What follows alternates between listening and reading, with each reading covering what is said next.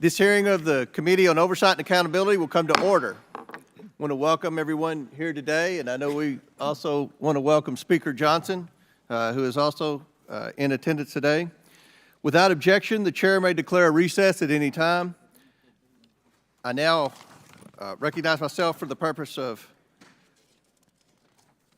making an opening statement, but first, without objection, Representative Mills of Florida and Representative Miller of Ohio are waived on to the committee for the purpose of questioning the witness at today's hearing. Without objection, to order. Good morning. Today's hearing is for the American people who are seeking answers about the attempted assassination of President Trump. A little over a week ago, Americans watched in horror as a shooter attempted to assassinate President Donald J. Trump at a campaign rally in Butler, Pennsylvania.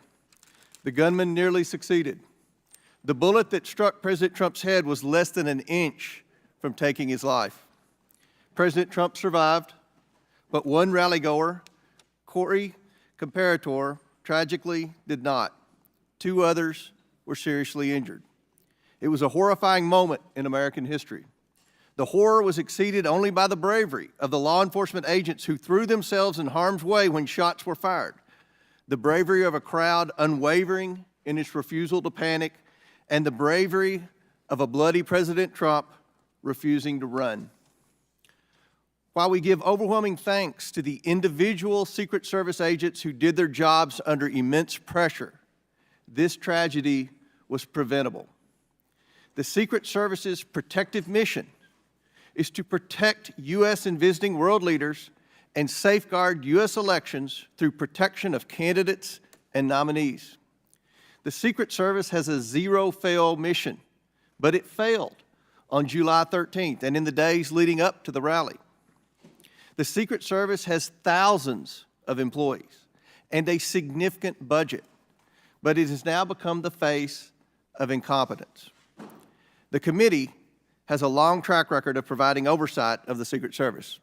Our predecessors, both Jason Chaffetz and Elijah Cummings, among others, worked together to issue warnings and recommendations to address obvious shortcomings in the agency's makeup and operations. Unfortunately, those warnings and recommendations have gone unheeded. A former president and current candidate for president was shot in the head by a sniper within 500 feet of the podium. This is unacceptable, and we are concerned the Secret Service lacks the proper management to keep protectees safe from bad actors. Americans demand answers, but they have not been getting them from the Secret Service. We are instead learning about new facts about the events surrounding the attempted assassination every day from whistleblowers and leaks. Americans demand accountability, but no one is yet to be fired for this historic failure. Today's witness, Secret Service Director Kimberly Cheatle, is here under subpoena to answer questions about how the agency failed President Trump and the victims who attended the rally in Butler, Pennsylvania. It is my firm belief, Director Cheatle, that you should resign. However, in complete defiance, Director Cheatle has maintained she will not tender her resignation. Therefore, she will answer questions today from members of this committee seeking to provide clarity to the American people about how these events were allowed to transpire. We will ask these questions because the Secret Service and its parent agency, the Department of Homeland Security, have been unwilling to provide answers to the American people. DHS has sought to push this hearing to a different time. Secret Service has suggested the hearing occur without media presence, and both agencies have provided only shallow explanations to Congress about what happened on July 13th. Indeed, DHS and Secret Service's lack of communication with the Oversight Committee required me to issue a subpoena compelling Director Cheatle to attend today, and still DHS requested more time to prepare. It shouldn't take this much time or preparation, Director Cheatle, to tell the truth and to be transparent with the American people. I am thankful to the ranking member, Mr. Raskin, for joining me in insisting that Director Cheatle appear today. God knows the ranking member and I disagree on many things, but that does not matter today.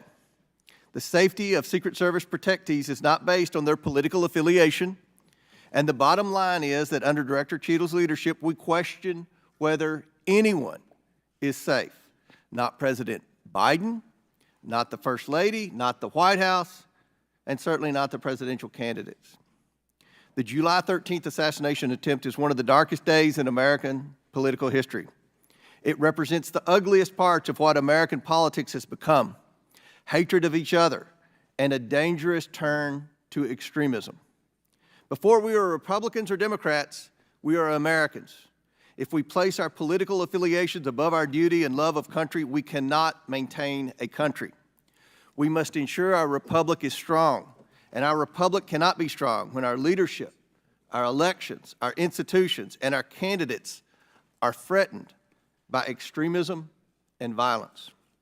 Today, Director Cheatle will answer questions about why she deserves to continue to play a critical role in preserving this country's safety and, at the very least, what led to the catastrophic, deadly events on July 13th in Butler, Pennsylvania.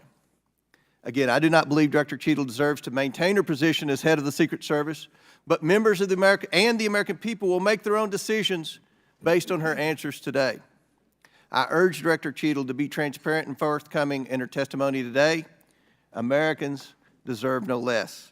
We have a duty to find out how this happened and to ensure it never happens again. I now yield to Ranking Member Raskin for his opening statement. Thank you kindly, Chairman Comer. Elijah Cummings, whose beautiful visage looks down upon us, taught us that the way to find common ground in a crisis is to look for the higher ground.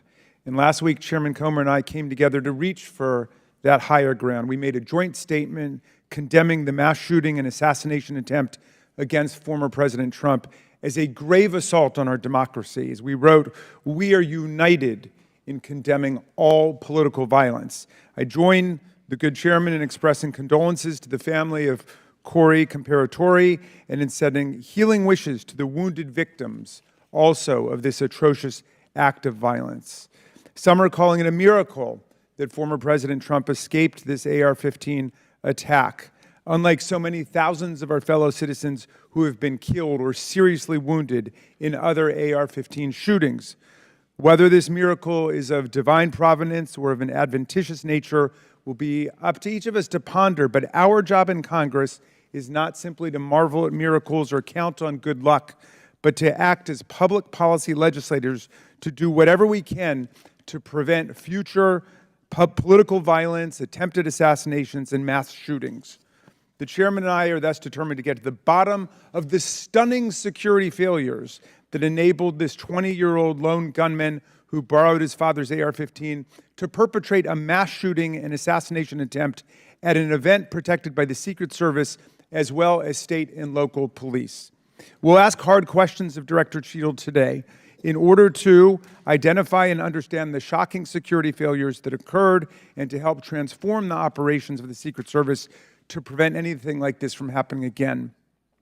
But we can't let ourselves off the hook either, dear colleagues. What happened in Butler, Pennsylvania was a double failure: the failure by the Secret Service to properly protect former President Trump and the failure of Congress to properly protect our people from criminal gun violence. We must therefore also ask hard questions about whether our laws are making it too easy for potential assassins to obtain firearms generally and the AR-15 specifically. Mr. Comparatori, former President Trump, and the other rally attendees wounded in Butler are now members of a club no one wants to belong to, the thousands of people who have fallen victim to mass shootings.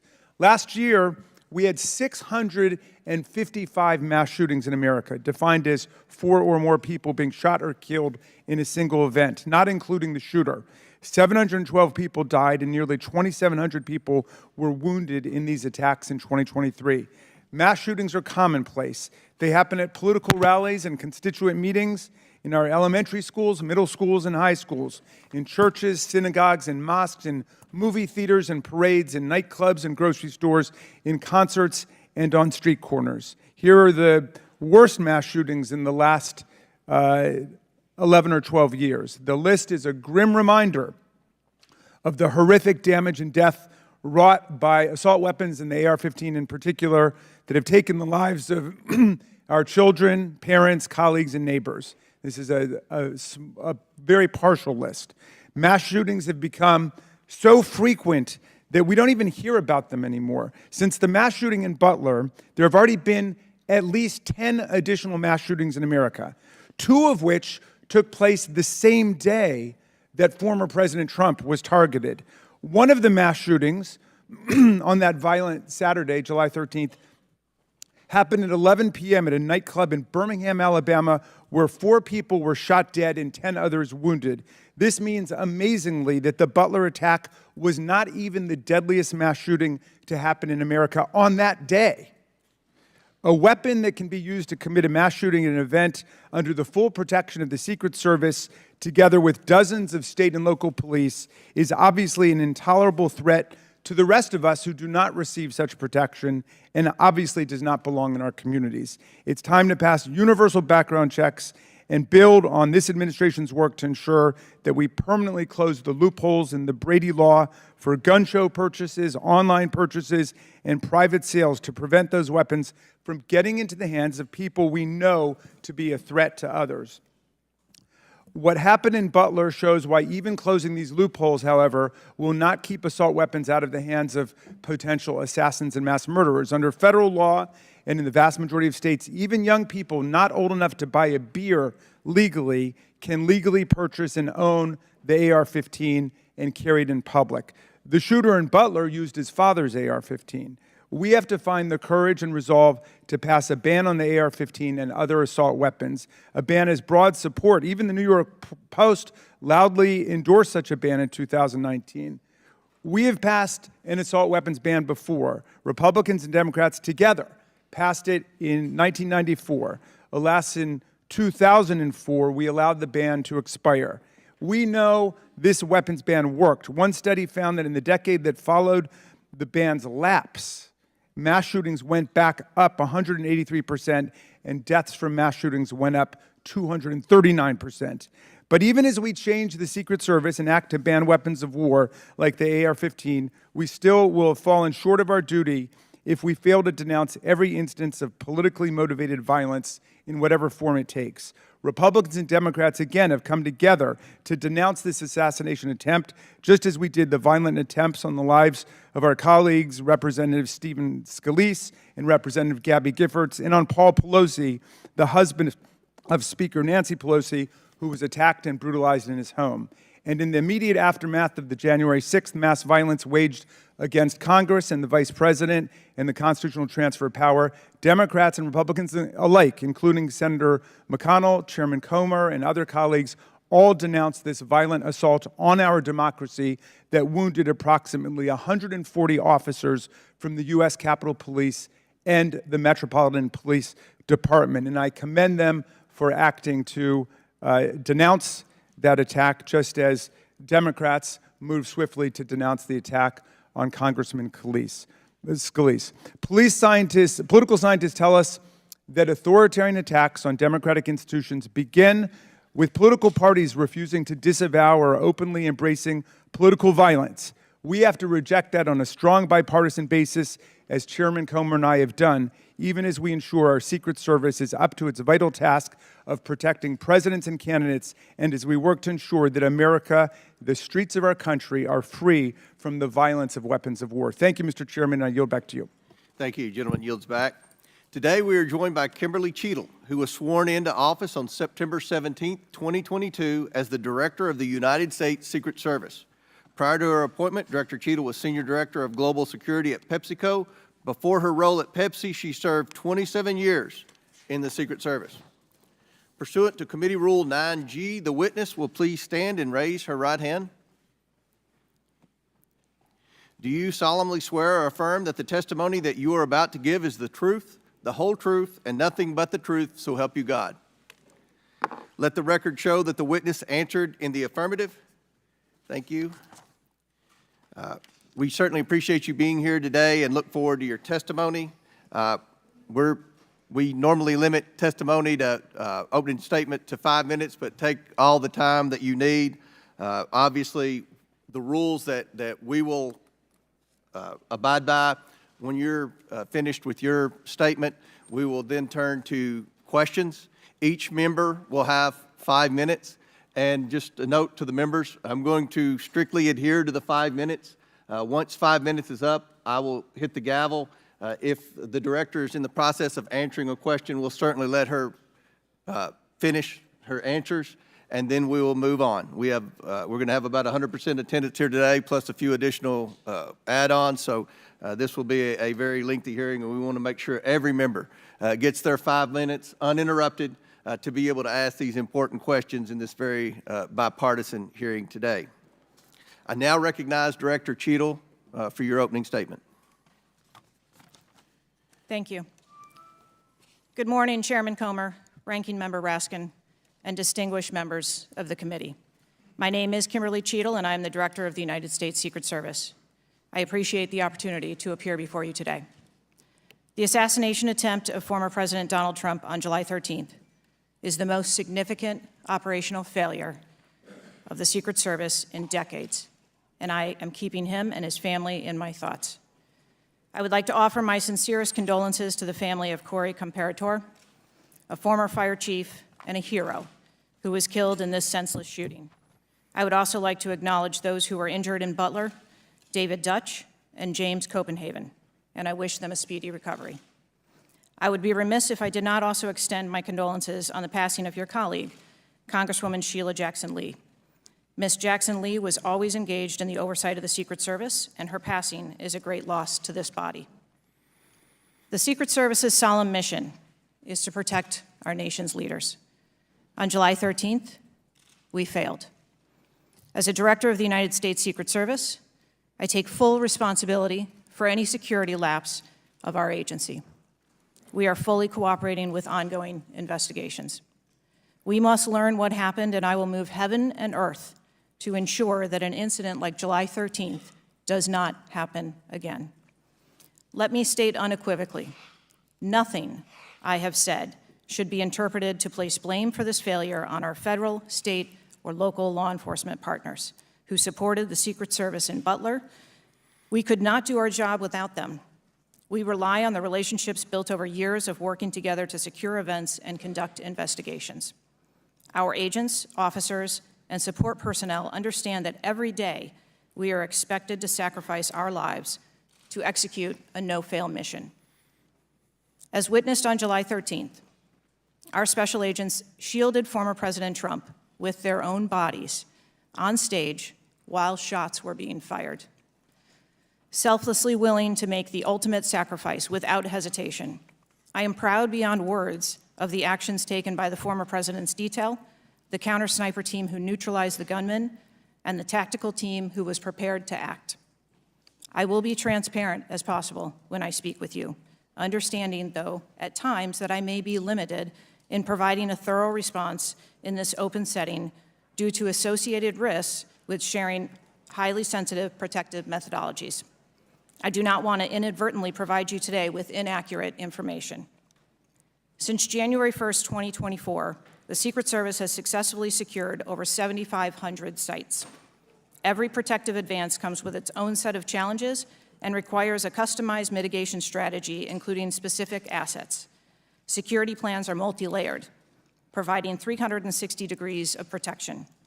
These layers include personnel, technical, and tactical assets, which are a force multiplier for our protective posture.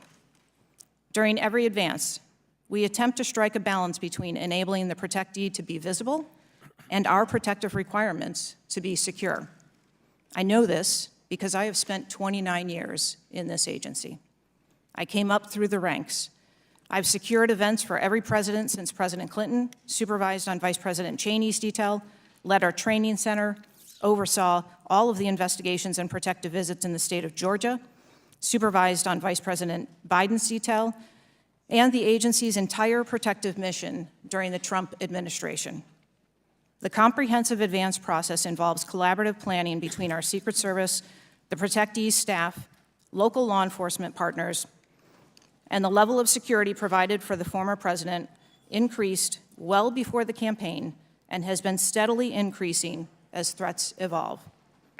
The security plan included a full assessment of the Butler Farm showgrounds to identify security vulnerabilities and craft a security plan for the protectee, attendees, and the public. Immediately following the assassination attempt, I directed the activation of my crisis center. I assembled my executive team to begin surging more protective resources to the former president and to ensure the wellness of our people post-incident, all while securing an active crime scene. I immediately ordered a reevaluation of the Republican National Convention security plan, and I increased the security posture in the National Capital Region for all permanent protectees and sites. At the same time, I initiated a mission assurance investigation within our agency. I have instructed my team that all necessary resources will be dedicated to investigating these matters. We will not rest until we have explored every option, and we will leave no stone unturned. But I want to be clear, I am not waiting for these investigations to be completed prior to making changes. Over the past 2 weeks, we successfully led the planning and execution of the 75th NATO Summit and the Republican National Convention. Over the next few months, we will implement security plans for the Democratic National Convention, the United Nations General Assembly, and have already begun planning and coordinating the 2025 inauguration. It is now more important than ever for the men and women of the Secret Service to remain resilient and to focus on what is necessary to carry out our critical mission. Our agency needs to be adequately resourced in order to serve our current mission requirements and anticipate future requirements. The Secret Service currently protects 36 individuals on a daily basis, as well as world leaders who visit the United States, like Israeli Prime Minister Benjamin Netanyahu, who arrived in Washington, D.C. today. The coming years will bring an unprecedented heavy protection tempo. I have no doubt that the processes that I have implemented during my tenure as director, in addition to my nearly 30 years of experience in this agency, have positioned the Secret Service to be stronger. Our mission is not political. It is literally a matter of life and death, and the tragic events on July 13th remind us of that. I have full confidence in the men and women of the Secret Service. They are worthy of our support in executing our protective mission. I will now answer any questions that the committee may have. Thank you very much, Director Cheatle. We'll now begin our 5 minutes questions, and I will begin. Just for the record, the Secret Service has an annual budget of around $3.1 billion, and I believe around 8,000 employees. Is that correct? Yes, sir. Obviously, there were many security failures on the day of the attempted assassination and leading up to that day. Let's start with the building that the shooter used to shoot President Trump from. At any point Saturday, did the Secret Service have an agent on top of that roof? Sir, I'm sure, as you can imagine, that we are just 9 days out from this incident, and there's still an ongoing investigation. And so I want to make sure that any information that we are providing to you is factual. You can't, okay. Why did the Secret Service not, can you answer why the Secret Service didn't place a single agent on the roof? We are still looking into the advanced process and the decisions that were made. Okay.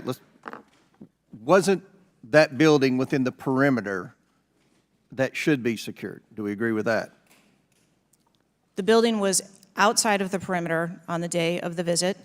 But again, that is one of the things that during the investigation we want to take a look at and determine whether or not other decisions should have been made. One of the things that you said, I believe in an interview, that there wasn't an agent on the roof because it was a sloped roof. Is that normal, and do you fear that that immediately creates an opportunity for future would-be assassins to look for a slanted roof? I mean, this is a huge question that every American has. Why wasn't a Secret Service agent on the roof? And there have been reports that agents were supposed to be on the roof, but it was hot that day and they didn't want to be on the roof. Can you answer any of those questions, Director? So I appreciate you asking me that question, Chairman. I should have been more clear in my answer when I spoke about where we place personnel in that interview.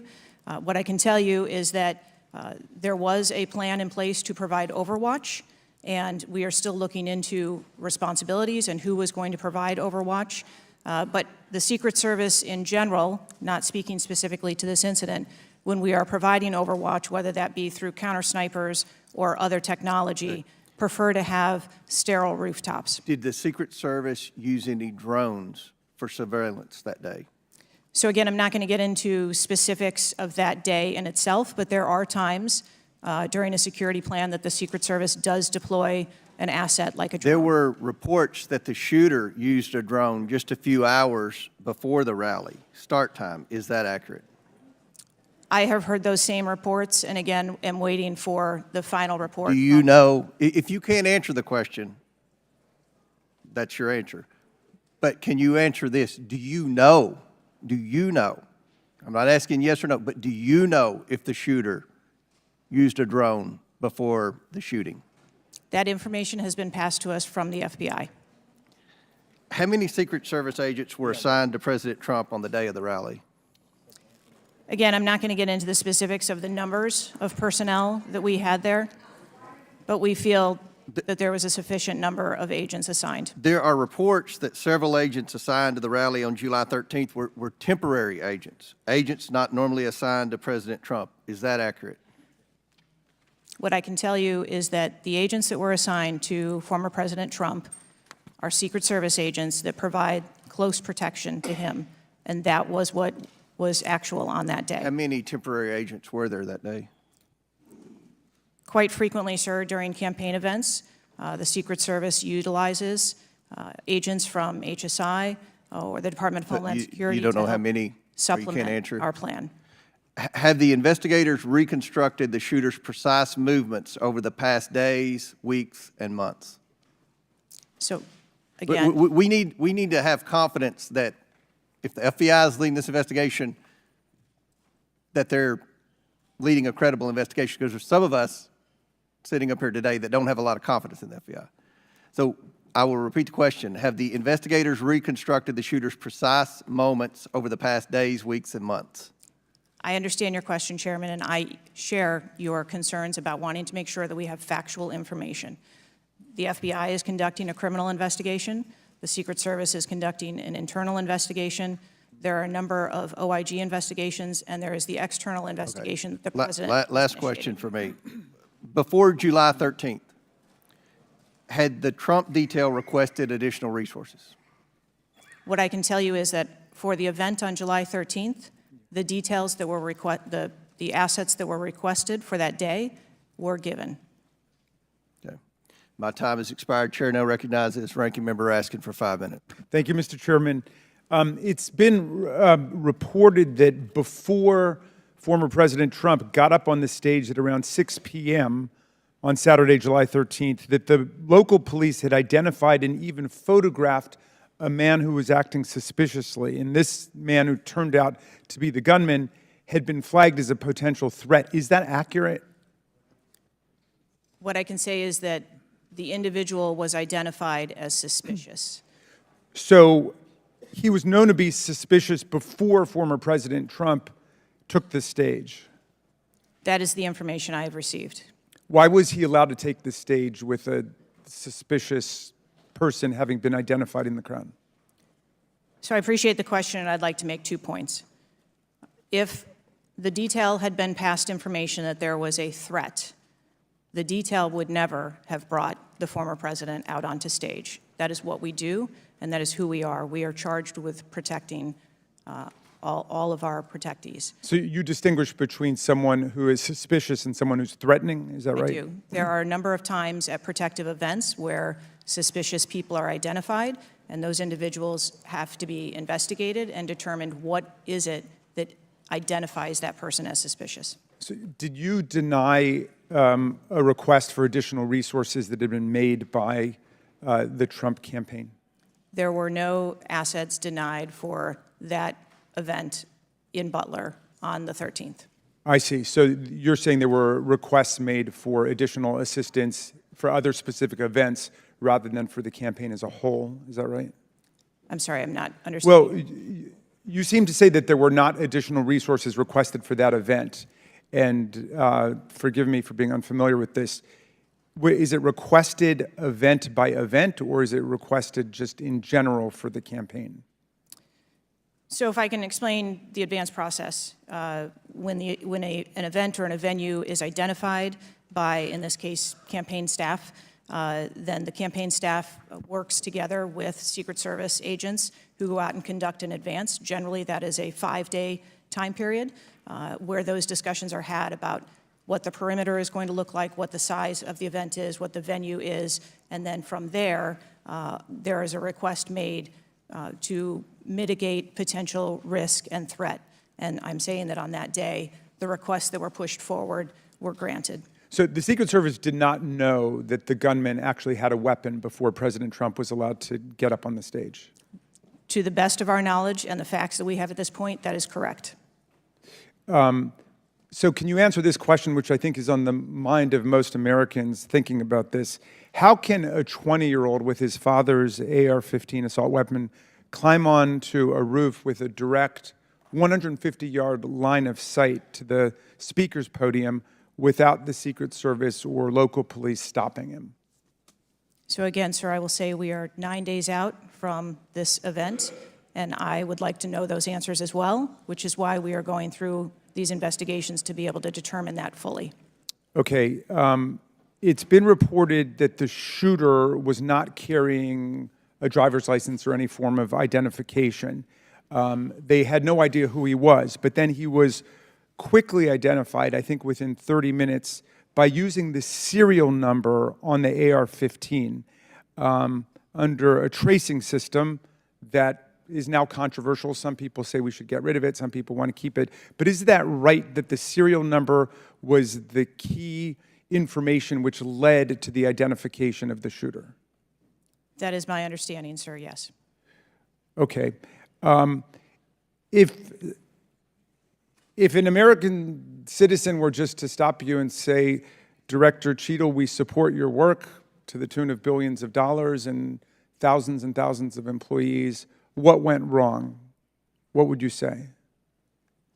Again, knowing that we're 9 days out, I would say, as I have said from the very outset, I accept responsibility for this tragedy. We are going to look into how this happened, and we are going to take corrective action to ensure that it never happens again. Well, I appreciate that, and I hope you will act with vigor and focus and intensity, and it seems you understand the gravity and solemnity of this to the American people. Millions and millions of Americans don't feel safe with all the AR-15s out there. We thought at least the President of the United States or a former President of the United States would be safe, but now that's not even clear. Mr. Chairman, I yield back to you. Gentleman yields back. Chair now recognizes Chairman of the House Judiciary Committee, Mr. Jordan from Ohio. Thank you, Mr. Chairman. Director, were you guessing or lying? The day after President Trump is shot, Secret Service spokesman Anthony Guglielmi said, quote, "The assertion that a member of the former president's security team requested additional security resources that the U.S. Secret Service or the Department of Homeland Security rebuffed is absolutely false." The next day, Secretary Mayorkas said, "That is an unequivocally false assertion. We had not received any request for additional security measures that were rebuffed." But 5 days later, the Washington Post said this: "Top officials repeatedly rejected requests from Donald Trump's security detail for more personnel." The next day, the New York Times said this: "Mr. Guglielmi acknowledged that the Secret Service had turned down some requests for additional federal security assets for Mr. Trump's detail." So which is it? Because both statements can't be true. Were you guessing or lying when you said you didn't turn down requests from President Trump's detail? Neither, sir, and I appreciate the question. Well, what were you doing? Because those statements don't jive. So what I can tell you is that for the event in Butler, there were no requests that were denied. As far as requests... Well, maybe they got tired of asking. Maybe you turned them down so darn much, they said, not worth asking. How many times did you turn them down ahead of that? I think that it is important to distinguish between what some people may view as a denial of an asset or a request. Well, is Mr. Guglielmi your spokesperson? He said he acknowledged the Secret Service had turned down some requests. I'm asking how many?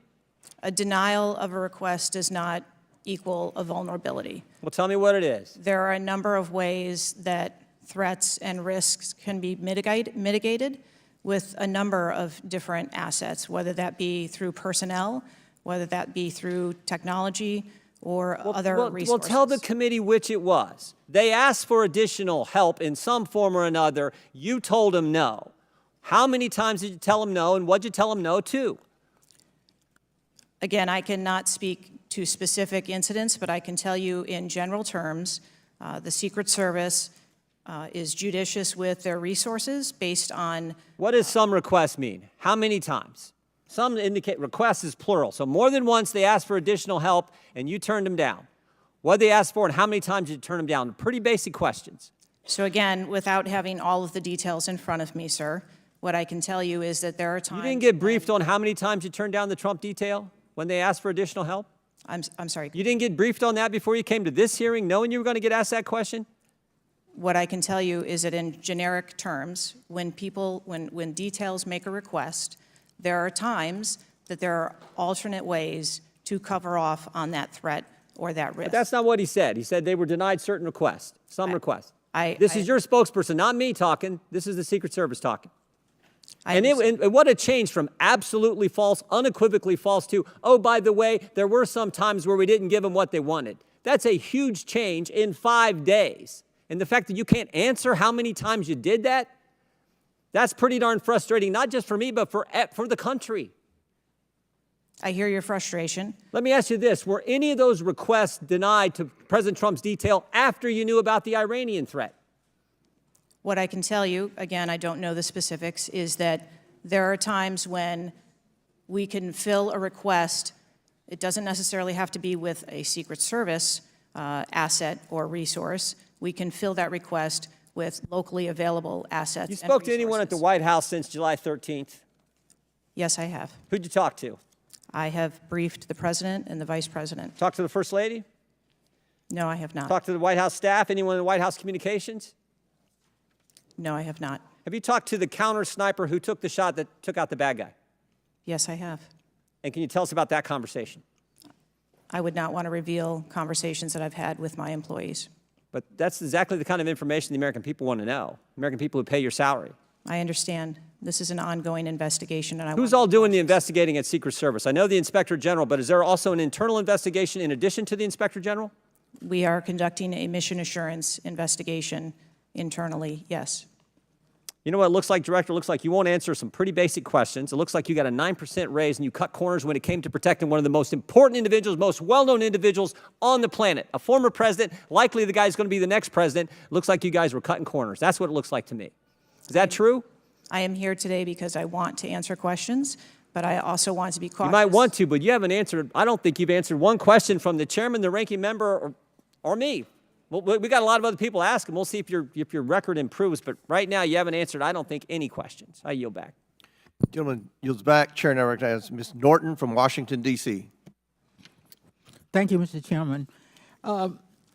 In the summer of 1963, as a law student, I traveled to the South to work in the civil rights movement. When I arrived in Jackson, Mississippi, I was met by a civil rights activist who showed me around town and tried to convince me to work in Jackson that summer. I recall talking with him and his wife about the raw atmosphere in Jackson. Later that day, he took me to the bus station for my trip to my assignment. That night, he was assassinated outside his home. His name was Medgar Evers. I condemn the political violence.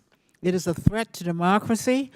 I want to discuss one of the roots of political violence, guns. For years, Republicans, including a member of this committee, have introduced legislation and amendments to repeal or block the District of Columbia gun violence protection laws, including its bans on assault weapons and large capacity magazines. The shooter at the Trump rally used the mass shooter's gun of choice, an assault weapon, specifically an AR-15 style rifle, and presumably a large capacity magazine, which is defined in D.C. as a magazine that can hold more than 10 bullets. Under current D.C. law, D.C. does not recognize concealed carry permits issued by other jurisdictions, but it does issue concealed carry permits to both residents and non-residents.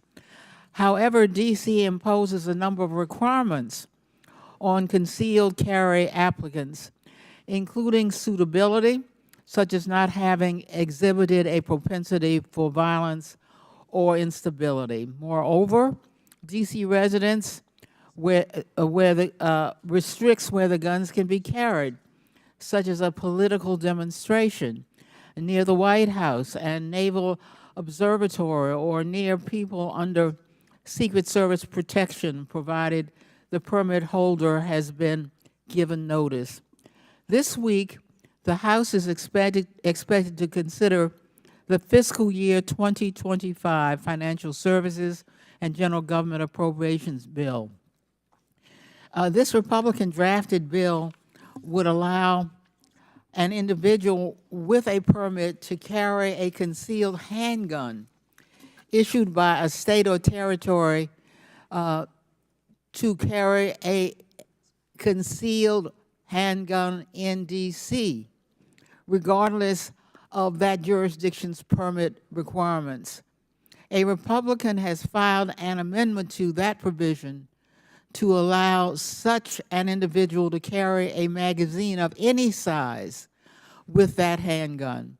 In short, the pending bill and amendment would allow any person with a carry permit issued by another jurisdiction to carry a concealed handgun with a magazine of any size in any location in the District of Columbia. The Secret Service is responsible for protecting a large number of people and facilities in D.C. Director Cheatle, would Secret Service protectees in D.C. be safer or less safe if people who have exhibited a propensity for violence or instability could carry a concealed handguns in D.C.? I think being a Secret Service agent and an officer or a law enforcement officer in any state is difficult. They are required to make decisions and snap judgments in the blink of an eye. And I think that the officers and the agents that work here in the D.C. area do a great job of monitoring the public and reacting to threats as appropriate when they arise. Would Secret Service protectees in D.C. be safer or less safe if people in D.C. could carry concealed handguns with large capacity magazines? I think, ma'am, that we work in parameters where we travel around North America, and the rules on open carry and concealed carry are different from state to state, and that is part of what the Secret Service takes into account when we develop a security plan. Obviously, anyone that comes into one of our protective sites, we would establish magnetometer support, metal detectors that personnel would have to process through, eliminating that potential. Would Secret Service protectees in D.C. be safer or less safe if more people could carry handguns in D.C.? I think, again, as I stated, ma'am, we want to make sure that we provide a safe environment for all of our protectees, and whatever measures we would need to put in place for a secure site, we would do so. I yield back. Gentlelady's time's expired. Chair now recognizes the Chairman of the House Intelligence Committee, Mr. Turner from Ohio. Director Cheatle, your opening statement indicates that the Secret Service constructed a security plan for the site in Pennsylvania. I'm assuming that security plan would also include the security footprint for the site, but it also would be based upon a threat assessment for the risk threats associated with Donald Trump and the crowd in attendance. Would it not include a threat assessment? Yes, it would. So that threat assessment, as we know, basically would have started with, there's a generalized threat against Donald Trump because he is a presidential candidate. Then it would have gone to he's a former president, and he gets security coverage just as Bush, Clinton, Carter, and Obama do. And then you also have the heightened political environment. Even for those, it's clear that the security footprint, that the threat assessment was insufficient, which permitted then a 20-year-old to actually enter with a weapon and shoot Donald Trump. But I want to ask you about two other aspects of the threat assessment. It is known and public that Iran is a threat risk for Donald Trump. They're a threat risk for John Bolton, former Secretary of State Pompeo, and Donald Trump, because they have indicated they want to assassinate them as a result of retaliation for the killing of Soleimani. That is both, for Iran, a generalized threat. They're targeting these individuals, but also, most recently, a specific threat to Donald Trump himself. Now, I want to enter into the record by UC a Department of Justice Public Affairs release, a CNN article, an article from Fox News, and an article from CBS, all of which acknowledge Without objection to order. that this threat exists for Donald Trump from Iran, and that there are specific threats, most recently, that have been acknowledged. Director Cheatle, have you read the intelligence of the generalized threat to Donald Trump by Iran as a result of their desire to retaliate for the killing of Soleimani? I have. Have you read or been briefed about the intelligence of the specific recent threat to Donald Trump from Iran? Yes, I have. Director Wray, when we were getting our briefing, indicated that he thought the threat assessment should have included this threat from Iran. Is it your testimony today that the threat assessment, since you've read this intelligence, was sufficient to protect him from this threat from Iran? My testimony today is that the information that we had at the time was known. Was it sufficient? Director Cheatle, was it sufficient for the Iranian threat that you said you have read the intelligence briefings for? That information was passed to... Well, I'm not asking the Cheatle? bureaucratic issue of who did it get passed around to. Director Cheatle, was it sufficient for the specific and generalized threat to Donald Trump's life from Iran? Yes, I do believe it was. Director Cheatle, is an Iranian assassin more capable than a 20-year-old? Sir, I think we've acknowledged that there was gaps and a failure that day. When I raised this issue with Director Wray, he was incensed. He was shocked that the threat assessment of Iran did not seem to be, as we and I discussed, baked in to your security footprint and your threat assessment. And he went on to say that the generalized threat that he has told the whole country that we are under from a potential terrorist threat, he has said we're under the highest threat level since 9/11, that the lights are flashing red. And he has specifically indicated that people have crossed the southern border as a result of the Biden administration's policy, and that there are in our country today terrorists and individuals who are affiliated with terrorist groups and organizations. That would be a heightened threat environment, Director Cheatle, would it not? Yes. In his public statements, he has said he is making these statements because he wants people to take them into consideration in threat assessments, specifically. Now, that would be a threat not just to Donald Trump, but it would also be a threat to the crowd there, wouldn't it? Yes. Are ISIS terrorists and al-Qaeda terrorists and international groups and terrorists more capable than a 20-year-old in pulling off either a mass shooting or an assassination of Donald Trump? Sir, again, there was clearly a breakdown and a failure that day. Have you read the intelligence of the terrorists that are currently in the United States that Director Wray speaks, and those individuals that are here that are affiliated with terrorist groups and organizations that are in the process, as Director Wray said, of representing a significant threat of a terrorist attack occurring in the United States? I have read reports that apply specifically to the Secret Service's mission. Director Cheatle, because Donald Trump is alive, and thank God he is, you look incompetent. If Donald Trump had been killed, you would have looked culpable. There is no aspect of this that indicates that there has been any protection to Donald Trump. The threat was identified before he took the stage, and the shooter was only killed after Donald Trump himself was killed. Not only should you resign, if you refuse to do so, President Biden needs to fire you, because his life, Donald Trump's life, and all the other people which you protect are at risk because you have no concept of the aspect that the security footprint needs to be correlated to the threat. I yield back. Chair now recognizes Mr. Lynch from Massachusetts. Thank you, Mr. Chairman. Director Cheatle, there were multiple security failures at the former president's rally in Butler, Pennsylvania. First of all, there was a failure to isolate the podium from exposure to direct fire.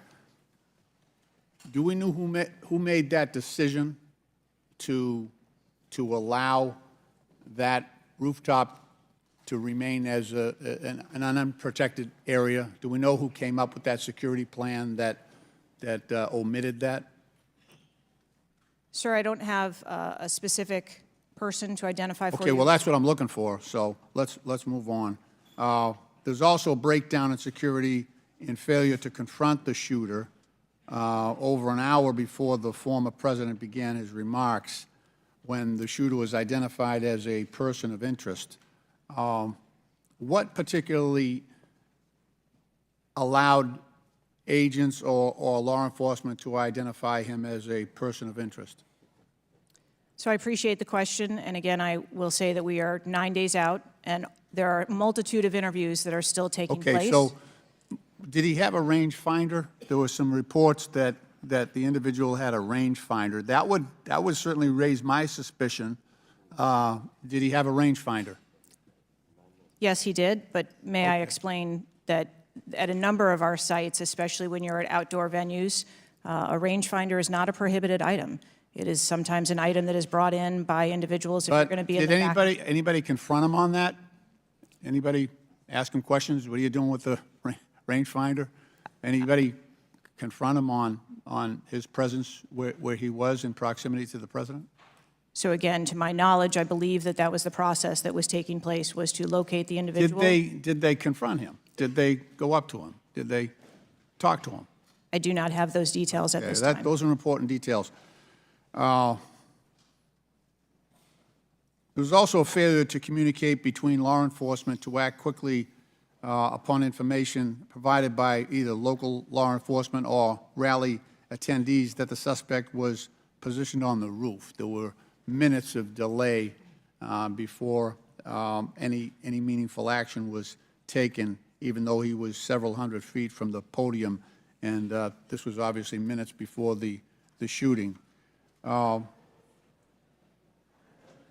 Let me ask you, there was considerable delay in removing the president from the podium after the shooting began. He got shot in the air. It was still over a minute before he was removed from the stage. Meanwhile, this shooter had multiple clips, several clips. He got off 8 shots, and he had the capacity and the ability, if he was not neutralized, to basically mow down that whole Secret Service detachment as well as the president.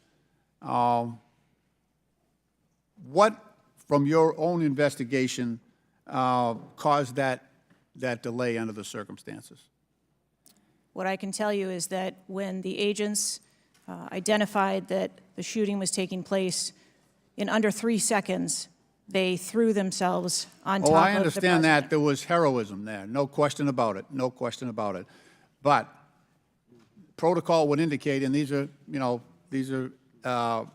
the opinions of various former Secret Service agents, people who have done this work in the past, that over a minute of exposure on that podium with a shooter with a high-capacity weapon who had already wounded the president and could have got off, we don't know how many more rounds, and yet the president remained exposed, even though he was joined in that exposure by the Secret Service in their heroic acts. It just, I don't know if there's a good explanation for that. Our personnel created a body bunker on top of the president. I get that. Shielding him. Yeah, this was an AR-15 style weapon that would have made pretty quick work if he was determined and able to do so. This is not the first investigation that we've had of the Secret Service during my time here on this committee, and the last one we had, our previous investigation determined that the Secret Service was experiencing a staffing crisis that poses perhaps the greatest threat to the agency, and that's a quote. Is that staffing crisis still in place? Is that still something that you deal with on a daily basis? As of today, the Secret Service has just over 8,000 employees. We continue to hire, knowing that we need to ensure that we keep pace with What would be the full complement of And gentlemen, time's expired, but please answer the question. yeah. I'm sorry. What would be the full complement that you're looking for? You've got 8,000, and how many would be a full complement for the service? So we are still striving towards a number of 9,500 employees approximately in order to be able to meet future and emerging needs. Okay, thank you, Mr. Chairman, for your courtesy. I yield back. Chair recognizes Dr. Fox from North Carolina. Thank you, Mr. Chairman. Director Cheatle, what grade would you give the Secret Service's performance in Butler, Pennsylvania on July 13? As I've stated, ma'am, this was clearly a failure. I would grade the agents and officers who selflessly threw themselves in front of the president and neutralized the threat an A. I think that we need to examine the events that led up to and prior to that day. You stated in 2021 that the Secret Service has a zero-fail mission. It's clear that the events of July 13 show a cascade of failures that cost Corey Comparator his life, nearly cost former president his life, and injured David Dutch and James Copenhaver. When an agency fails spectacularly at its mission, those responsible must be held accountable, and the problems must be fixed so they cannot happen again. Why should the American people or the officials you're responsible for protecting have confidence in your ability to lead the Secret Service after such a spectacular failure? I appreciate the question, and I am committed to finding answers so that we can make the agency stronger after this. You said on July 15 that the buck stops with me. How are you taking accountability for the Secret Service's failures during the July 13 assassination attempt on President Trump? I have taken accountability, and I will continue to take accountability. I am responsible for leading the agency, and I am responsible for finding the answers to how this event occurred and making sure that it doesn't happen again. So I would like to explore how you got the job as director of the United States Secret Service. Is it typical for the director of the Secret Service to be recommended for the role at the behest of a president's family and senior staff, perhaps at the request of Jill Biden or Anthony Bernal? I got the job as a director of the Secret Service because I spent 27 years in an agency with a mission that I absolutely love. I started my career in Detroit. I worked my way up through investigations and protection. Was there competition for the position? You would have to ask those who were involved in the interview process. But you think you are the best person in the country to head the Secret Service? I think that I am the best person to lead the Secret Service at this time. The Secret Service receives billions in funding each year, as has been explained by my colleagues here. In fact, you've had an increase in real terms of 55%. As you're no doubt aware, staffing levels for those assigned to protect the president, former presidents, and other senior officials has decreased by about 350 between 2014 and today. Clearly, a lack of financial resources not to blame for the staffing shortage. In 2022, the Secret Service saw nearly half its workforce leave in 1 year, and during the same year, it was ranked dead last among law enforcement agencies in the best places to work in the federal government. Can you explain why your agency was so poorly rated and why so many staff left in just 1 year?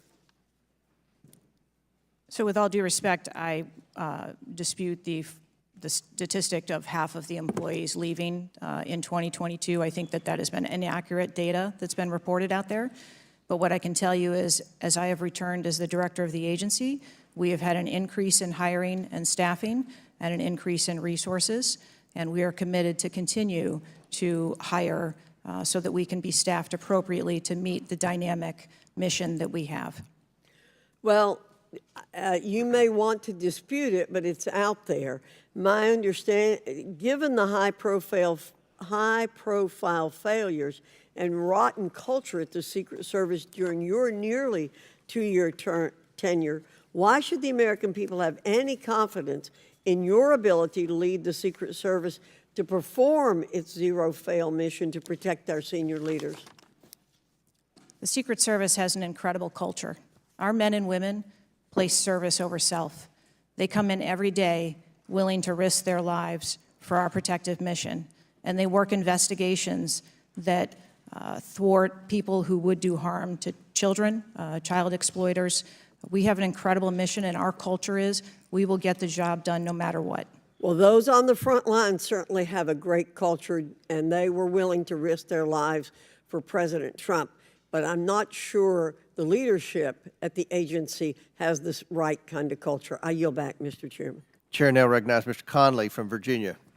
Thank you, Mr. Chairman. Well, I hope the American people do appreciate the incredible daily risks Secret Service agents take on our behalf. You mentioned there are 36 regular clients you've got that you protect constantly, but I was participating in the NATO summit just 2 weeks ago. We had 32 heads of government and heads of state, plus visiting heads of state and heads of government. Presumably, you provided protection for all of them. That is correct. Just saying. Help us understand, however, I will stipulate that there's an ongoing investigation. You don't want to go into too much detail on that until you've been able to ascertain all the facts and analyze what they mean. You can understand, however, the anxiety we and the American public have about how could this happen and how can we ensure it can't recur. Now, there are some things my friends on one particular side of the aisle don't really want to talk about, like AR-15s and access to them by a 20-year-old, or anybody for that matter. Presumably, Director Cheatle, the ubiquity of weapons, guns in America, especially assault weapons or semi-automatic weapons, that's helped your job and the mission of your agencies, right? It's made it less complicated. Isn't that true? I'm sorry, I'm not understanding your question. Real simple. More guns, especially dangerous ones, have made your job protecting people easier. Is that not right? I think from every Director state, Cheatle, this is simple English. More guns, do they make your job more complicated or less complicated in protecting these 36 clients and visiting heads of state and heads of government that come to Washington? I think the Secret Service needs to take into account I didn't ask that. that they're in. I'm sorry. I asked a simple question, which deserves a simple answer.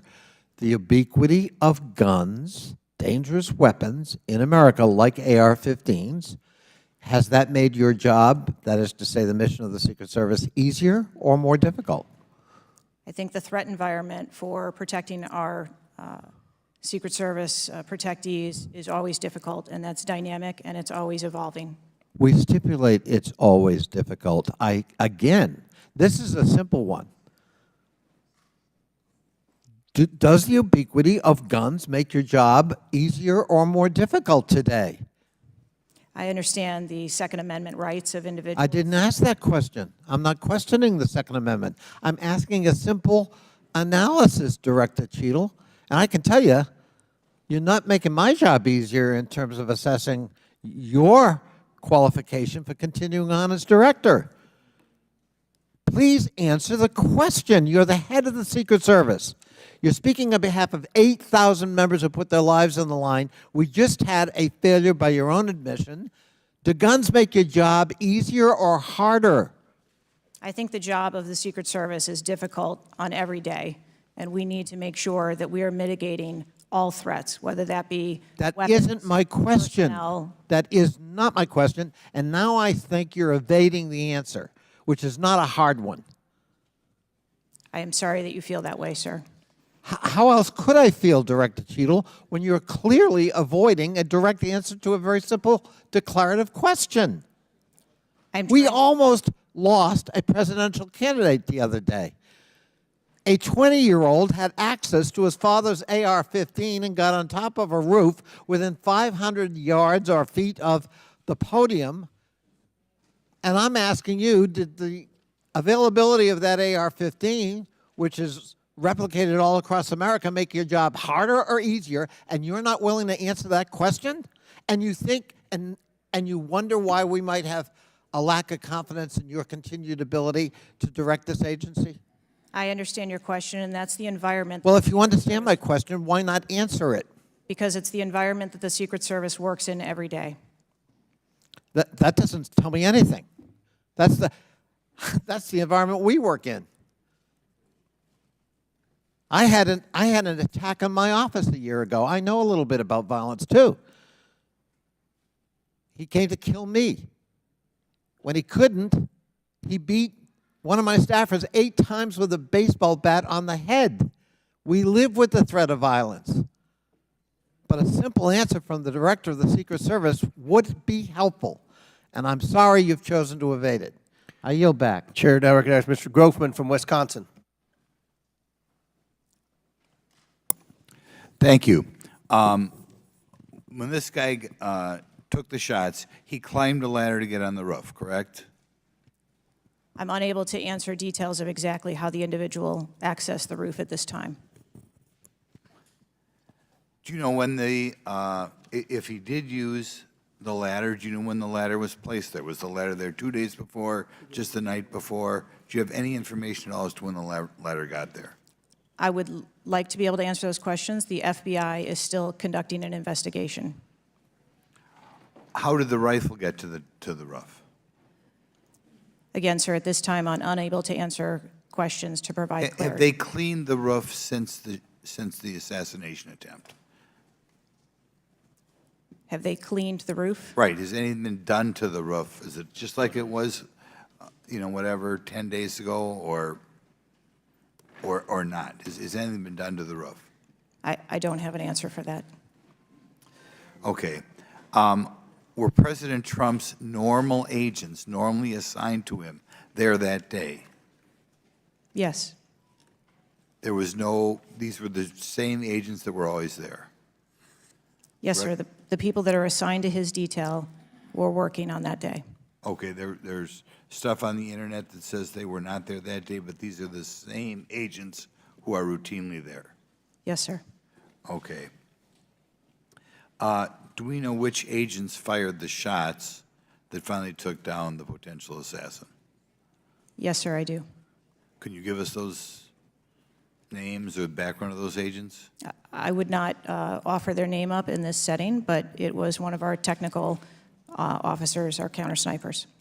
Okay, so can we privately get those names, the committee? I am certain that we can make names available privately. Okay. Do we know where all the shots landed? First of all, how many shots did that potential assassin, how many shots came out of the rifle? So again, I would hesitate to offer that information as the FBI is conducting an investigation. Have we got the bullets from all the shots? Again, that would be the responsibility of the FBI to collect that evidence. Okay. Do we have the correspondence from the shooter? Has that been recovered from his phone, whatever?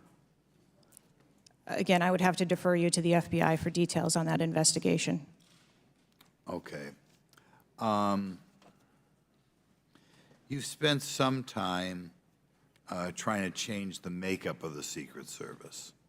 Okay, you feel there are, whatever, too high a percentage are men. Does this affect at all who you are hiring for the Secret Service? I've spent my time as the director trying to increase the number of people that we hire in the Secret Service so that we have the best and the brightest, and that's been my concentration as the director. Okay, you ever not hiring men because of your desire to hit certain targets? I am hiring the best qualified candidates that put in an application that want to work for our great organization. Okay. Next question.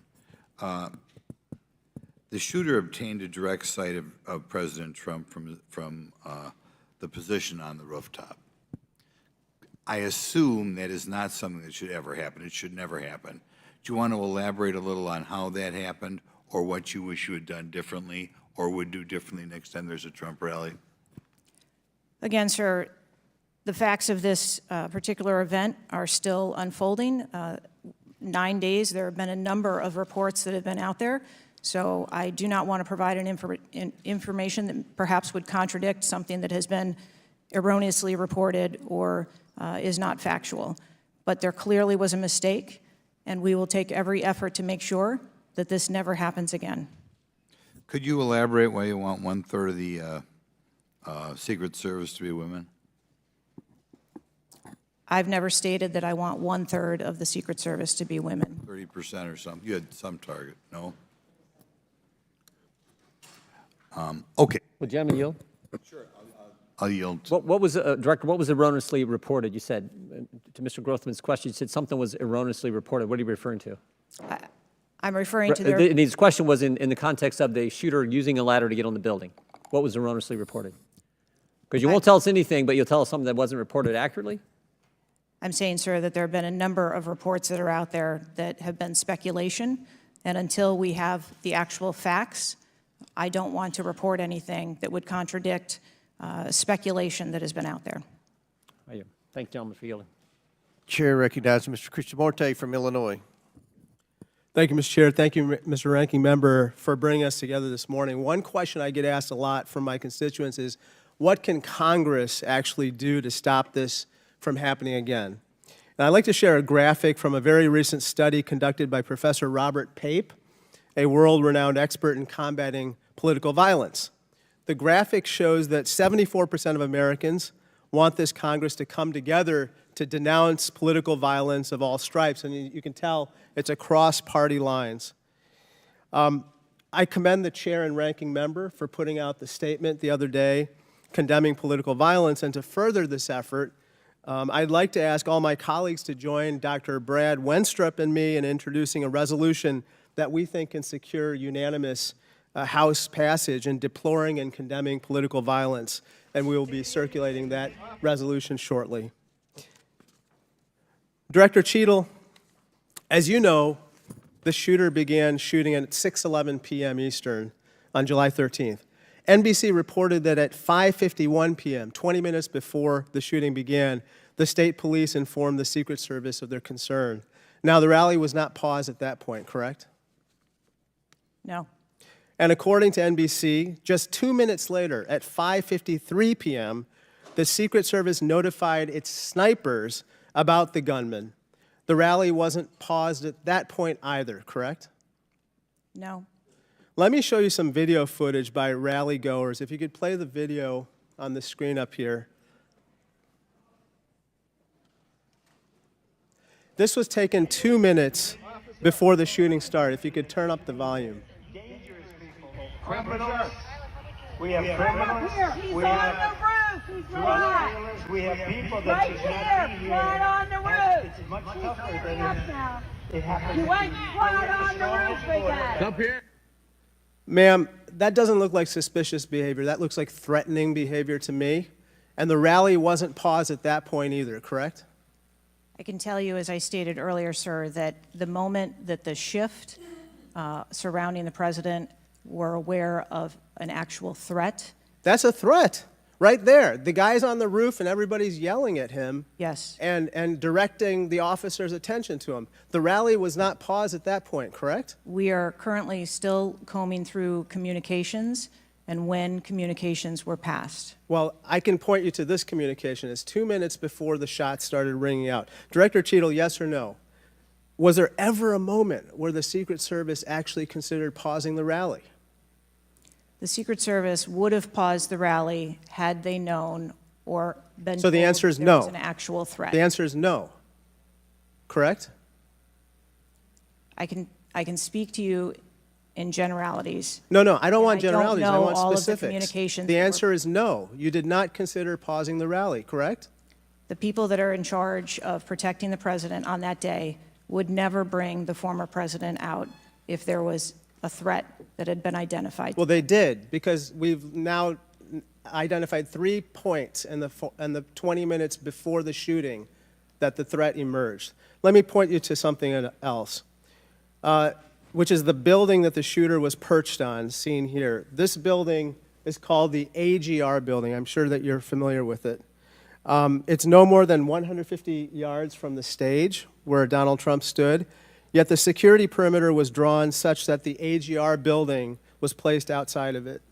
Director Cheatle, according to the Washington Post, the AR-15 styled rifle used in the shooting had a range of 400 to 600 yards, and therefore the AGR building was clearly within rifle range of the stage, correct?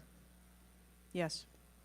NBC News has reported that in the days before the rally, the Secret Service had identified the building as a vulnerability that required special attention, correct? That's reporting from NBC. Yes. So I am still looking into an active investigation. I know, but it's been 9 days. I mean, you should know that, right? And yet, despite the fact that the AGR building was in rifle range of the stage and it was flagged as a vulnerability, this building was put outside of the Secret Service's security perimeter. And I respectfully submit the Secret Service must expand its security perimeter to account for the kinds of weapons that can be used outside the perimeter to endanger the protectees inside the perimeter, ma'am. Let me turn your attention to some conspiracy theories that have been circulating and ask you to comment on them. First, you have not found evidence that the incident was a staged shooting, right?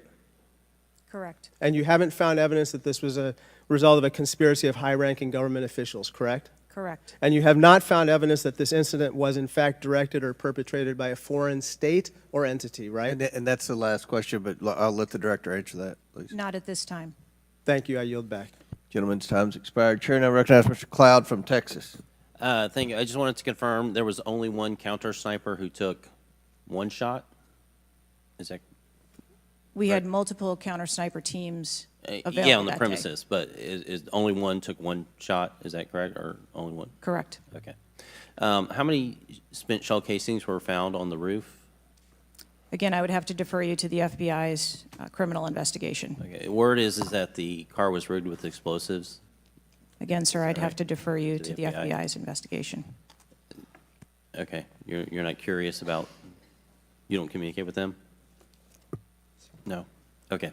CNN reported that the Secret Service did not sweep the building. The shooter was used to shoot President Trump and other attendees. Is that true or false?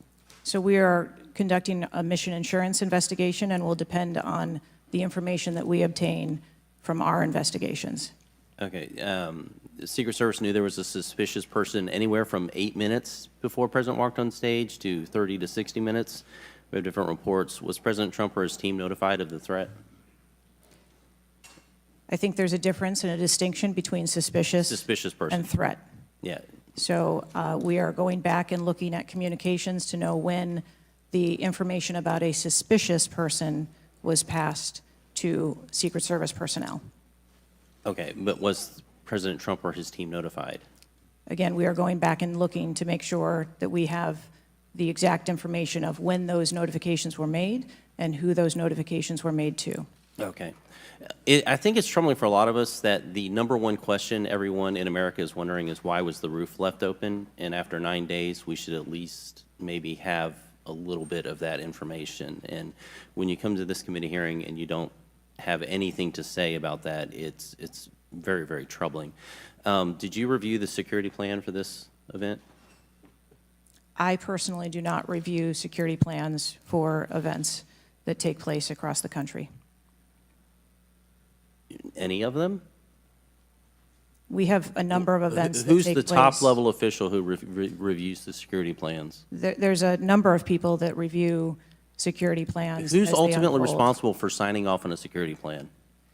It's a conjunction of personnel.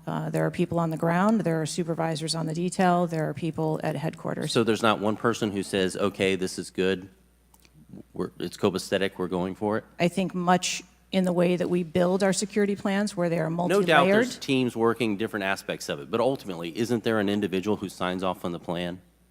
Much like how we design our security plans, they're multi-layered, there are multiple layers. So there's of no people. accountability? There is accountability, sir. There's, this is whether it's the FBI or Fauci or anything, it's time after time after time, these multiple layers of accountability turn into layers of plausible deniability in agency after agency after agency. That's got to be fixed, because you keep coming here and expecting, yes, you're saying I'm responsible, and you're accountable for it, but then there's nothing. What do you mean by that? I mean, you're saying you're going to keep your job, right? I assure you, sir, that if we determine through the course of our investigation that someone or people need to be held accountable, we will do so. What level of, if President Biden, God forbid, had been shot and killed, would you think that was worthy of resignation?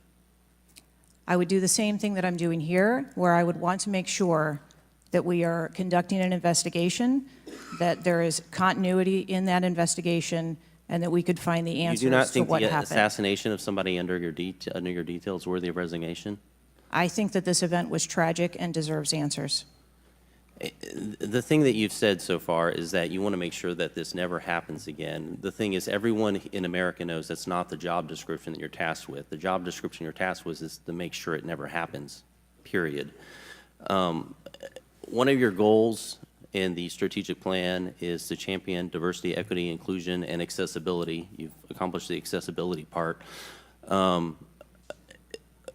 What standards, do you keep the same standards for all applicants and all, or does every Secret Service agent meet the same qualifications, or do you have different standards for different people?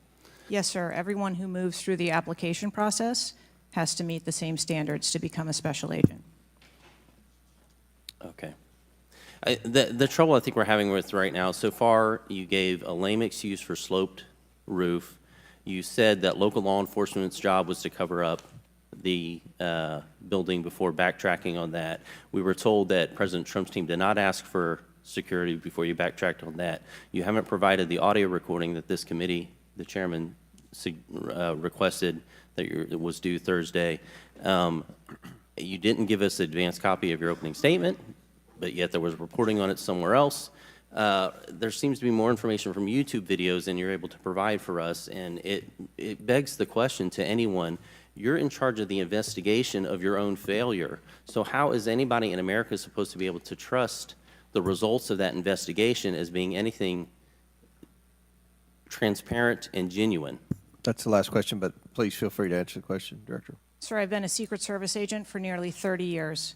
I have led with integrity, and I follow our core values of duty, justice, honor, loyalty, and courage.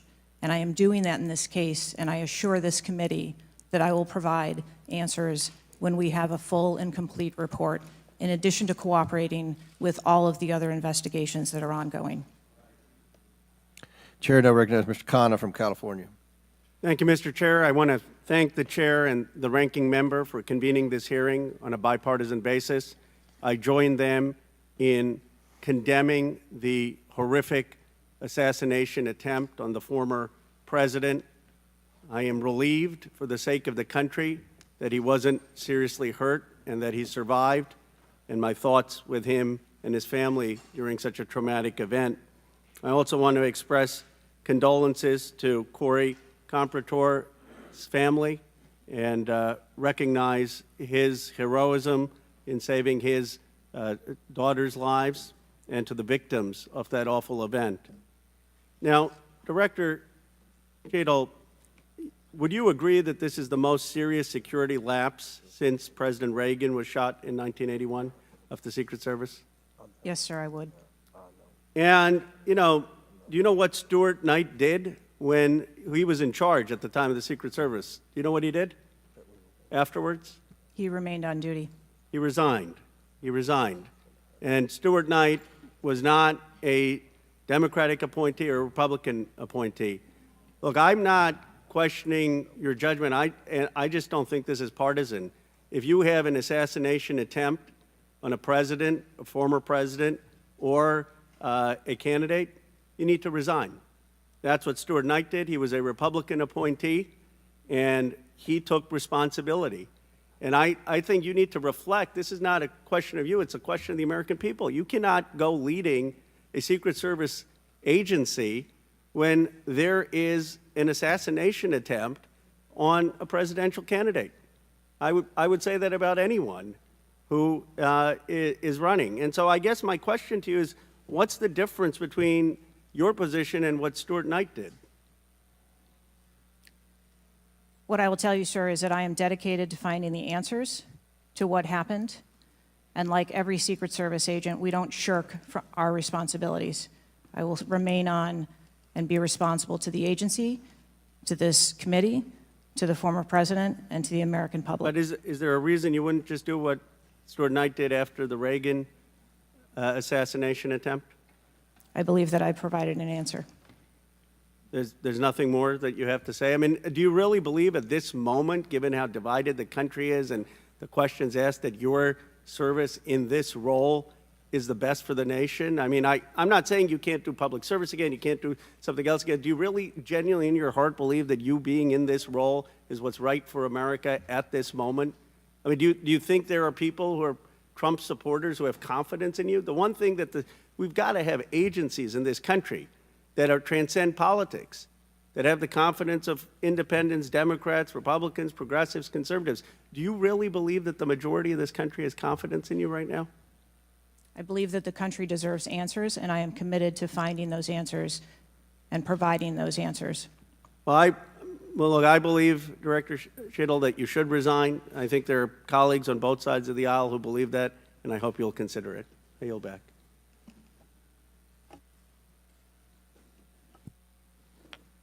Chair now recognizes Mr. Palmer from Alabama for 5 minutes.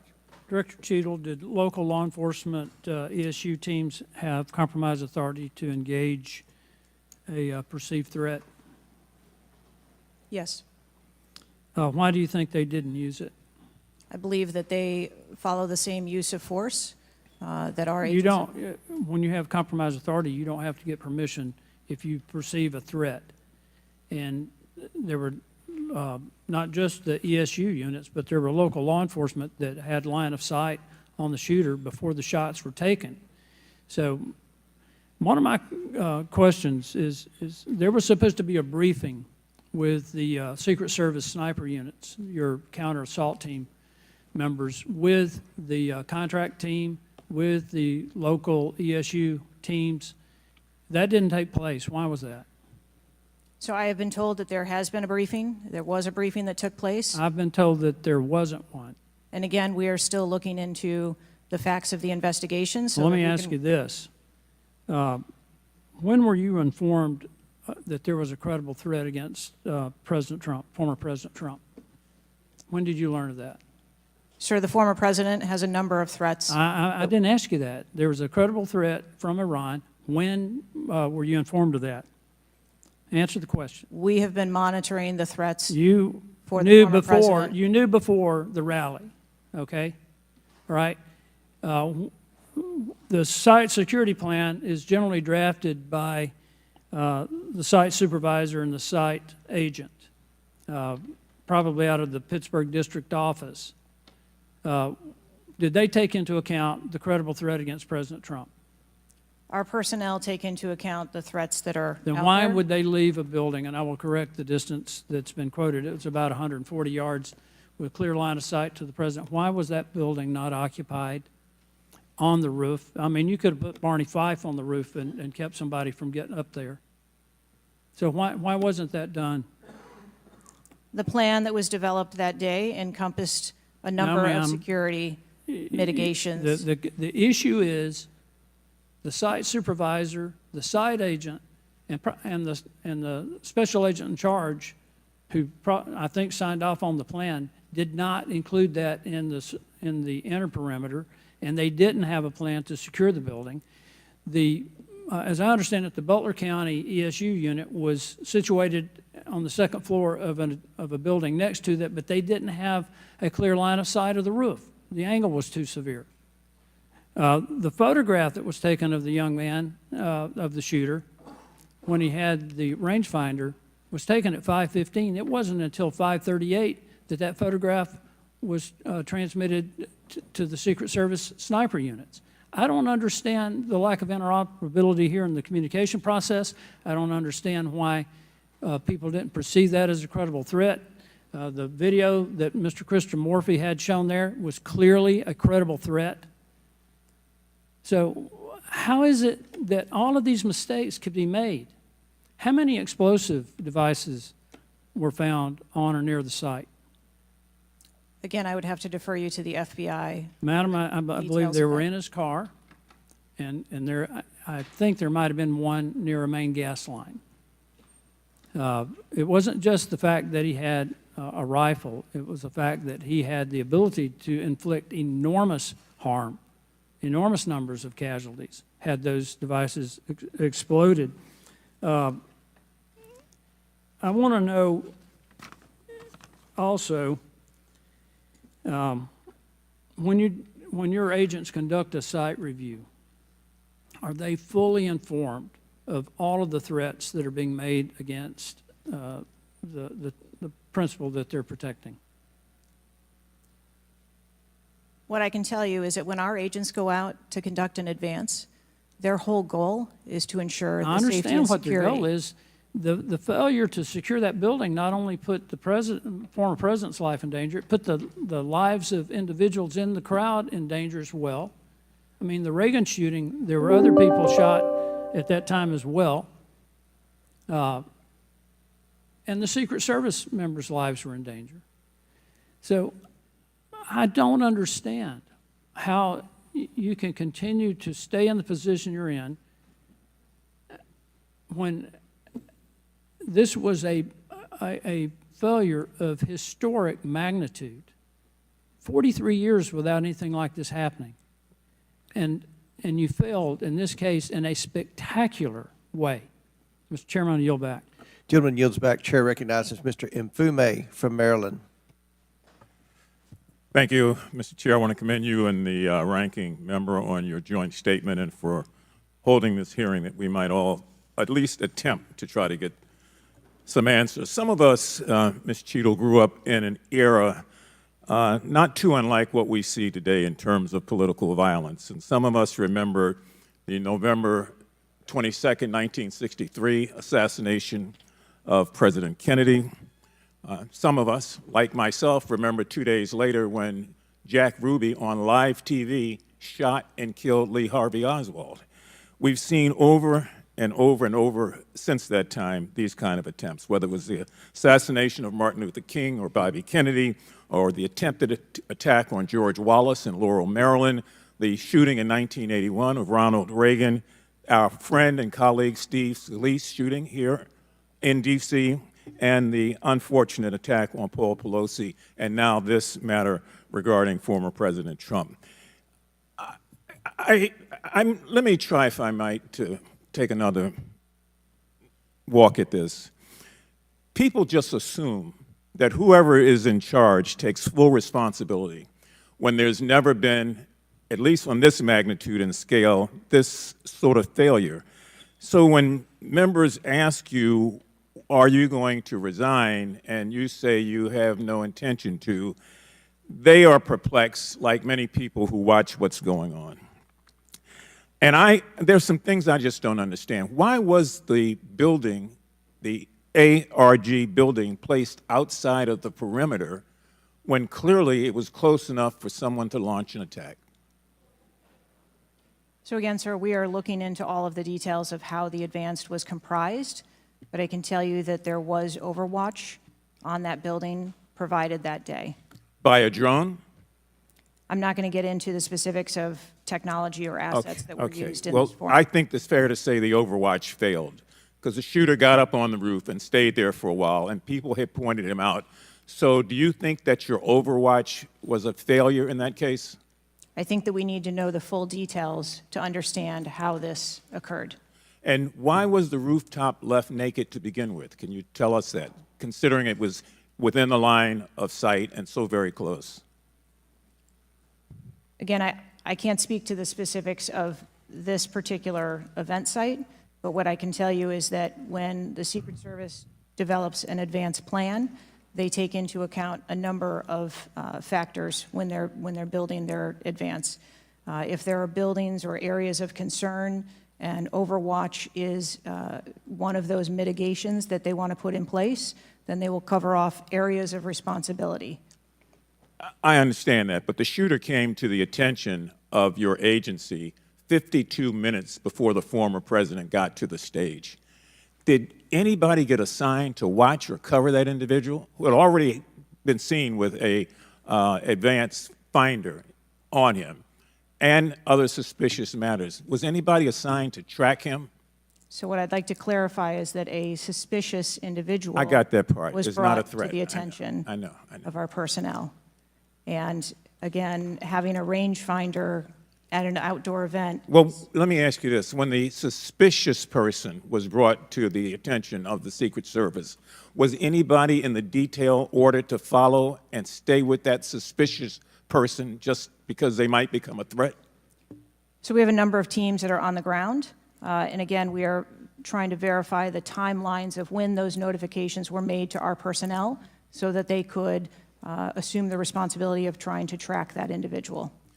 Ms. Cheatle, there has been a lot of discussion, some of which raised itself earlier in this hearing, about poor staff morale within your agency.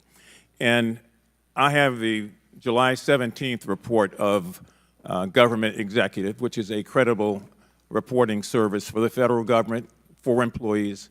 And the 2023 ranking of places to work within the federal government showed, and this is through the Office of Personnel Management, that the Secret Service came in 413th out of 459 sub-agencies and agencies. Can you explain that? Certainly. What I can tell you is the Secret Service is a difficult job. It challenges our employees daily. It's holidays, it's weekends, it's no leave periods. But, Madam, people come to work knowing that. You do explain that when you hire somebody. They know that. It's the same with other agencies. They miss holidays, they come to work at odd hours.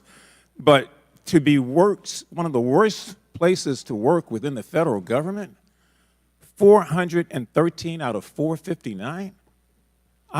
I just need an explanation. What do you think as the director there? I think that this And that's the last question, but please answer Mr. Mfube's question. I think that this is a challenging job. I think that it's a challenging environment to be in law enforcement, and we do have a no-fail mission. And our folks are tasked with that every day, 365 days of the year. But I can tell you I've also taken a number of measures since I've been the director to recruit and retain and stem the tide of attrition in our agency, which will hopefully alleviate some of that. Thank you, Mr. Chairman. Chair now recognizes Mr. Sessions from Texas. Mr. Chairman, thank you very much. I join in the calls of all of our members to say thank you for doing this hearing on a bipartisan basis. Director, I'm not going to sit here and say you ought to resign, but I am going to say that you have not given us confidence that you have the ability to understand what happened, to take the responsibility in terms of understanding. You've spent a number of years. How many years do you say you've been with the agency? 29. Well, I spent 16 years with AT&T, moved 7 times with them, and had a really good feel about their operations, how they worked, what was acceptable, who was responsible.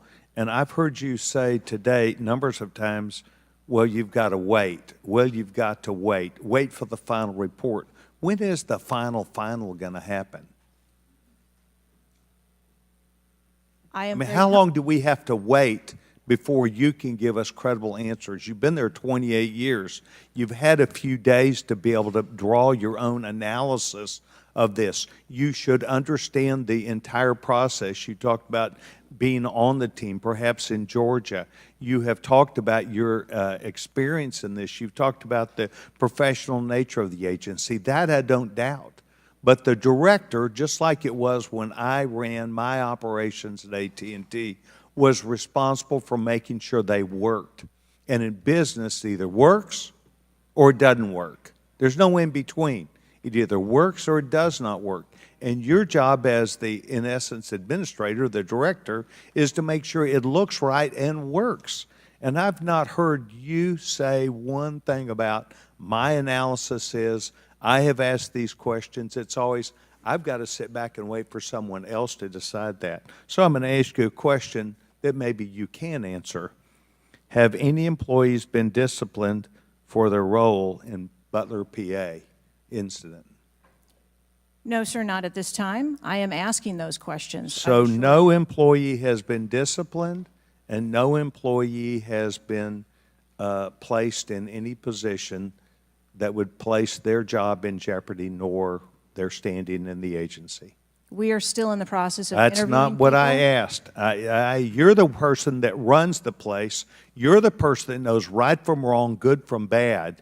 You've had a number of days, and now you come before this committee knowing you're going to be before us, and you've got to slough it off to someone else. Do you see where there was something that went wrong as a professional at an agency with 28 years, or do you have to count on someone else to give you the final report?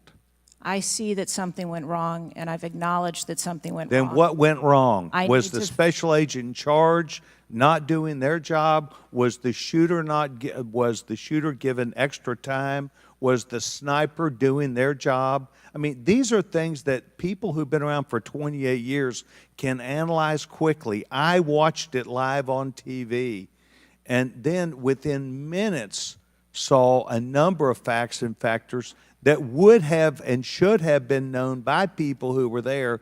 You've got 28 years. You're showing up here telling us and the American public, well, I've got to wait for the final answer. What is your evaluation? I'm asking those same questions. Well, no, you're before the And I committee. Tell us what went wrong. A special agent in charge, the person who was there. Tell us, and don't try and play a shell game with us. Do you have the ability to effectively, as the director of this agency, to understand what went wrong and at least tell us, I do or don't know what I'm doing? And we come away with, and I'm not asking for you to resign. I'm asking for you, if you've got this experience, then you should be able to say to us, we know what we did wrong. It was a failure in our system, and we're immediately making these corrections. That's why you're having a difficult time with this group of members of Congress, because we saw it too. We've seen the things, but you are the 28-year expert. You are the person that, and only you, that can make the changes. And I hear you say, well, I've got to wait for a final report before I, at 28 years experience. That is why we think what you're doing, the answers you're giving us are not correct, and you are not using your professional expertise. Mr. Chairman, I will allow her to respond. I am asking those same questions, sir, and I assure you, when I have a full and complete report of exactly what happened, there will be accountability, and we will make changes. Before I recognize the question, just out of curiosity, Director, it's been 9 days. Every American wants these questions answered. Do you have a ballpark estimate of when what Mr. Sessions asked you would be able to answer? So I can tell time-wise? I can tell you on our mission assurance internal investigation, we are targeting to have that completed within 60 days. There's also an external investigation that is going to be taking place. There are a number of Office of Inspector General investigations as well, and we are working in concert. And then, of course, there is the Department of Justice, FBI, criminal investigation. Chair recognizes Ms. Ocasio-Cortez from New York. Thank you, Mr. Chairman. Director Cheatle, respectfully, what you had just laid out about 60 days. We are currently in the midst of an especially concentrated presidential campaign in the moment. That is also paired with, of course, elections happening across the country that are happening in about 100 days. So the notion of a report coming out in 60 days when the threat environment is so high in the United States, irrespective of party, is not acceptable. And I think it's very important to understand that. This is not theater. This is not about jockeying. This is about the safety of some of the most highly targeted and valued targets internationally and domestically in the United States of America. So the idea that a report will be finalized in 60 days, let alone prior to any actionable decisions that would be made, is simply not acceptable. It has been 10 days since an assassination attempt on a former president of the United States, regardless of party. There need to be answers. Again, this party, this committee, this is not a moment of theater. We have to make policy decisions, and we have to make them now. We do. And that may be and that may require legislation.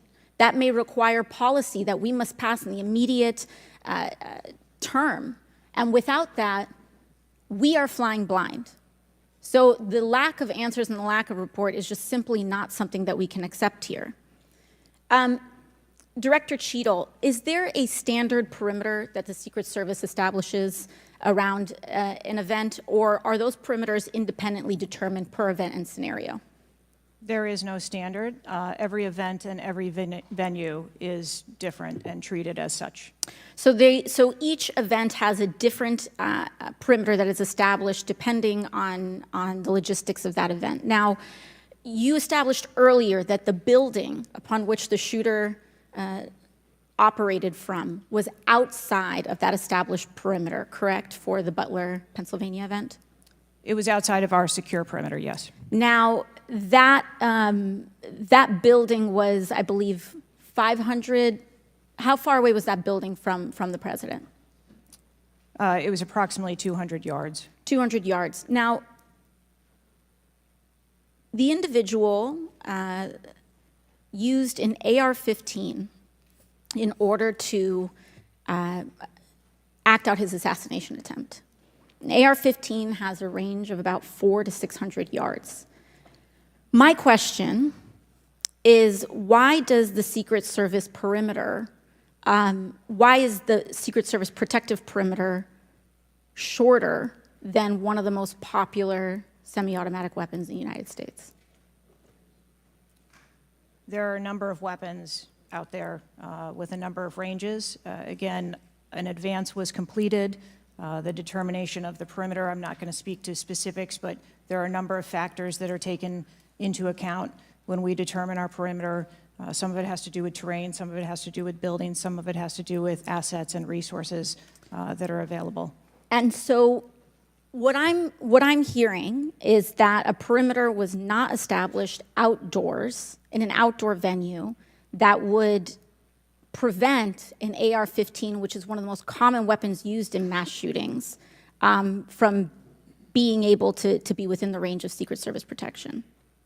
A perimeter was established, and even though there were buildings that were outside of that perimeter, it wasn't just that building, there were a number of buildings in the area, and there was overwatch that was created to help mitigate some of those buildings. Respectfully, Dr. Cheatle, as well, as a person who has experienced an enormous amount of threat incidents, including incidents that have never been reported publicly, there is a common pattern that happens here, whether it's Secret Service, FBI, Capitol Police, local departments. After a critical security failure, we often hear there will be an independent investigation.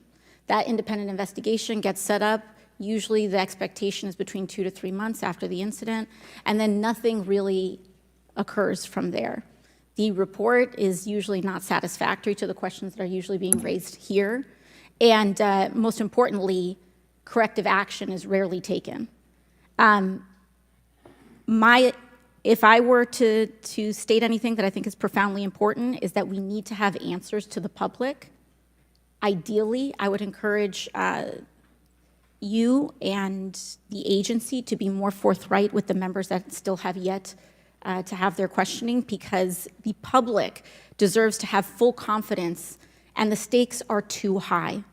The violence that could break out in this political moment, regardless of party, in the event of someone getting hurt, constitutes a national security threat to the entire country. Thank you, and I yield back. Could I go back to something you Yes, said? please, feel free, Director. Ma'am, if I could just speak to something you said at the outset when you started your questioning. I want to assure you and everyone on this committee that I'm not waiting for a report to take action. We have been conducting analysis all along, and we have been adding additional features to our security details since this incident occurred. And I'd hope you can highlight and illuminate what some of those are in the event of other members questioning as well. Very good.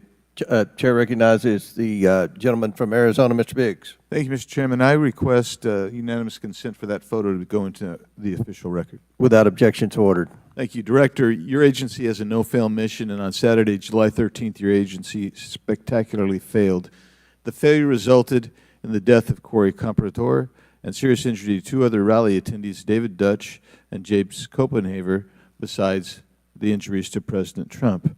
It is unfathomable that a 20-year-old on the radar of Secret Service and local law enforcement before President Trump went on stage was able to climb onto the roof of a building with a rifle and fire off multiple rounds before he was neutralized. Was Mr. Crooks acting alone? Again, I would have to refer you to the FBI's investigation.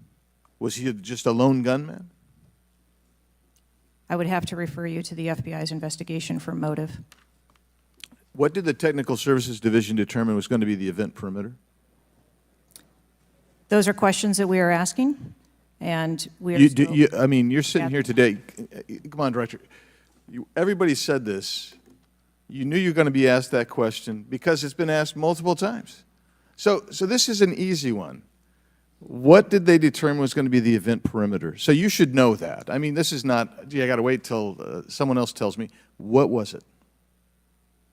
Again, I don't want to speak to specifics of the event. Okay, that took place. this is a specific. I understand. This is a specific that you ought to know. As someone who said the buck stops with me, I'm going to stay in my job, I'm going to give the answers to the American people, and I know what happened, except for you're not going to tell us. And you're not going to tell the American people. And you yourself said in an interview that foments this notion of conspiracy theories. Guess what? When you sit here and repeatedly tell people, hey, I have to wait, as it frustrated everybody on this committee, guess what? It undermines your credibility and whether you're really going to get to it. So I'm going to ask you again, what did the Technical Service Division determine was going to be the event perimeter? We are still gathering reports. We are interviewing individuals. You know what it is, though. No, you're just not going to tell us, right? When I have those details, I will most certainly share those. Was the gun already on the roof, or did the shooter carry the gun up with him? I do not have that information at this time. Well, when was the last sweep of that roof done prior to the rally? I do not have that information at this time. So how many holds, I mean, so most of us here have been in events, and Secret Service has been there, there's been security, and I can't tell you how many times we've said there's going to be a security hold right here. So we're going to wait, and we wait to 1 or 2 or 3 minutes. And yet we're hearing from you, apparently, that there were no holds in place. So ever instituted here with President Trump's going on stage. And you said, and this is, I think, connected with this, you said they hadn't adjudicated the shooter to be a threat. He was adjudicated to be a suspicious person, even though we've got some dynamic video that Mr. Krishnamurthy put on the video for us. So I guess my question for you is, and I think you answered this, I just want to see if you're consistent with what you said about an hour and a half ago. What do you do if a suspicious person is identified by the agency? So at a number of our events, it is not unusual. I know it's not unusual. What do you do? Those individuals that are identified as suspicious, we will send teams out to Was a team sent out here then? There were teams that were sent to identify and interview that individual. They were sent to interview the individual who's scampered up in camo on top of a roof within 130 yards of his target. And did your team get there? When did your team get there to conduct that interview? I don't have the details on the timeline. It is my understanding. So if they did send a team and they're going to interview him, and you described that earlier as an investigation, why didn't they put a security hold on President Trump going on stage at that rally? At a number of our protective sites, there are suspicious individuals that are identified all the time. It doesn't necessarily mean that they constitute a threat. Of course not. But here you got a guy scampering up the side of a building on top of a roof. It's identified to you. and you said you sent a team there, and you can't answer that. And this gets to one of my finer points, Mr. Chairman, if I can make it, and that is, we can have these kind of interview sessions, 5 minutes, everybody gets a kiss at the pig, 5 minutes, and she gets to stonewall us, not deliver answers. So we say, okay, we're going to put together a congressional committee, a blue ribbon committee. Same crap will happen. I am calling, and I'll support that, but I will tell you this, I am calling on the Speaker to give us and put together a truly independent commission of qualified former Secret Service agents, presidential and VIP protective services people who can actually conduct this kind of investigation and give us real answers, because I don't think you're going to give us those answers. You should have come today ready to give us answers. I call upon you to resign today. And I also would say I've got a bunch of UC requests, if I can go ahead, Mr. Chairman. Proceed with the request. Thank you. I apologize. It might take, that's all right. Go ahead. It might take a moment. Very important. Anthony Guglielmi, the Secret Service spokesman, one from him. Without objection, so ordered. Article, U.S. Secret Service says it previously denied Trump requests for additional resources, New York Times reports. Without objection, so ordered. Secret Service says it denied earlier Trump requests for more federal resources. Without objection, so ordered. Secret Service acknowledges denying some past requests by Trump's campaign for tighter security. Without objection, so ordered. Preliminary findings by Senator Ron Johnson and his committee. Without objection, so ordered. Articles entitled, Notice Anything Different About Trump's Secret Service detailed. Next, former Biden official corrects herself after saying Dems must turn their fire on Donald Trump to beat him. Secret Service director says buck stops with her, but she will not resign. Disney Star Wars Mark Hamill cracks joke about Trump's ear bandage following assassination attempt. Biden, I haven't engaged in inciting rhetoric. Trump has. I'm just talking about threat to democracy. Piece called Who is Secret Service Chief Kimberly Cheatle?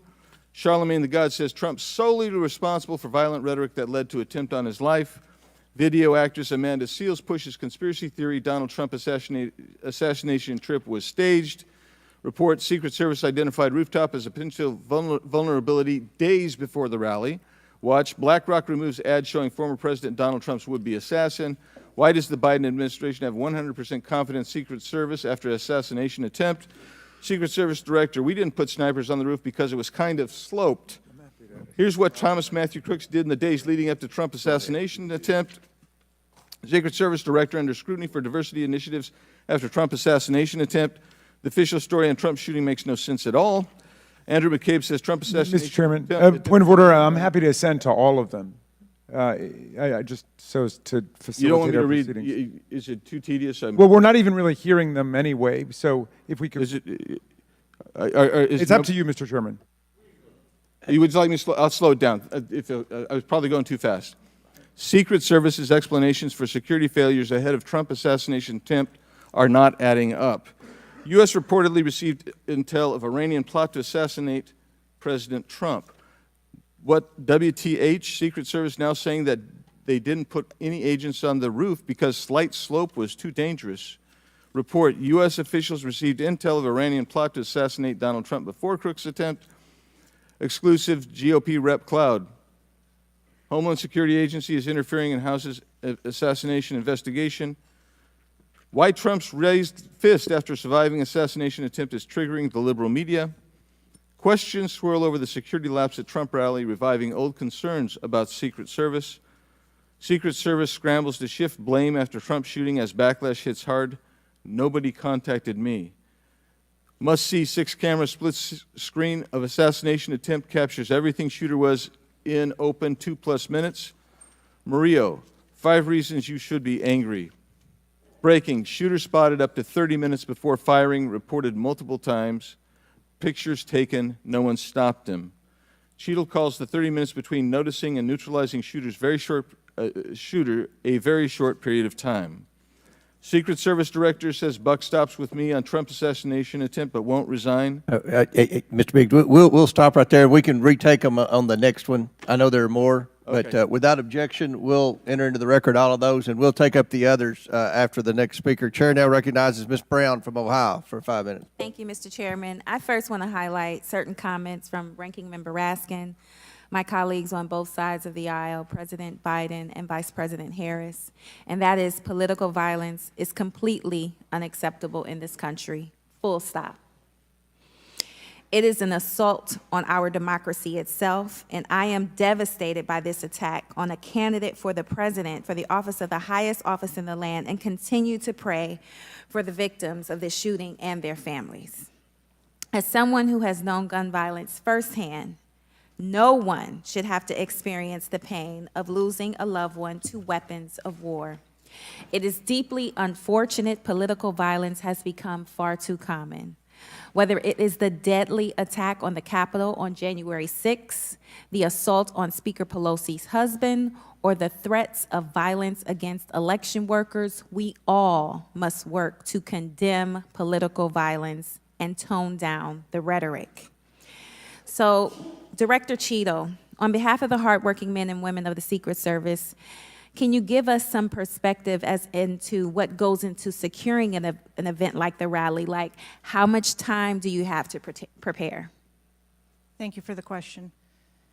Generally, when we receive notification that there's going to be an event taking place at a venue, the advance team assignments are made, and there is a 5-day process to conduct walkthroughs, coordinate with staff, local staff, and whether it be campaign staff or the protectees staff, and then with local law enforcement on where the perimeter is going to be, the size and the scope of the event, how many attendees there are going to be, if it's an indoor rally, outdoor rally, what sort of assets are available locally, what sort of assets the Secret Service can bring to bear, and what the scope of the event that the staff is trying to accomplish. So to that point, how many agents were recommended or requested as opposed to how many were assigned? So I'm not going to get into specifics of how many were assigned, but those numbers that were requested were provided. And how many local agents were involved in the preparation, if you will, that you talked about, that 5-day preparation? So there were a number of local agents from the local office, as well as agents from the former Trump detail that were involved in that advance process. Do we have a number? I do have a number. I'm not going to release that number in this setting. You're not making this easy for us. This is a shocking incident on the former president's life and an appalling instance of political violence and a threat to our democratic values. I'm thankful that the former president is on the mend. And again, I'm grieving for the family and friends of Corey Compatore, who lost a loved one in this shooting and now know the unbearable pain of gun violence. I really hope this serves as a reminder about our responsibility to attack policies, not personalities, to be honest and truthful, and to treat one another with dignity, respect, and thoughtfulness. And with that, I yield my remaining time to Ranking Member Raskin. Thank you, Ms. Brown, for those very powerful and moving remarks. Director Cheatle, we don't want to lose a presidential candidate to an AR-15 attack. We cannot lose a presidential candidate to an AR-15 attack, and we can't lose any more citizens to AR-15 mass violence, mass shootings. And we certainly don't want an attempted AR-15 assassination or assassination attempt to set off political violence or riots in America. So this is deadly serious business. The vice-ranking member pointed out that a report in 60 days won't do it for us because we have a responsibility. Members of Congress have a responsibility to take action now if there's anything we can do to prevent this. So my question for you is, what is informing your operational decisions right now that you've invoked? Without a report, can you tell us what are the preliminary judgments, or if you don't want to foreshadow the report, fine. What are your personal, professional judgments informing the operational decisions you're making right now?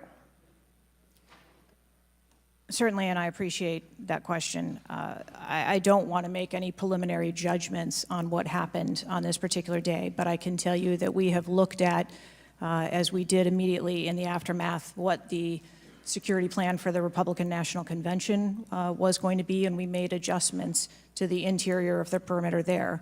We looked at the protectees that we have here in the Washington, D.C. area and our protective sites, and we did make some adjustments to their security posture. And as we continue to move through the next several weeks, even yesterday with the announcement of the president no longer running, we have made adjustments to the vice president's detail. We are already prepared for an eventual VP nominee, and we continue to make those assessments. I think it just shows how dynamic the environment is that this agency works in every day. So you've made the same kinds of common sense judgments and intuitive recommendations that members of the public and members of Congress are asking about right Yes. now? Yes. Okay, thank you. I yield back, Mr. Chairman. And before I recognize Ms. Mace, I have to say, Director, we're pretty close to the halfway point during this. You answered more questions with an ABC reporter than you have with members of Congress. We have a lot more questions. The American people are demanding that we get answers to those questions, and that's what the purpose of this hearing is today. So I'm sure a lot of the questions that have already been asked are going to be asked again, and hopefully we can get some answers to those questions. I strongly implore you to answer those questions. You're here with a subpoena, and we expect you to answer the questions. Chair now recognizes Ms. Mace from South Carolina. Thank you, Mr. Chairman. Director Cheatle, the American people are watching, and they're wondering if there are any questions you can answer honestly today. So, Director Cheatle, I have a series of questions, very specific questions. I want very specific answers. Most of my questions are going to demand a yes or no answer. Do you understand? I do. Okay, my first question. Both sides of the aisle today have asked for your resignation. Would you like to use my 5 minutes to draft your resignation letter, yes or no? No, thank you. Was this a colossal failure? It was a failure. Yes or no? Was it a colossal failure is the question, yes or no? I have admitted this is a terrible This is a yes or no series of questions. Was this a colossal failure, yes or no? Yes. Was this tragedy preventable, yes or no? Yes. Has the Secret Service been transparent with this committee? Yes. Would you say the fact that we had to issue a subpoena to get you to show up today as being transparent, yes or no? I have always been eager Yes to or no? come You didn't and want to talk answer to the committee. question. We had to issue a subpoena to get you to show up today. That is not transparent, by the way. You stated earlier, Secret Service is not political. Is that correct? Yes. Okay. Would you say leaking your opening statement to Punchbowl News, Politico's Playbook, and Washington Post several hours before you sent it to this committee as being political, yes or no? I have no idea how my statement got out. Well, that's bullshit. So, Mr. Chairman, I would like to ask unanimous consent to enter into the record articles by Punchbowl News, Political Playbook, Washington Post, all done at 5:24 a.m., 6:12 a.m., 6:34 a.m., a solid 3 to 4 hours before this committee got your statement. Without objection, so ordered. Okay. Is the Secret Service fully cooperating with our committee? Yes. Okay, you say you're fully cooperating with this committee. On July 15th, this committee sent you a list of demands of information that we wanted. Has the Secret Service provided this committee a complete list of all law enforcement personnel that were there that day? Have you done that? Have you provided a list to the Oversight Committee? Yes or no? I will have to get back to you on that. That is a no. Have you provided all audio and video recordings in your possession to this committee, as we asked on July 15th, yes or no? I would have to get back to you That on is a no. You're full of shit today. You're just being completely dishonest. Mr. Chairman, Chairman, Mr. Chairman, I want to. I'm Come gonna on. We have to continue. maintain decorum in this committee, Any, no matter how have you provided upset we any get. and all memos to this committee that we've asked you on July 15th? Have you provided all memorandums within the Secret Service? I would have to get back to you on That is a no. You are being dishonest or lying. Like you're being dishonest here with this committee. These are important questions that the American people want answers to, and you're just dodging and talking around it in generalities and we had to subpoena you to be here, and you won't even answer the questions. We have asked you repeatedly to answer our questions. This isn't hard. These are not hard questions. Have you provided us all communications from the Secret Service related to that day and that rally? Have you provided this committee? We've asked for this information on July 15th. Have you provided any of this information that this committee has asked of the Secret Service? Any of it? I'll have to get back to you. Have you even read this letter that we sent you? Did you even read this? Yes. Okay, and you have said you don't know, you have no idea. Well, the answer is no. We haven't gotten a single document or piece of information or data from you or your agency in related to the rally that we have asked you for. So, was this attempted assassination of Donald Trump a failure of training or execution or both? I think that those are answers that we need to examine. Training, execution, or both? Which one?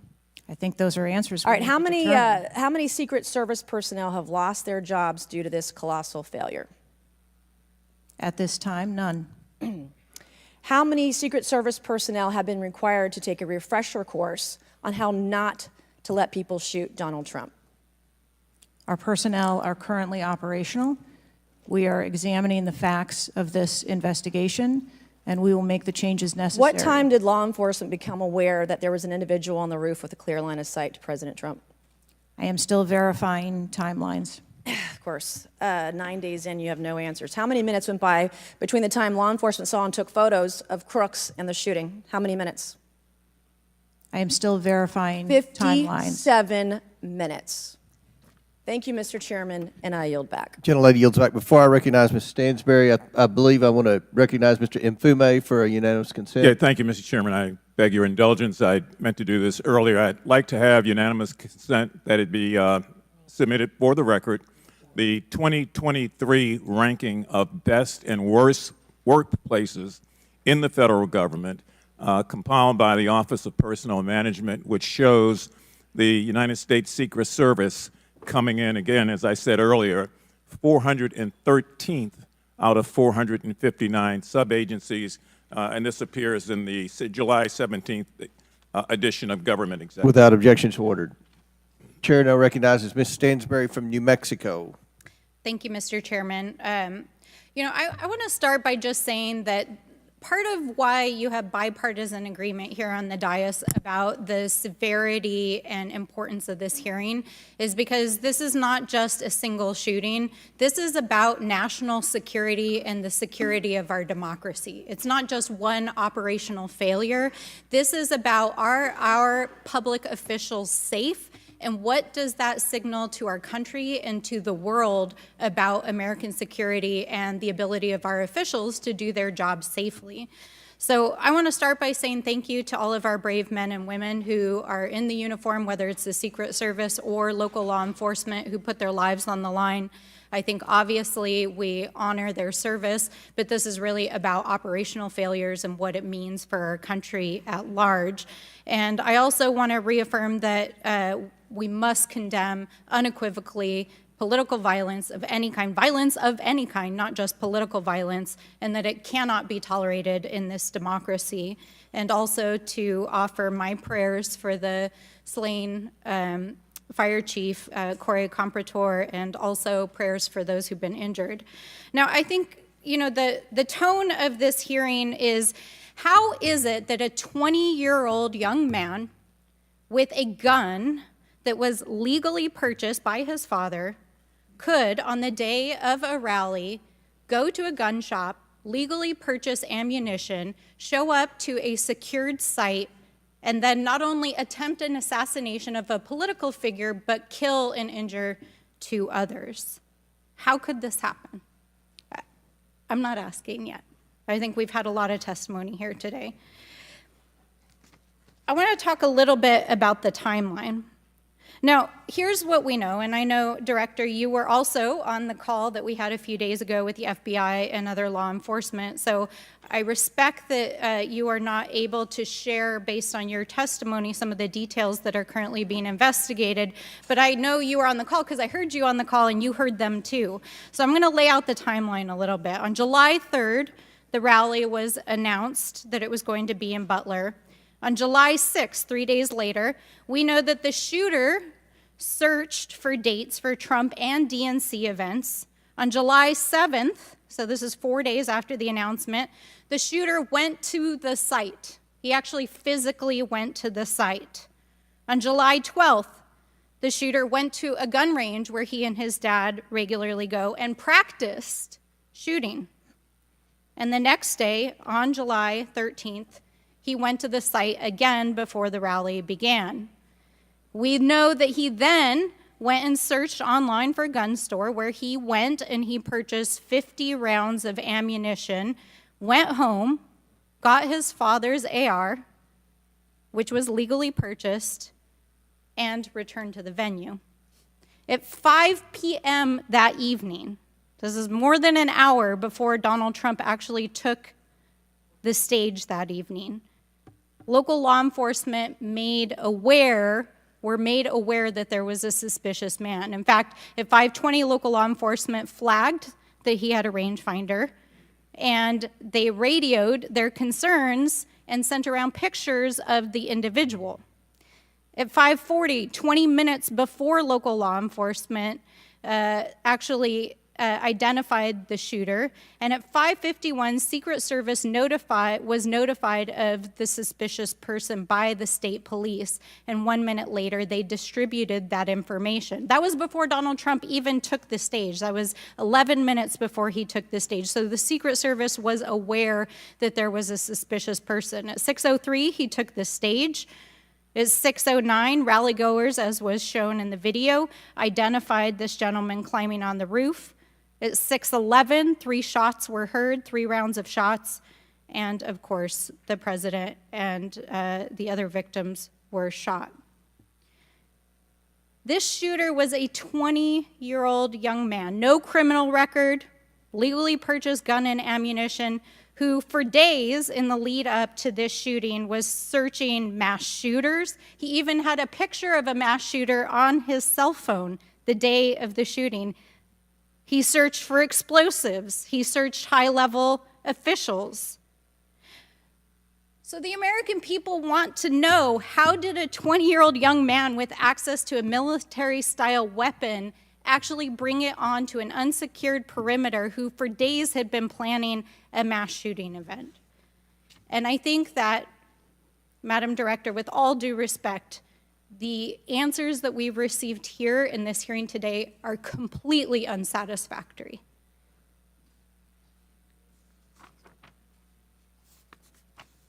How could this happen?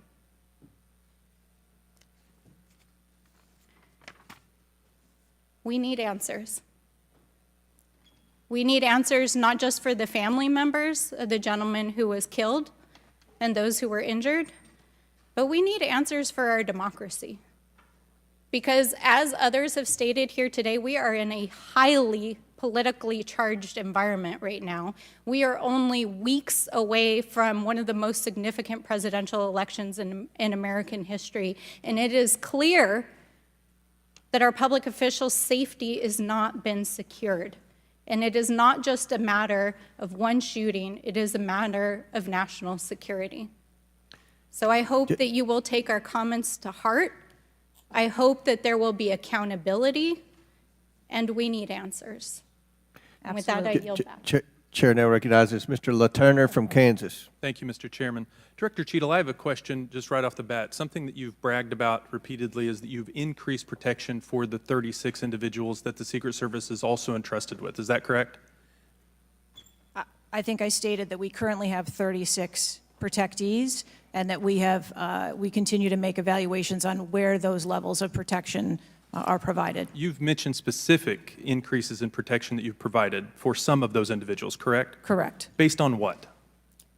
Well, some of it has been as a result of the tragic incident that occurred on the 13th. We went back and reassessed where we were at in providing protection and wanted to make sure that we were not, overlooking anything considering this most recent incident. So the Secret Service needed to learn that allowing a rooftop 150 yards away from a protectee not putting that in a perimeter, not having someone guarding that roof, that information is new to you, and it's caused you to increase protection to other folks that are under your care? I think it is prudent, after any incident that occurs, to go back and take a look at your current practices and see if there is anything that needs to be done differently. It's inconsistent, because what you said earlier to Mr. Turner was that the protection that you were offering to President Trump was in line with the current threats, him being a former president, him being a nominee of a major political party, the threats from Iran, the protection that you're providing him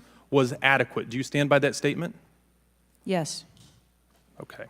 Do you think it's a problem that the Americans' trust in the federal government is an all-time low? Do you think that's a problem? I think that it's unfortunate. I don't know why you're quibbling with my word. Is it a problem or is it not? I think the American public deserves to have trust in their federal government. Okay. I don't know why you're being difficult. It's a simple question. Are you concerned about the increasing prevalence of conspiracy theories going on out there right now? Yes. I am too. You've been incredibly inconsistent with your answers before this committee today and what you were willing to reveal. You've acknowledged that the shooter was identified with a rangefinder, that President Trump's detail was sufficient for the threats he faced from Iran, that certain details were erroneously reported, in your words, but you haven't been willing to provide any information about the decision to place the building in question outside the perimeter, the explosives placed in the shooter's vehicle, the use of a drone by the shooter, or when exactly the Secret Service identified the shooter as a threat rather than merely suspicious. What is your standard today for what you are willing to answer and what you are not, because you've been inconsistent? I'm certain that you can understand that some of the information that's been provided to you thus far has come from the FBI's investigation and has come from information that we have released. I want to make sure that information that is being provided to this committee is consistent and is factual. But the question about the drone that the chairman asked at the beginning of the hearing, he said, do you know this information? And you acknowledge that, yes, you do know the information, you just don't want to tell us. I guess my question is that if you wanted to wait till the end of the investigation to draw conclusions, which you've acknowledged you're not, you're drawing conclusions right now and making changes. But if that was your standard, that you want to wait till the end of the investigation to draw conclusions, okay, at least you would be consistent in that. But what we're wanting to know today, and what would dispel some of the conspiracy theories out there, what would increase trust with the American people, is for you to let facts out, for you to tell us what you know. And I want to understand from you, why is that a problem? Why is it inconsistent with a quality investigation to release to the American people today at least the information that you know for sure? Because you certainly know for sure more information than you're willing to give us today. I have released that there was a failure and that there are gaps that we need to make sure that they don't happen again. That's not acceptable. That's not enough. That doesn't quell any conspiracy theories out there.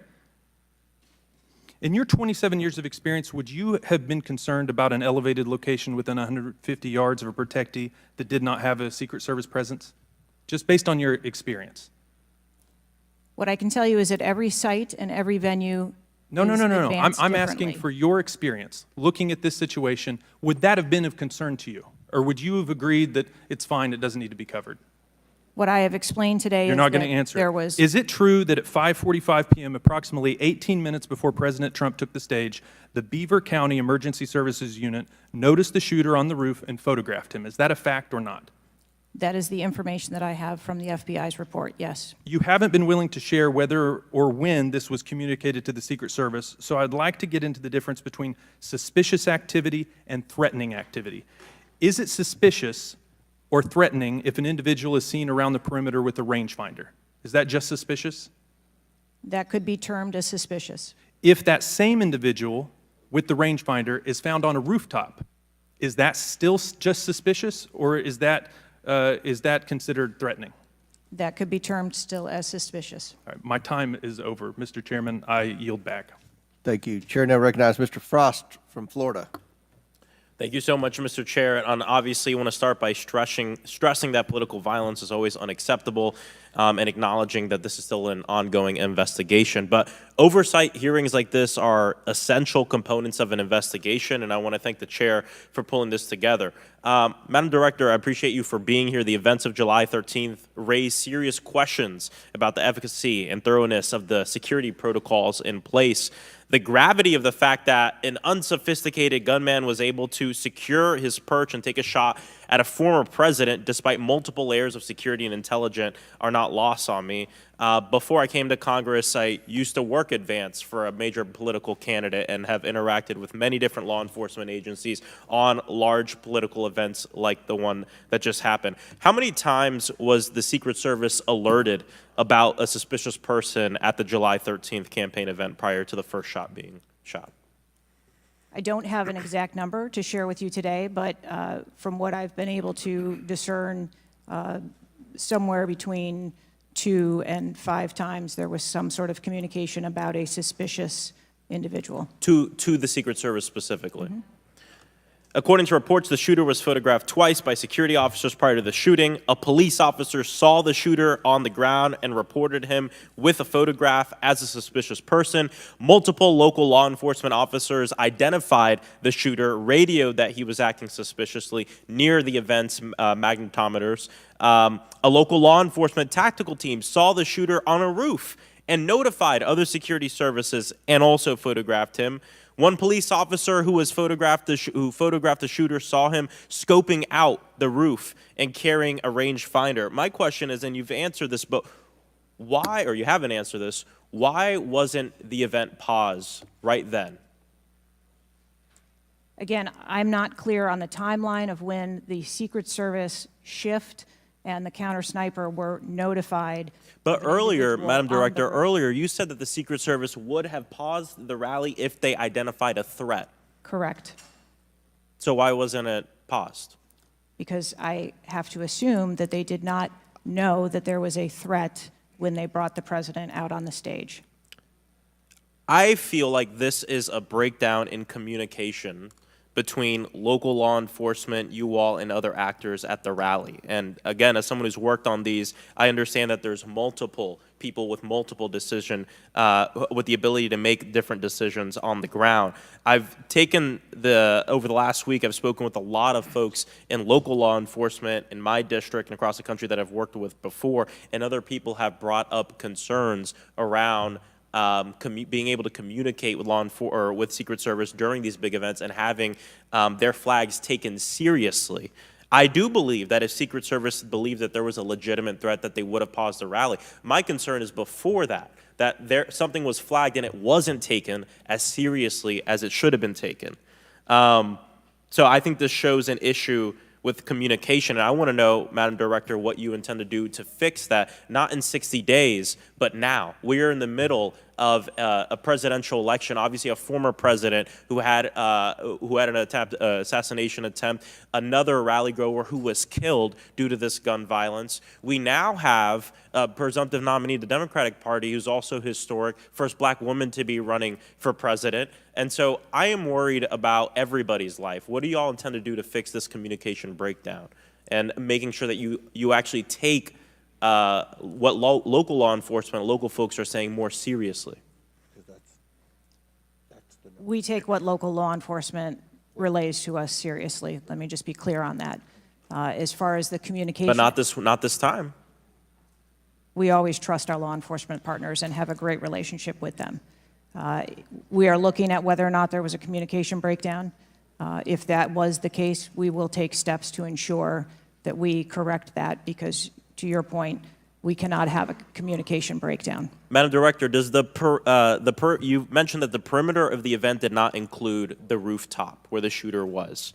Does your responsibility and the Secret Service's responsibility to protect a principal stop at the perimeter of an event? Our responsibility is to ensure the safety and security of the event itself and the protectee who is attending that event and the personnel who are protecting. So you would say the fact that the rooftop was outside the perimeter is not an excuse for what happened, saying that it was outside the perimeter of the event? I am not offering that as an excuse. Okay. Thank you. I yield back. Gentleman yields back. Chair now recognizes Mr. Fallon from Texas. How did a 20-year-old loner with a week's notice pick the absolute best location to assassinate President Trump when the entire Secret Service missed it? Director Cheatle, in your leadership, your agency got outsmarted and outmaneuvered by a 20-year-old. How can we have any confidence that you could stop trained professionals from a nefarious nation state? Those are absolutely questions that we need to have I know they're answers questions, to. but you know, the fact of the matter is we can't have that confidence. Director, do you have the ability personally, and do you have the authority to beef up security of any of your protectees? Yes, I do. Okay. So were you also aware there was a credible threat President Trump was facing? He was facing a heightened security threat to a foreign adversary? Yes. Okay. So given that there was an increased threat to President Trump's life, was he provided a full security complement akin to what a sitting U.S. president would receive?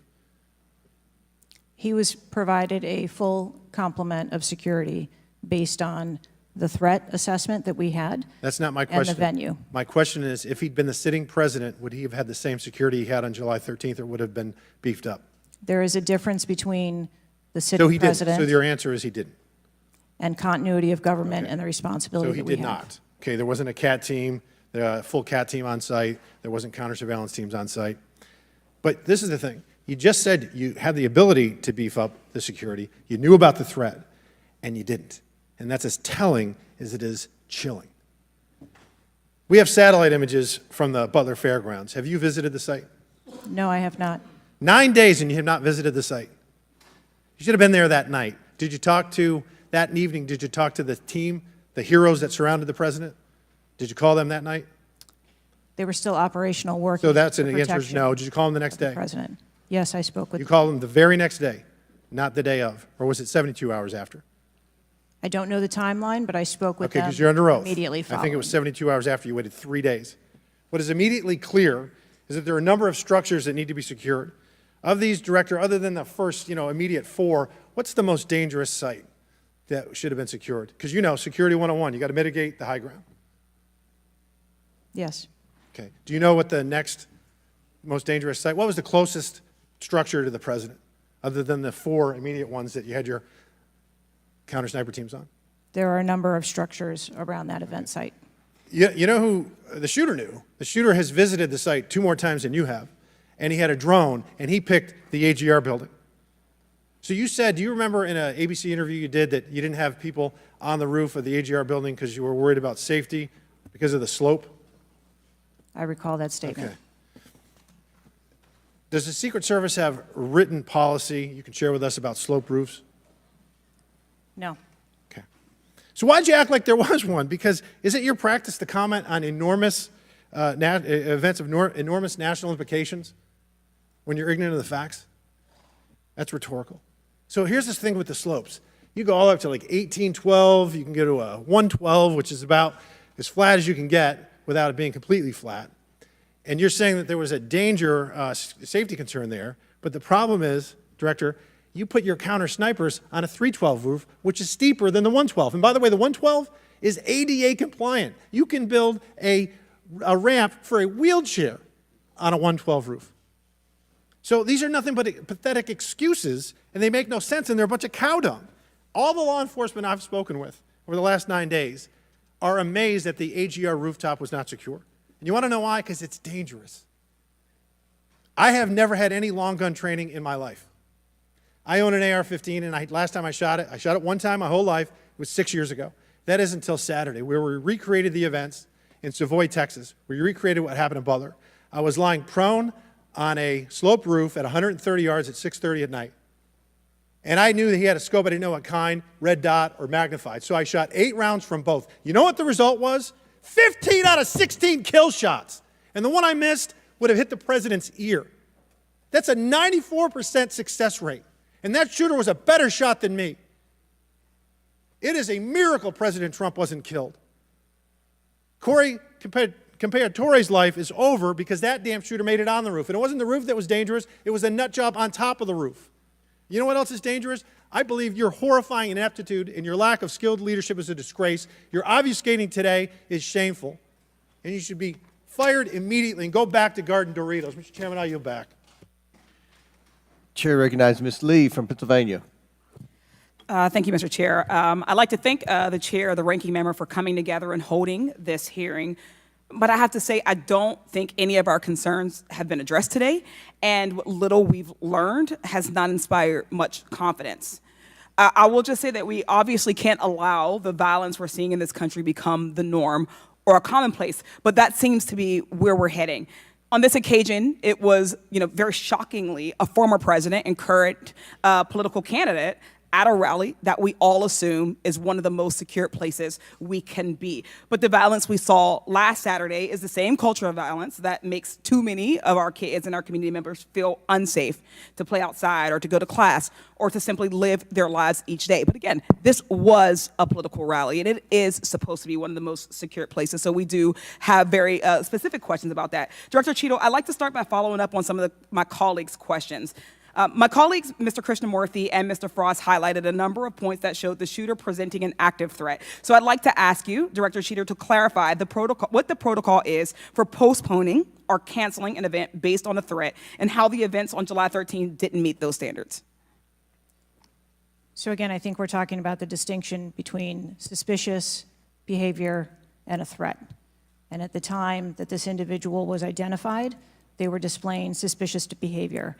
I'm still waiting for interviews from the FBI to determine what it was that identified that individual as suspicious and what those behaviors were. To that question, does suspicious behavior vary between different events? For instance, if we have an event with a president, would there not be a heightened standard for suspicious behavior?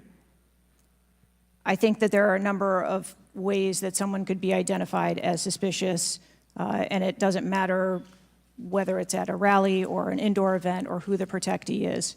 I think it's up to law enforcement or citizens to identify someone as suspicious. Okay, thank you. According to the Associated Press, at least 6 different agencies, including 2 sheriff's office, local police, state police, as well as fire and emergency rescue officials, were involved in securing the rally in Butler. When there are so many teams that are collaborating, who takes the lead and how is that determined? The Secret Service is responsible for the security of the site and the coordination. And that was the case on July 13th? Correct. Okay. Changing gears, in 2024's appropriations budget, the Secret Service was given a little over $3 billion, which was about $78 million above what was requested. For 2025's budget, you've requested yet another increase. How much of these funds goes towards training and improving protection procedures?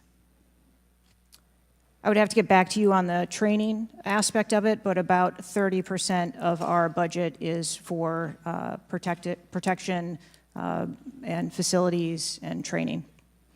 But clearly the problem can't be a lack of funding. So what exactly do you see as the core problem that led to this failure, that led to your agency being outgunned by a 20-year-old using his father's gun and acting on his own without a particularly sophisticated plan or technology? I think that we are waiting to determine exactly what those failures or failure was so that we can make sure that the Secret Service is stronger after this. So we've heard a lot today that you can't answer because it's an ongoing investigation, that you're still figuring out the details, and that you won't answer basic questions. You've said 60 days for the investigation, but I simply don't think that's acceptable. Do you really plan to keep avoiding questions and the American people's questions, ours and the American people's questions, for the next 60 days? I'm not avoiding questions. I want to make sure that I am providing factual and accurate information. Certainly, but is there no in-between, right, between what is obviously a fact and what you can surmise from the details that you already have? I assure you, when I have a full and complete report of what took place on that day, I will certainly come back and make that available. Certainly.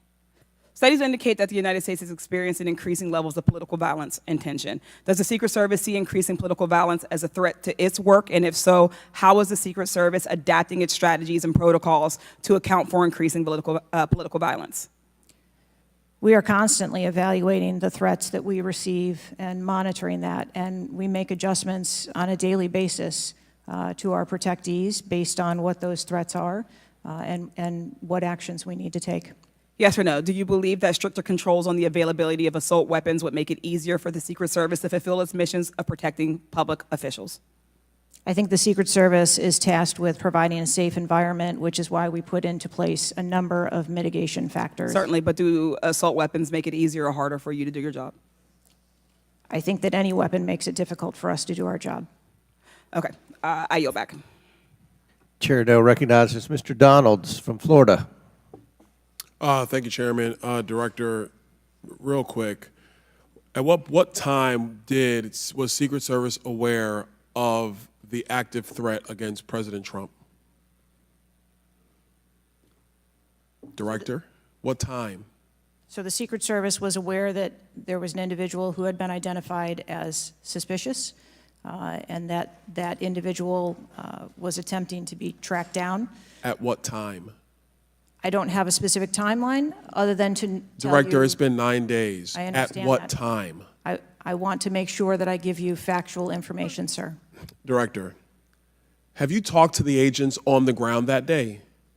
Yes, I have. You've talked to all of them. Mm-hmm. Your senior team has talked to every agent that was on the ground that day. Yes, we have. Have they all corroborated the same time they identified the shooter or they were made aware of the shooter, either by attendees in the crowd or local police department? There are a number of reports of when those times were made. Was it those 5 minutes notifications. before the first shot rang out? No, Generally speaking, was it 10 minutes before the first shot rang out? no. It Was was it 15 minutes before the first shot rang out? It was less than that time frame when it was identified as a threat. How many days before the shooting took place did Secret Service actually do their advance work to secure the facility that the rally was going to be held at? 5 days. In the 5 days prior, when the security advance team did their work, did they identify the rooftop as a potential threat? Again, I'm pulling those reports and that information. It's been 9 to days, conduct those Madam interviews. Director. Did they notice a rooftop 150 yards away that was a potential threat? Yes or no? I am certain that the rooftop was noticed. I am pulling the reports. What was the security parameters around securing that rooftop? What did they do? There was overwatch provided for that rooftop. Did Overwatch fail?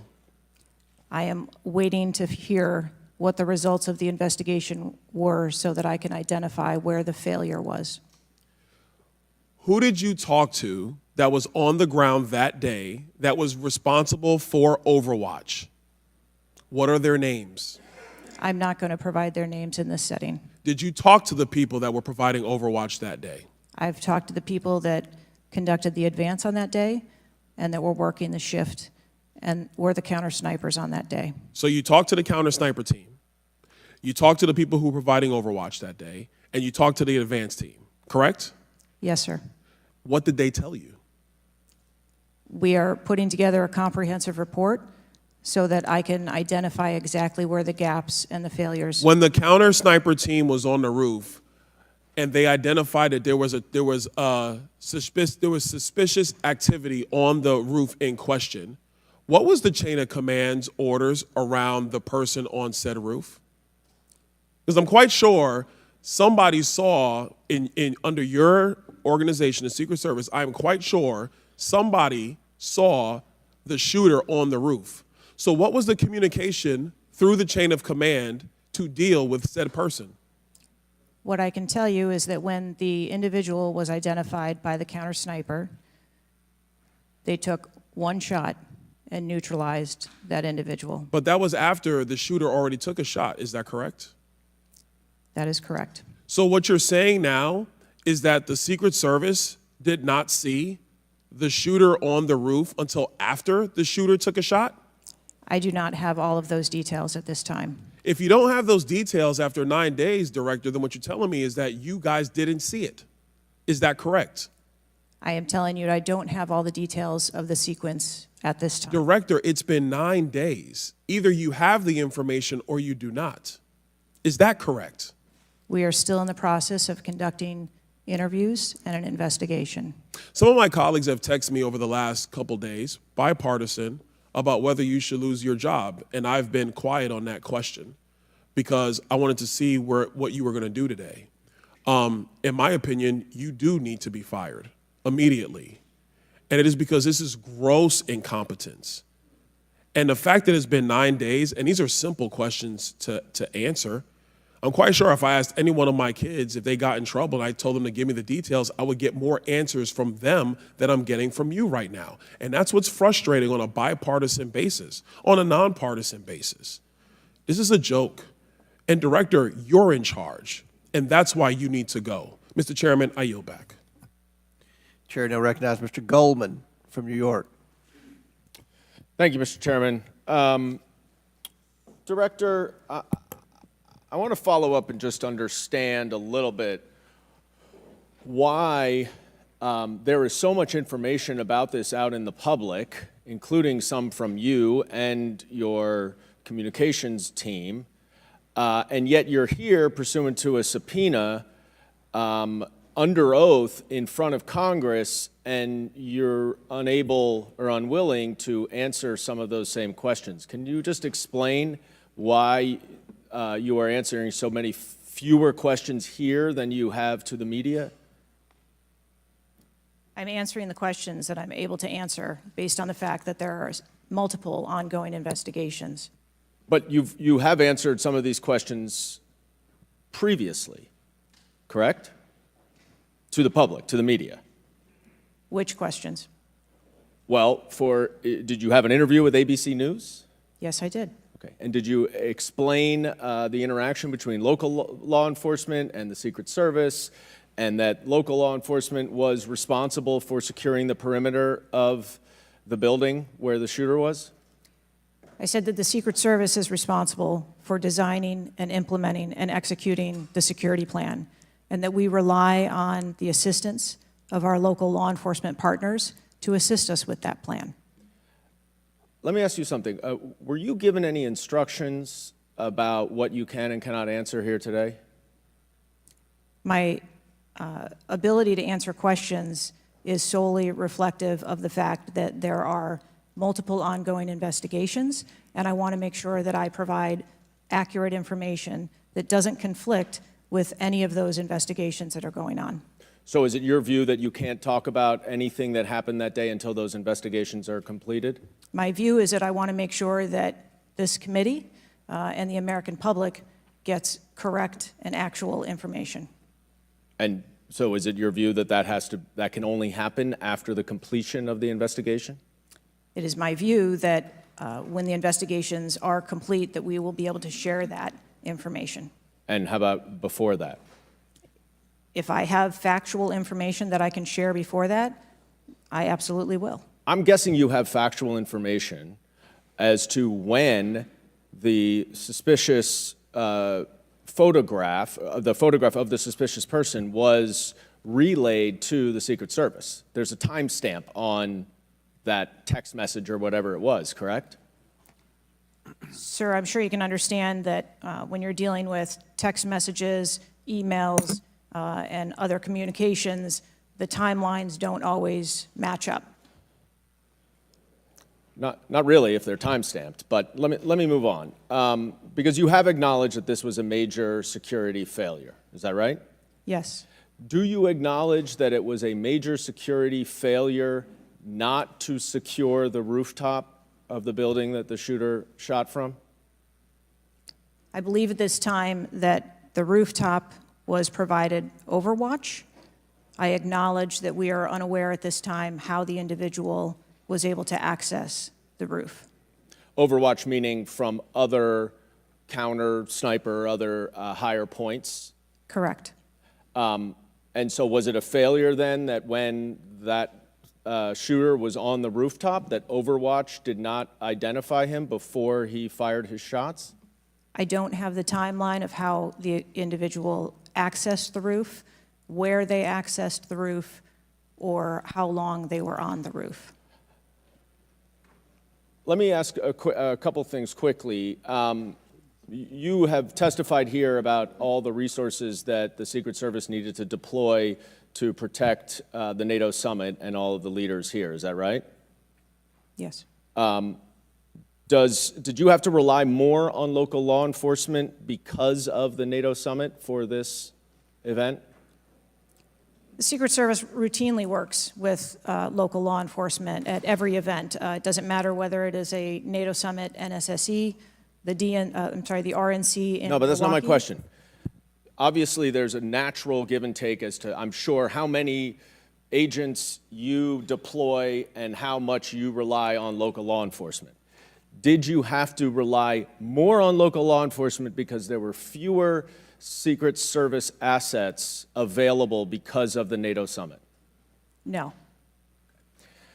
I hope we get answers before the completion. I don't like the fact that the media has received far more answers than Congress has. If this is a function of getting your ducks in a row, I assume you have access to a lot of these reports and a lot of this information, and you should have come prepared here today. And I would just want to flag, Mr. Chairman, before I yield back, that I want to just point out one thing that my colleague from Texas was talking about. When he said he recreated this shooting twice with an AR-15, and he had a 94% success rate, 15 out of 16 shots. I don't know why that doesn't convince him that we should get rid of AR-15s, but clearly we need to do something about the prevalence of AR-15s and weapons of war on our streets. And I yield back. Chair now recognize Mr. Perry from Pennsylvania. Thank you, Chairman. Director, I guess 60 days is the time of the investigation. Is that the information that you've put out, or where did that come from, 60 days? Or is that just information that the committee members are talking about? I stated that earlier today. I've asked Okay, my 60 team. days. So are you receiving regular updates? You're in charge of the Secret Service. This is about your organization, what happened 9 days ago. Are you receiving regular updates from the FBI on their investigation? Yes, I am. So you know some things are true, some things are probably not true. We want to talk to you about the things that we're hearing about and find out if they're true. You've been in contact with the FBI, then you're getting updates on a daily basis, right? Yes. Based on what you said. Okay, so, and are you confident that the person in question, Mr. Crooks, was the only person firing that day against the president or the crowd? Is he the only one? I'm not asking you yet if he acted alone, but is he the only one, or can you say that with certainty to the American people? That is the information I have at this time, yes. Okay, does it appear he acted alone? That's the information we have at this time. Okay, now let's talk about the fact that he was noticed as a person of interest, of concern, suspicion, as you say. Your PI team, how do they stay in, there's a sea of people. How does the PI team get to that individual that's in question in the sea of people? How's that individual tracked? Our protective intelligence teams that work at our sites are paired up with a local police counterpart, and so they work in conjunction together. So they just follow them around, or let me ask you this. Looking at the site, you have multiple perimeters, right? You have the secure perimeter, the inside perimeter, you have multiple perimeters. Was the AGR so-called building the highest location affecting the site of the rally? Was it the highest location? I believe the highest location at the site was where our counter snipers were. What about the water tower positioned. adjacent? What about how high is the water tower? I don't have the height on the water tower. Okay, seems like water towers are pretty high, at least in the photo. It looks like there might be actually be a building right behind the AGR building that is even higher than the building that Crooks fired from. You're familiar with cover, concealment, and defilade, right? You're familiar with those terms? Yes. So how would your sniper team or your PI team track the individual and give vectors to Secret Service on the PI team to get to that individual to question him? And how would you cover the defilade, the cover and concealment of low areas that you can't see from where your sniper team immediately adjacent to the president were sighted? How would you do that if you're not up on the high ground? So when our counter sniper teams go out and conduct an advance, they have a methodology and provide a grid system that our response teams are able to vector in if they see something that is troubling. So when Mr. Jordan asked about the assets that were requested, let me just ask you about assets requested. Were aerial assets requested for this event from either the Secret Service or state police or anybody else, drone, manned, otherwise? Aerial assets, were they requested? I can't speak to what the local Just police asking if they were may requested. have conversations with the local police, but I can tell you that the assets that were requested from the Secret Service for the site that day were all granted. But were aerial assets required? I didn't ask if you used them or what you used. Were they requested? Overwatch was requested and Aerial. that was provided. Is that aerial? Because Overwatch could mean on the water tower or not on the water tower. Can you be specific, ma'am? I'm running out of daylight here.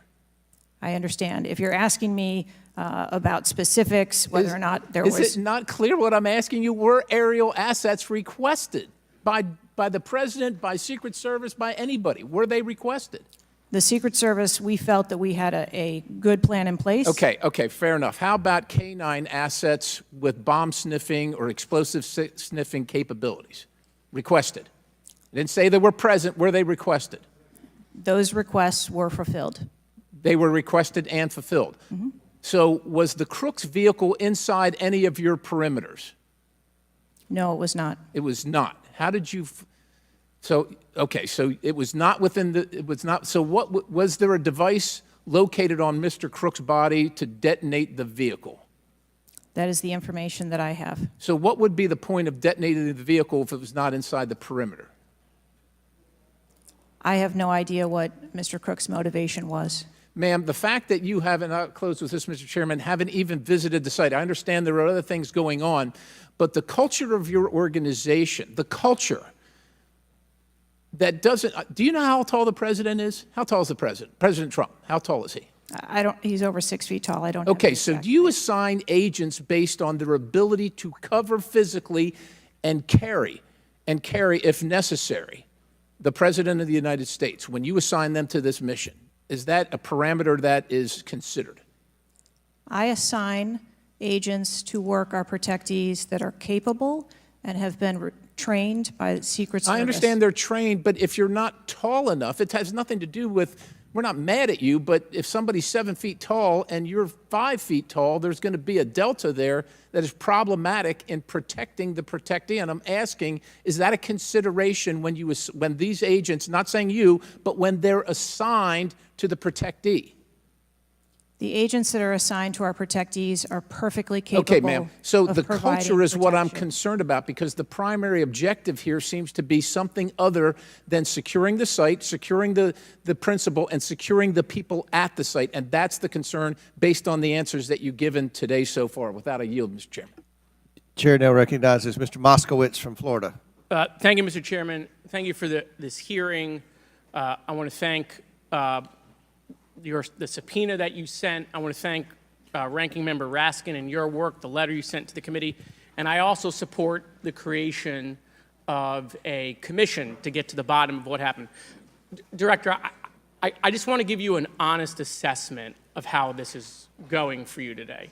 Did you happen to catch the hearing many months ago in education where there were a bunch of university presidents and Elise Stefanik asked a very easy question and couldn't get an answer? Did you see that hearing?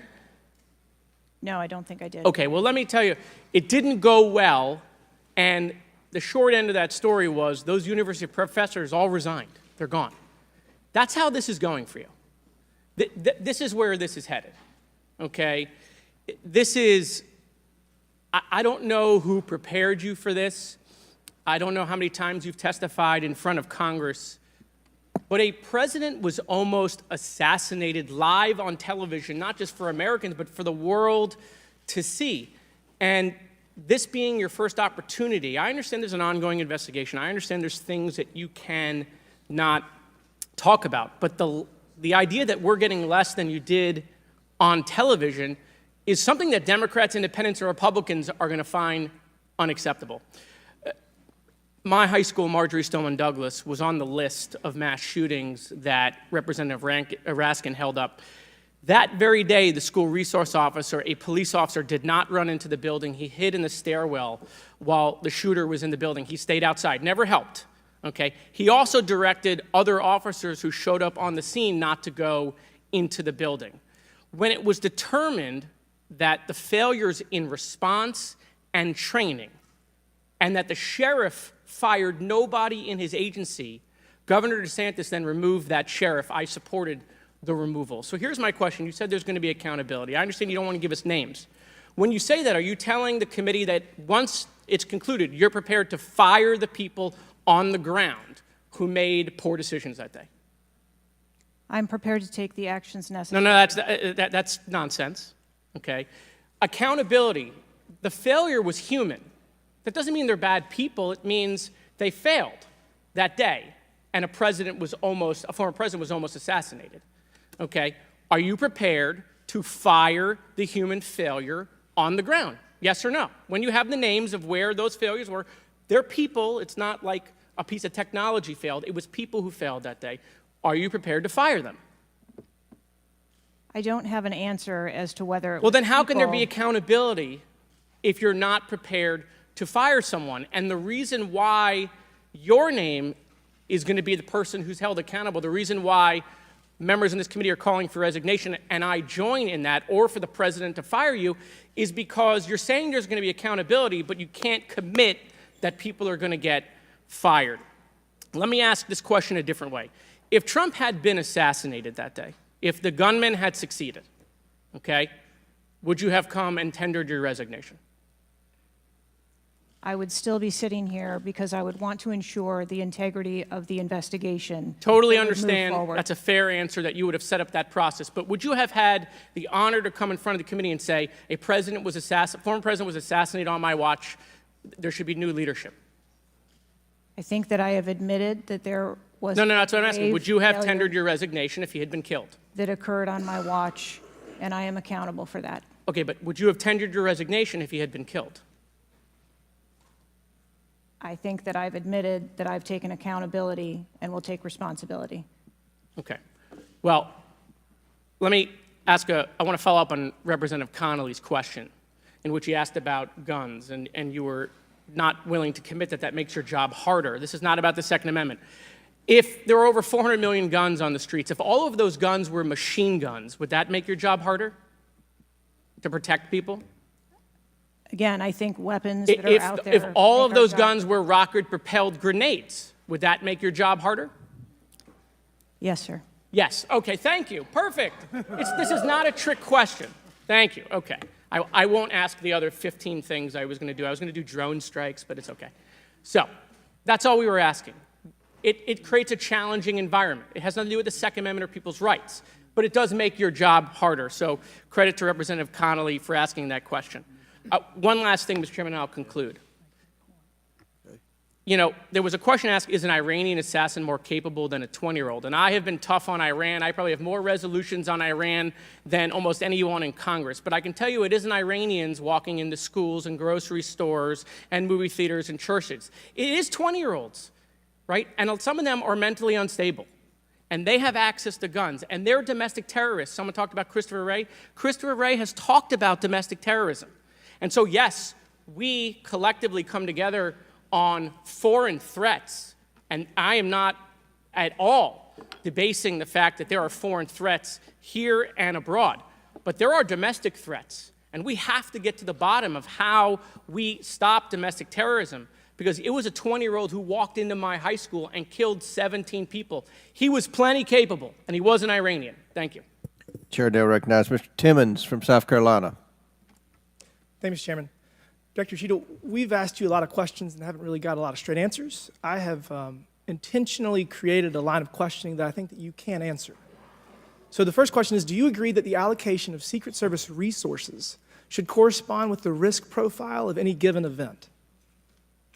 A higher degree of risk at one event should get more resources. Is that fair? That is fair. Okay. And when two events occur at the same time in the same geographic vicinity, that the risk profile of each event should be taken into account, and whichever event is greater risk should receive greater resources. That is correct. Okay, so I'm going to go over the Trump event. So this was publicly announced July 3rd, Butler, Pennsylvania. The venue is an outdoor fairground, open air, no existing security. The crowd size was expected to be tens of thousands. It ended up being over 20,000. There were general and specific threats from foreign adversaries. As the chairman of intelligence remarked, Iran has said they want revenge, as well as when President Trump was in office, he made a lot of people mad, terrorists to be included all over the world. And, President Trump is the former president and the future president. So I would say that that is a fairly high-risk event. Would you agree? Yes. Okay, let's conversely, the First Lady had an event at a casino in Pittsburgh, just a few dozen miles away. It was a dinner for the Italian Sons and Daughters of America. It was publicly announced on July 10th. What's interesting is that the casino is actually extremely secure. They already have magnetometers existing prior to this event even being announced. It was in a ballroom. And the size of the crowd, a mere 400. There were no specific threats. There may have been general threats. And the asset is the First Lady. Those seem like there's a huge disparity relative to risk. Would you agree? Yes. Okay, thank you. Multiple whistleblowers and various media outlets have reported that the Pittsburgh field office of the Secret Service allocated 12 additional post standers to the First Lady's event and 3 additional post standers to the Trump rally. Is that correct? There were no assets that were diverted from the First So Lady's no. This is a very visit. simple question. I'm not asking if anyone was diverted. Did the First Lady's event that was relatively secure, especially compared to Trump's rally, get 12 assets? And did the First Lady's event get 12 assets and Trump's get 3 from the Pittsburgh field office? That's a yes or no question. If you don't know, don't answer it. I mean, if you don't know, don't The answer number of personnel that were allocated to both of those events were comparable to the risk at both of those events. Wow. Really? So you think that the Pittsburgh casino, 400-person in a ballroom with ingress, egress through probably a very well-guarded parking garage was 4 times more dangerous than a 20,000-person rally on an open field with the former president and future president? You think that that's 4 times more dangerous, the casino event? I didn't say that at all. Well, they got 4 times the resources from the Pittsburgh field office, who was likely in charge of the final walkthrough for both events. I mean, we've continually highlighted the failures of the Secret Service at the Trump rally. And, you have the former and future president getting shot. You have multiple injuries, 1 fatality. And I would have to think that if we had 9 more post standards, 9 more individuals that have the training and the integration into the Secret Service defense of Trump at that rally, that I have a feeling that Crooks would have had somebody come say hello to him before he fired a bunch of shots. Do you think that's possibly true? There were significantly more assets and resources available at the former president's event than there were at the First Who made Lady's the event. decision to deploy 12 post standards to the casino where the First Lady was having a 400-person dinner, and only 3 people from the Pittsburgh field office to the 20,000-person plus Trump rally? Who made that decision? There were additional Secret Service resources available at the former President Trump's event. Who made that the day. decision to deploy 12 to the First Lady's event and 3 to the Trump event? The allocation of resources is decided based on the availability of personnel and their location and where they are, but there were sufficient resources What did you just that say? were given to Did you just the say there were former sufficient president's resources? President Trump event got that shot. day. Someone got killed. There were not sufficient resources, clearly. There was and a it gap. doesn't take 27 years of experience to know that. And whoever made that decision, it probably wasn't you, needs to be fired. And then you need to resign because this is absolutely unacceptable and you've lost the trust of the American people. With that, Mr. Chairman, I yield back. Gentleman yields back. Chair now recognizes Ms. Tlaib from Michigan. Thank you so much, Mr. Chair. Thank you, Director, for being here. When we hear the headline, a 20-year-old young man with access to an assault weapon commits an act of mass violence, we've heard this before, over and over again. But the unfortunate thing is that my residents don't get a committee hearing.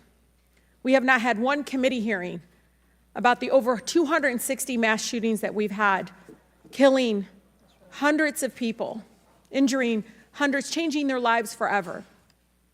And don't get me wrong, to many of my colleagues, I watched, and even the pool of blood, the screams, it was horrific. But it made me think about the images I saw after mass shootings at schools, grocery stores. I think of Buffalo, New York at a supermarket, where a racist gunman killed 10 shoppers with an AR.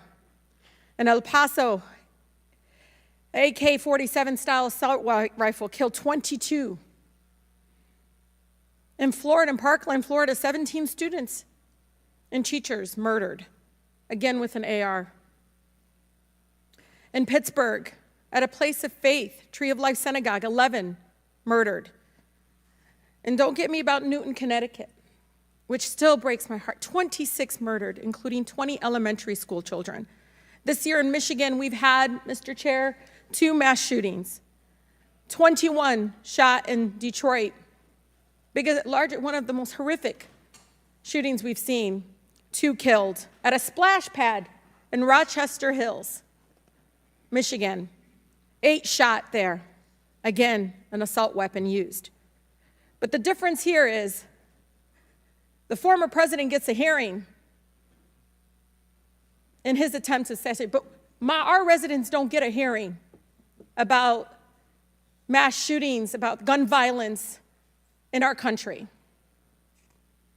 You know, Mr. Chair, I ask this wholeheartedly. You know, they don't have Secret Service to protect them. They don't. I don't have these mass agencies protecting our kids in the schools or the supermarket, or movie theaters, or going to a block party in Detroit. I don't have that. We don't have that.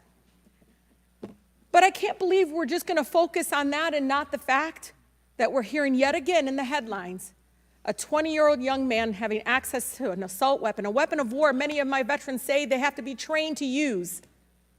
But he can get it, wasn't safely stored by the parent, grabbing that gun, and innocent lives were lost. Director, I know you got asked about this, and I think it's important, though, you know, for us to hear this. But how difficult is your job when there's such easy access to assault weapons in the streets?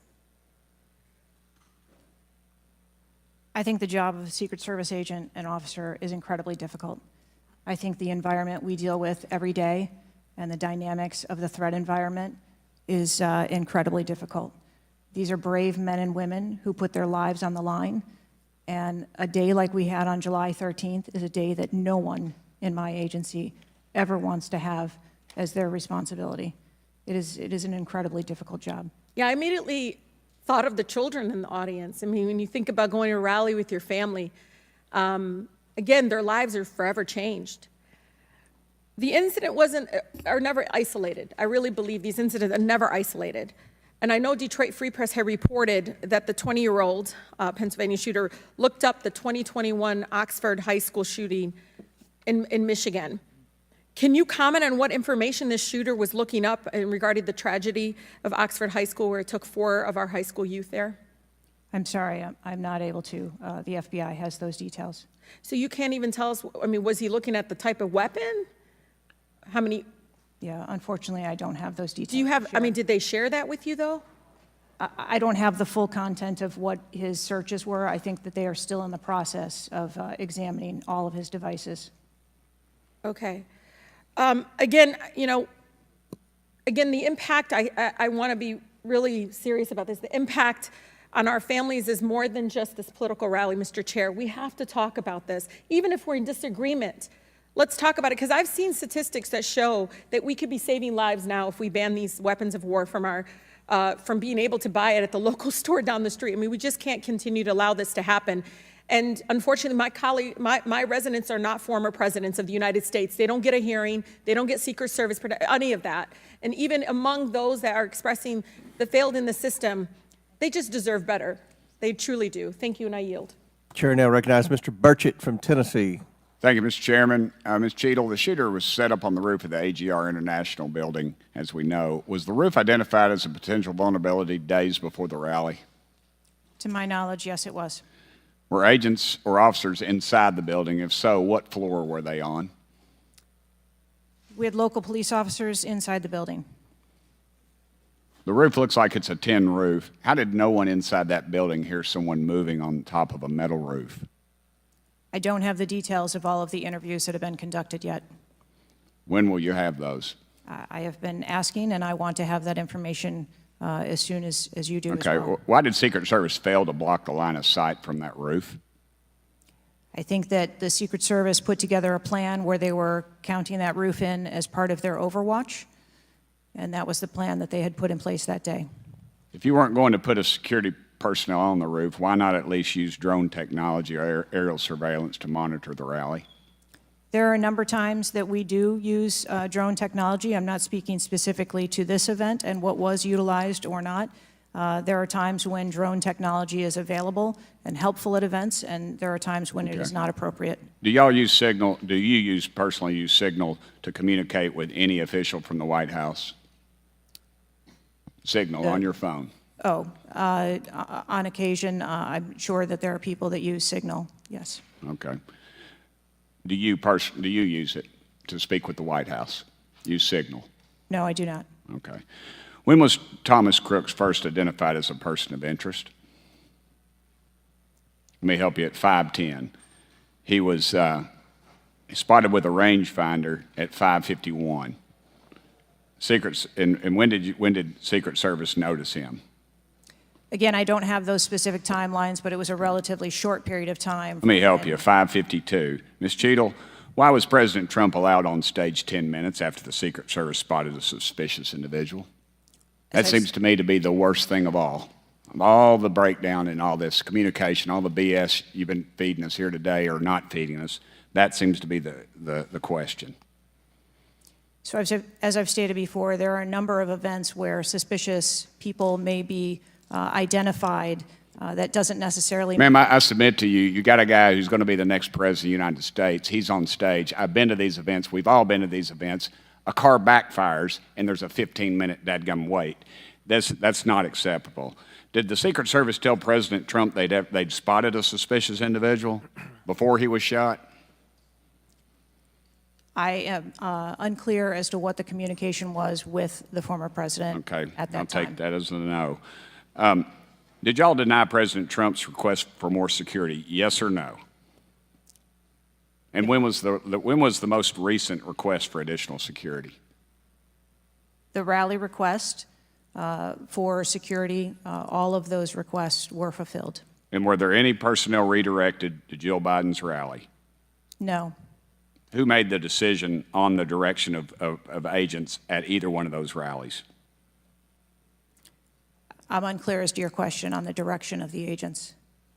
I said, who directed those agents to be at Ms. Biden's rally or President Trump's rally? The specific agents. So there is a methodology in which agents are available for assignments, and they are assigned based on either geographic location or logistics or flight. Ma'am, I appreciate all that, but that methodology about got President Trump killed. Was the security detail guarding President Trump a temporary detail? The personnel who are assigned to the former president's detail are assigned to him. Why was there a different detail on the opening night of the convention than the detail that was guarding him in Pennsylvania? The president has a very large permanent protective detail assigned to him. They work shift work, and so it could be that people you saw at the rally were not working the same shift the day that he was. I can assure you, ma'am, somebody that's a lot shorter than the president was not at the convention, and the people that were cowering down behind the mass of agents that were on top of the president were not in the convention hall. At least I didn't see them. You can't seem to answer a single question about an ongoing investigation, ma'am, and you don't know when the information will be released publicly. Are you waiting for the administration to sign off? No, I am waiting for the results of the investigation, at which time. Okay. Let me ask you one more question. You found explosives in the shooter's possession. Is that correct? The FBI found explosives. Do we know who directed this young man how to make those explosives?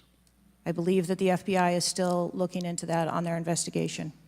Ms. Cheatle, you said that the buck stops with me, and I agree. I don't think you should resign. I think you should have been fired. Ma'am, you are a DEI horror story.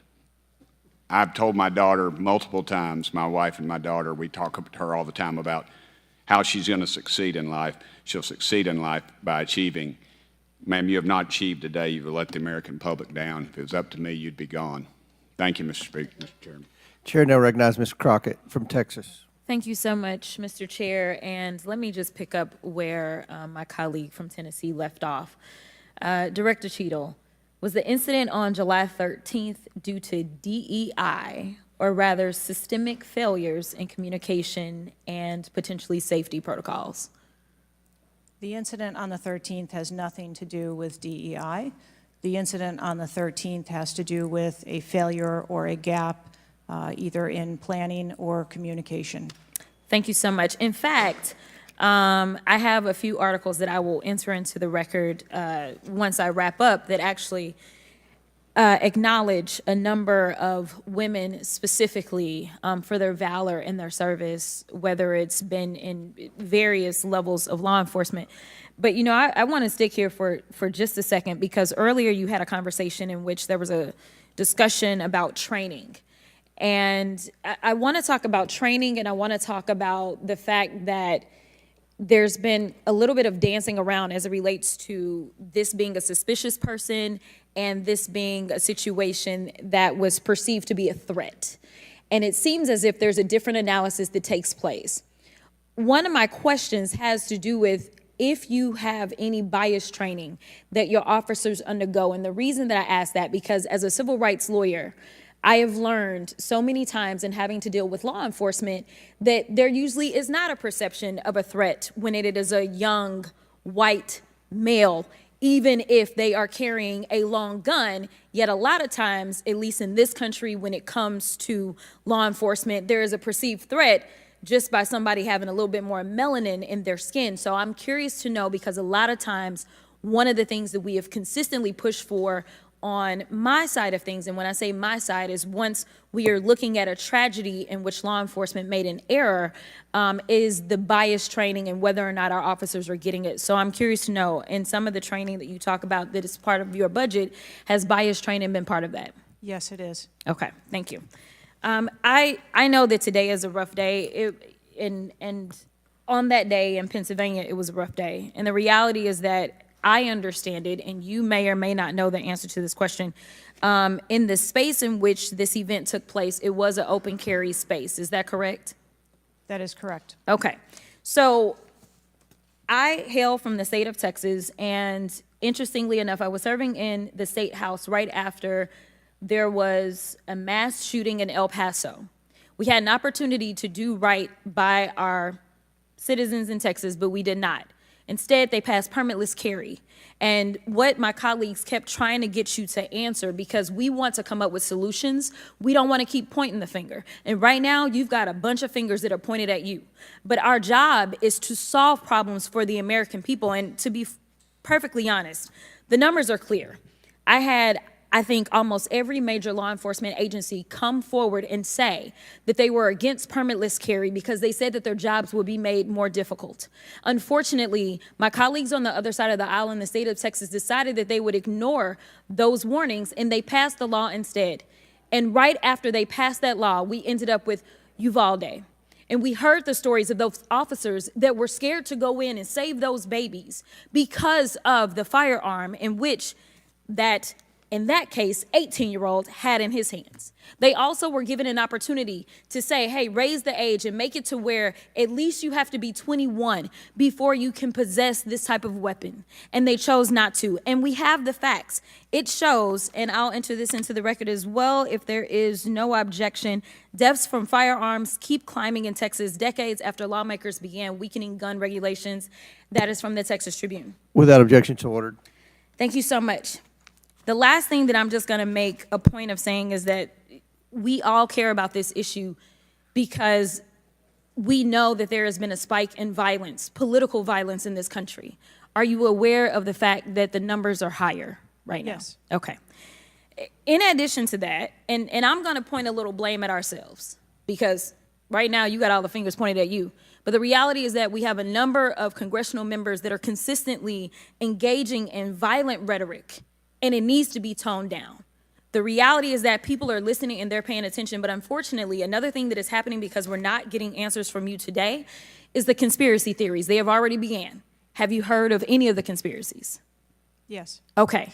The problem with these conspiracies is that when people believe that, say, the President of the United States ordered a hit, or they believe it was an inside job, or whatever conspiracies they believe because they don't have any facts in front of them, that potentially incites the next level of violence at the next event in retaliation for this. So we are only begging for your job as it relates to being the director, as well as the men and women that you are protecting as their director, that you keep them safe by making sure that the American people have the information that they need so that they can feel as if Secret Service is on the side of the American people. And ma'am, I don't doubt that Secret Service is on the side of the American people. But right now, so long as these conspiracy theories continue to fester, it is going to make your job that much harder. Thank you so much, and I yield.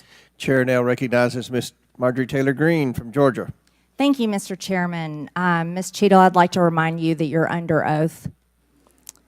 The site team has a senior supervisor, an advanced team, a protective intelligence team, a counter sniper element, and detail. Who was the agent in charge? How long has she been the agent in charge? And what is her Secret Service background? So I'm not going to provide a name. Why not? You're here to answer our In this questions. forum, I'm not going to provide names of. You stated in your testimony, you said, I am here today to answer your questions. That is correct. Answer the question. I'm not going to provide names of our personnel. Why not? Today. The American people are demanding these answers from you today, Ms. Cheatle. I will do the best to provide you accurate information based on the facts that I have at this time. You're not answering our questions. The advance element coordinates with other intel or law enforcement partners, identifies threats and weaknesses at the sites and movements. We'd like a copy of the advance report. Have you brought it here with you today?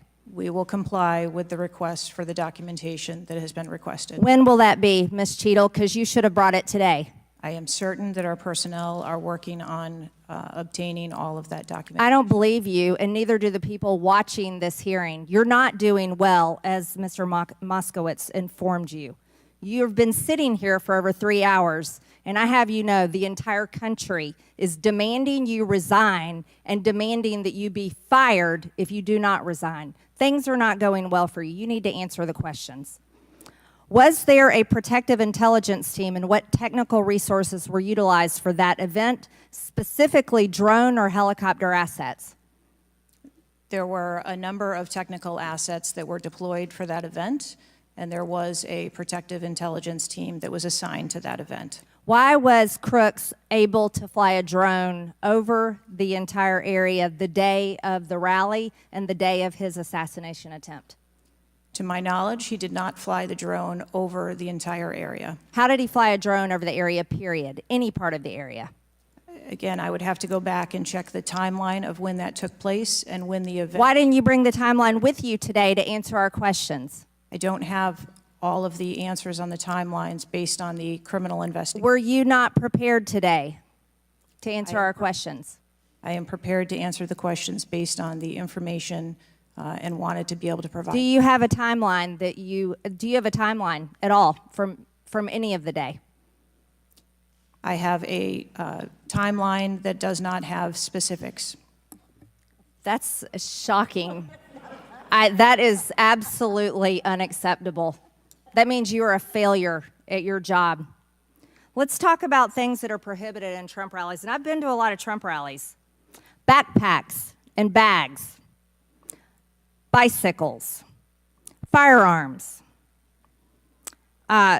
any type of weapon, or any other item determined to be a potential safety hazard, like a rangefinder would be one.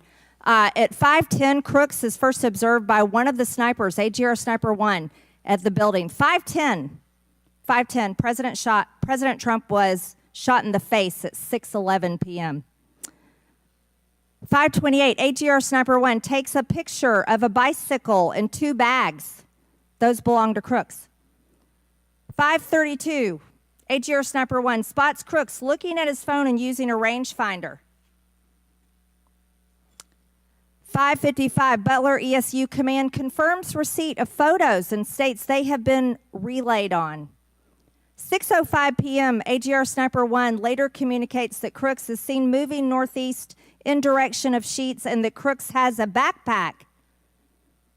2 minutes before the shooting, while President Trump has been allowed to take the stage, people see Crooks laying on his stomach in a sniper position on the roof, and they're yelling he has a gun, and they are trying to alert law enforcement and Secret Service.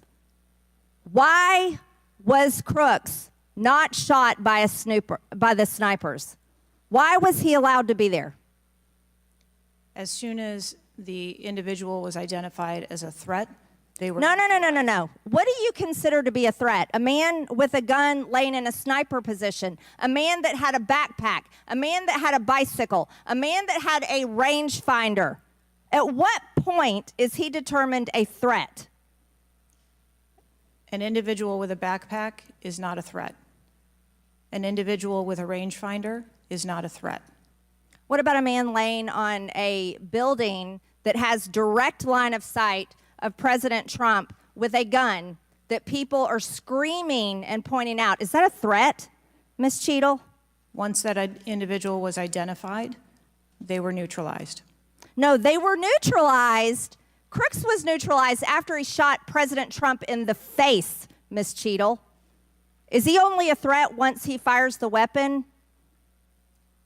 As soon as the counter sniper identified that individual, they were able to neutralize them. How were people in the crowd? Okay, then let's just take it this way. People under your command did not consider him to be a threat, yet people in the crowd knew he had a gun and considered him to be a threat.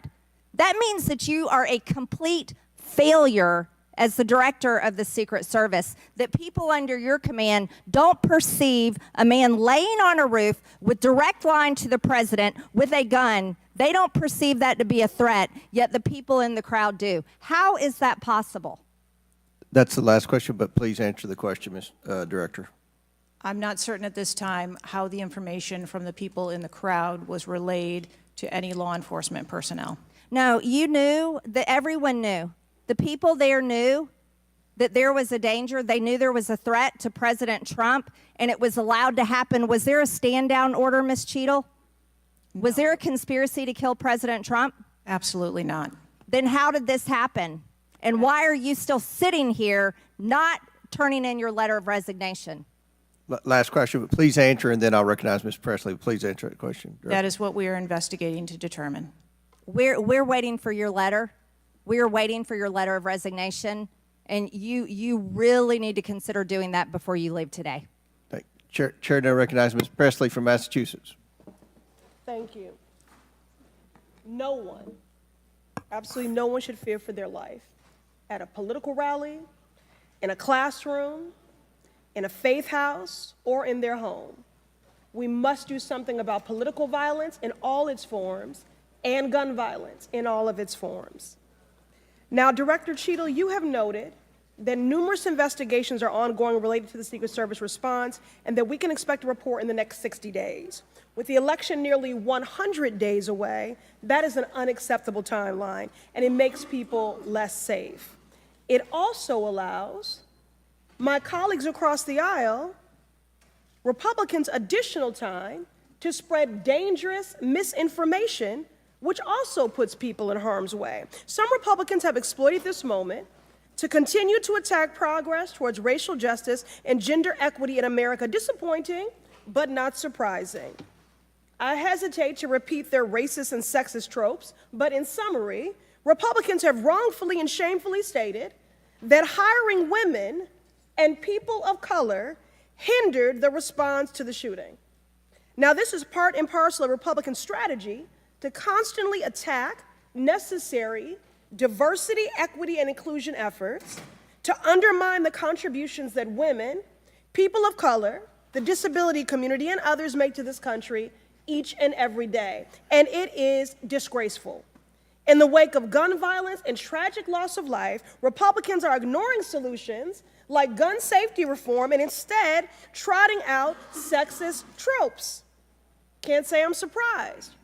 I ask unanimous consent to enter into the record reporting from CNN titled "Right-Wing Media Figures Blame Women in Secret Service and DEI for security failure in Trump shooting. Without objection to order. This article quotes members of Congress and others that plainly accuse DEI and the hiring of women as a liability for the Secret Service. Women have been an integral part of the agency since 1971 and are held to the same standards as their male counterparts. To use them as a scapegoat during a time of crisis is shameful and it is dangerously divisive. In fact, based on recent publicly available demographic data of the agency, the largest demographic groups among special agents are white and male. But to right-wing extremists, the truth doesn't matter. The lies they tell to advance their anti-diversity agenda, which is a key theme throughout Project 2025, will only make the American public less safe and more divided. And every day, Director Cheatle, that you fail to give us answers, they are given more oxygen to make their baseless claims that women and people of color are responsible for tragic events. And that is dangerous too. Thank you. And I yield my remaining time to Ranking Member Raskin. Thank you to the distinguished gentlelady from Massachusetts, and thank you for those trenchant insights. I wanted to make the point that you were making and several of other members were making to bring it into sharp relief here. The very same day that Donald Trump narrowly escaped an assassination attempt, but an honored firefighter was gunned down and killed and other people were injured, there was another mass shooting that day.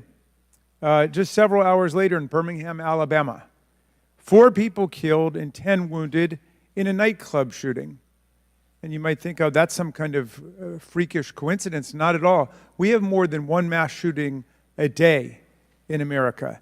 They are so commonplace now that they are barely reported in the national news. It's, of course, local news in Birmingham, Alabama, that 4 people were killed and 10 other people were shot and seriously wounded, being treated at the hospital.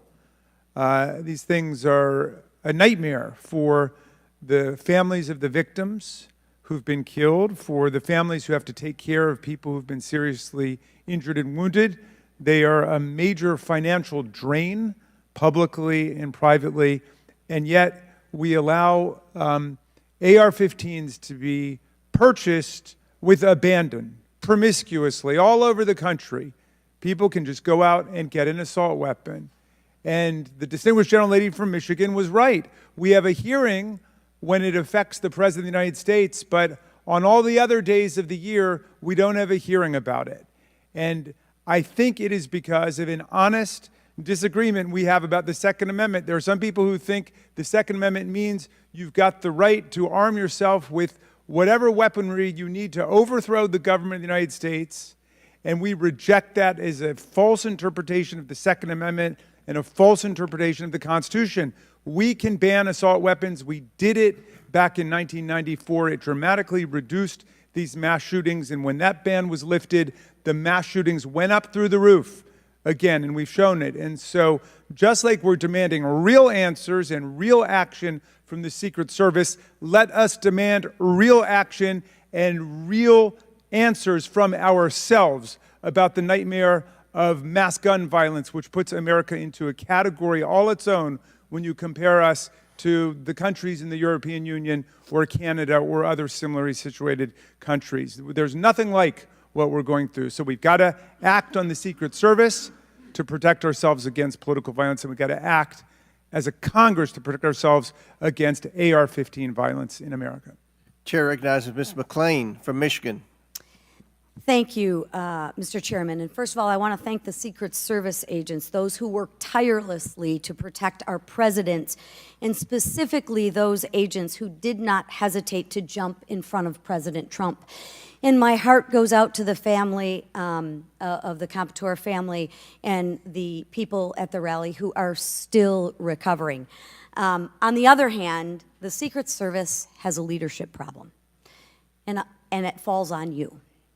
And although I appreciate your hollow words that the buck stops here, I was actually hoping for some answers. Director Cheatle, you must answer to the American people if you want to stay in charge. It's really, really simple. You want to keep your job, right? Absolutely. Okay. The best way to keep your job is to answer the questions, not play this shell game, not sing the Slim Shady song, wasn't me. I mean, come on. How long did you prepare for this hearing?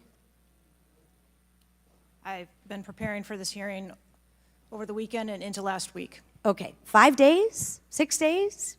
As soon as I was notified. And how long was that? About this hearing. Okay, 4 days? I began preparing. 4 days, 3 days? I'm not sure the date that I got the letter asking me to be here. What are you sure of? Are you sure the color of your hair? Are you sure the color of your suit? I'm just, like, tell the American people, what are you sure of? You don't even know when you started preparing for the hearing? I mean, the biggest hearing of your life, and you have no clue? You can't remember when you started preparing for this hearing? Can you understand why those words seem hollow to the American people who are supposed to entrust their faith in you? I assure you, the moment I received notification. But you can't remember. You got a little Alzheimer's, dementia going? I mean, what, you can't remember. I have several active investigations going on and an operational agency to run. Okay. All right. But you want to take accountability, right? The buck stops with you, right? I am taking accountability. Super. Then let's start with trying to answer some questions. You keep referring to the FBI. When asked how many shell casings were on the roof, you referred to the FBI. When asked if there were explosive in the car, you referred to the FBI. When asked if Crooks was acting alone, you referred to the FBI. See a common theme here? I can go on and on. My question is, who at the FBI should I speak with? Wait for it. Wait for it. The FBI is responsible for the criminal Is there a name? I'm not certain. I'm not certain. Who at All the right, here we go. FBI I'm is not running the certain. I don't know. Let me ask a different question. Have you been in communication with the FBI? Yes, I have. With whom? I speak with the director and the deputy director. Okay. And what have they shared with you about this investigation? So I'll give you an opportunity to answer again. Did they share with you how many shell casings were on the roof? They have shared with me the evidence. Did they share with you how many shell casing were on the roof? Yes. Okay, how many were there? I would refer to the FBI for their How investigation. many were there? And their information that they need to share in their investigation. So they've shared the information with you. You just don't want to share the information with us, correct? We have concurrent investigations that are going on. So they have shared this information with you. You know the answer to the question. You just refuse to answer the question from the member of Congress who has subpoenaed you to be here. Is there a different answer to that question? I was always willing to come here and testify before this oversight hearing. Beautiful. Then let's do that. Let's necessary. for once have your actions match your words. So you've been in communication with the FBI. You know the answers, and you refuse to tell us the answers. So I will ask you again. You know how many shell casings were on that roof. What is the answer to that question? I think it's pertinent. What is the answer to that question? I think it's pertinent to talk to you about the information that the Secret Service has and that the Secret Service knows related I'm to the asking events you on an that day. answer to the question. If you're supposed to be in charge, if the buck stops with you, how come you can't share the answers? What are you covering up? What are you hiding, my friend? I'm not covering anything up. Then why can't you answer a simple question? I would leave it to the criminal investigation to answer questions related to that. When you talk to the FBI and you ask them how many explosives, well, let me ask you, did you ask them how many explosives were on the roof? Did they answer that question? Or in the car, excuse me. Did they answer that question for you? Yes. Yes. So you know the answer to that question that my colleagues have asked you. But again, you refuse to give us the answers. You're playing this wasn't me. Well, I submit to you, if you can't, and it's not a can't, it's a won't. It's not a can't. It's not a I don't know. It's a I choose not to answer the question. Well, let me tell you, Ms. Cheatle, if you're going to lead, you need to lead. If you want to be in charge, then answer the question or step aside and have someone with the courage and the guts to answer to the American people the questions that they deserve answers to. And with that, I yield back. Chair now recognizes Ms. Boebert from Colorado. Thank you, Mr. Chairman. I'm going to continue down that vein. You have been here sitting today, Director Cheatle, definitively able to dismiss erroneous information and speculation. However, you are refusing to answer questions that we now know that you have the information for. You are saying that you are wanting to answer questions that the Secret Service has information to. Well, ma'am, you are the Secret Service. You are the director. You have said that you are the best for the job. So, I'm going to ask you some questions now knowing that you do have answers from the FBI, whom you have been passing the buck to this entire day. And I'll start with something that, maybe the FBI doesn't know because it has to do with you personally. You said you spoke with President Trump after the assassination attempt. And I want to know, did you apologize to him directly for nearly having President Trump killed? Yes, I did. I appreciate that. I appreciate that you recognize that this was your failure. Now, since the assassination attempt, you are under oath, reminding you, have you communicated with anyone at the White House on an encrypted messaging app like Signal? Yes or no? No, I have not. Are you willing to surrender your personal phone for analysis? If I am required to do so. Okay.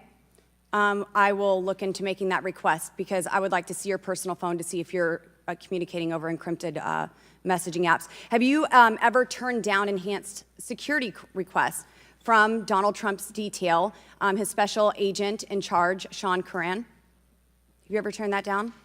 No, I have not. Have there been, has your team, has the Secret Service? Maybe not you personally.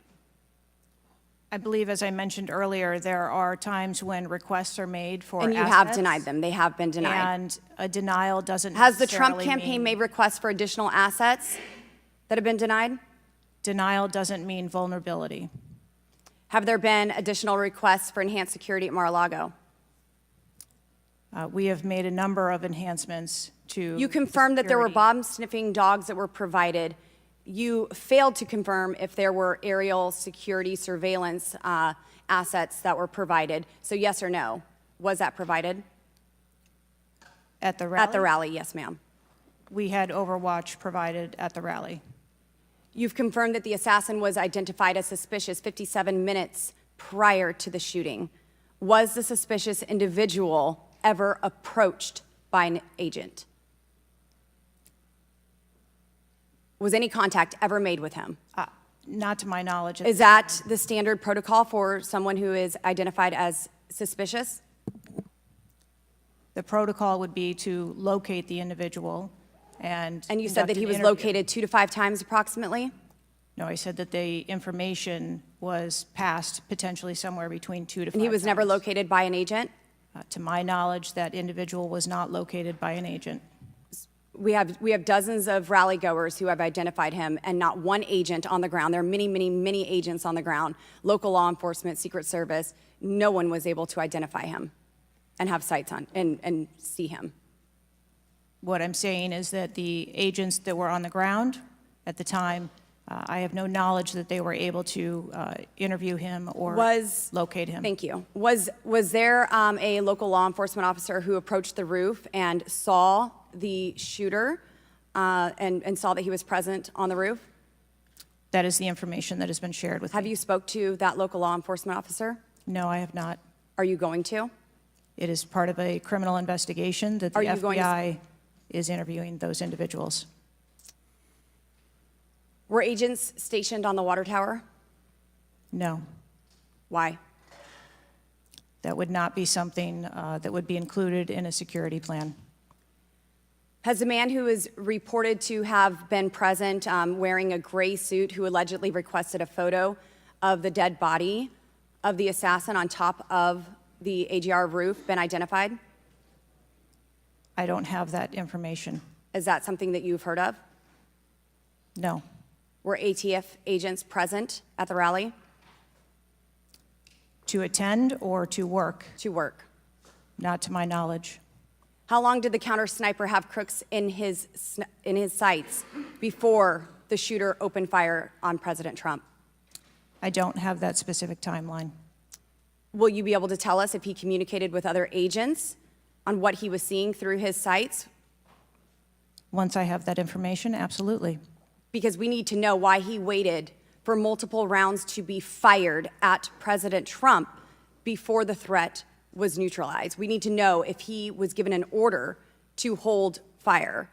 Now, you've excused the roof of being unmanned because of the slope of the roof. Do you continue to assert the slope of the roof as a credible reason for leaving this position undefended? First, I'll go back and correct that there was no order to hold fire. Our agents and officers have the ability to neutralize a threat at the time that they see it. I'm sorry, you don't know the communication that was taking place or how long he had him in his sights because you haven't spoke to him, but you do know that there was no order to hold fire. I can tell you the way that our personnel are trained. They are trained on the use of force scale that when they see a threat, they are authorized to neutralize that threat. They don't have to ask for permission. You excuse the roof being unmanned because of the slope. Do you stand by that assertion? The roof was not covered with an individual on it because there was overwatch provided. Apparently not. No, there was no overwatch provided. This is very evident. President Trump was shot. A man died. There was no oversight provided. I find this rather maddening, especially now knowing that you do have answers from the FBI, who you have been passing the buck to this entire hearing, not answering a congressional hearing, members of Congress, while you are under oath and under a subpoena. I find it maddening that the director, that our country has come centimeters away from oblivion under your watch. You have answers. You are refusing to give those to us, directing us to the FBI, and this entire thing is a waste of time. You are responsible for the loss of a life and the shooting that took place on President Trump. You do need to resign. This is bipartisan. You need to be fired. You do not need to hold this position. You are not the best for this job. I am over my time, but I cannot tolerate your watch any longer, and I'm going to continue to call daily for you to be removed from your position, ma'am. Chair recognizes Mr. Fry from South Carolina. Thank you, Mr. Chairman. Director Cheatle, how long have you been with the Secret Service? 29 years, right? That's correct. And how long have you been director of the Secret Service? Just under 2 years. During your tenure as director under the Secret Service, I know we're here today to talk about the assassination attempt on President Trump, but how many other security lapses have occurred with protectees under your watch? I don't have a specific number, but there have been some lapses. There have been other lapses. Was one of them Jake Sullivan? Yes, sir. What happened there? There was an individual who was able to access Mr. Sullivan's residence. His residence? A protectee, somebody was able to break into his house. And what happened? Did anyone get fired because of that? There were individuals who have been reassigned. Reassigned. What other steps have taken? What I'm seeing. What other incidents have occurred other than Jake Sullivan?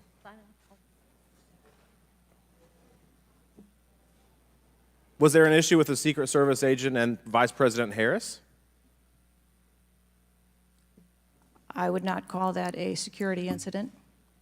Well, it seems to me, I mean, you have security lapses with President Trump. You have security lapses with Jake Sullivan. You have issues with your personnel related to Vice President Kamala Harris. There seems to be a repeated theme here. Would you not agree with that? I think that we are talking about separate categories of incidents. Well, I would disagree with that. I think there's a repeated theme when you've got protectees and you're not upholding your core mission. Let me ask you something else. Does the Secret Service routinely record communications between and amongst detail? Radio communications? Any communication? Email communications are captured, as well as text messages, and then depending on the detail, radio communications are recorded. Does the Secret Service have recorded communications from the July 13th event? We do not have radio communications from that day. But you have text messages? We do have emails and text messages. Emails, okay, great. Does the head of the Trump detail or someone else embedded in this detail have command decision-making authority, or do they need to seek authorization from someone outside that detail? The head of the detail has the decision-making authority for things that are necessary for that detail. Is that standard for protection details? Yes, it is. Okay. Let me ask you something. During campaign events, is it common for the Secret Service to utilize other agencies? Yes, it is. What other agencies would be providing assistance to the Secret Service? There are a number of other agencies that provide assistance to the Secret Service during campaigns. We utilize personnel from the Department of Homeland Security. We utilize personnel from the Department of Defense, and we utilize local law enforcement partners.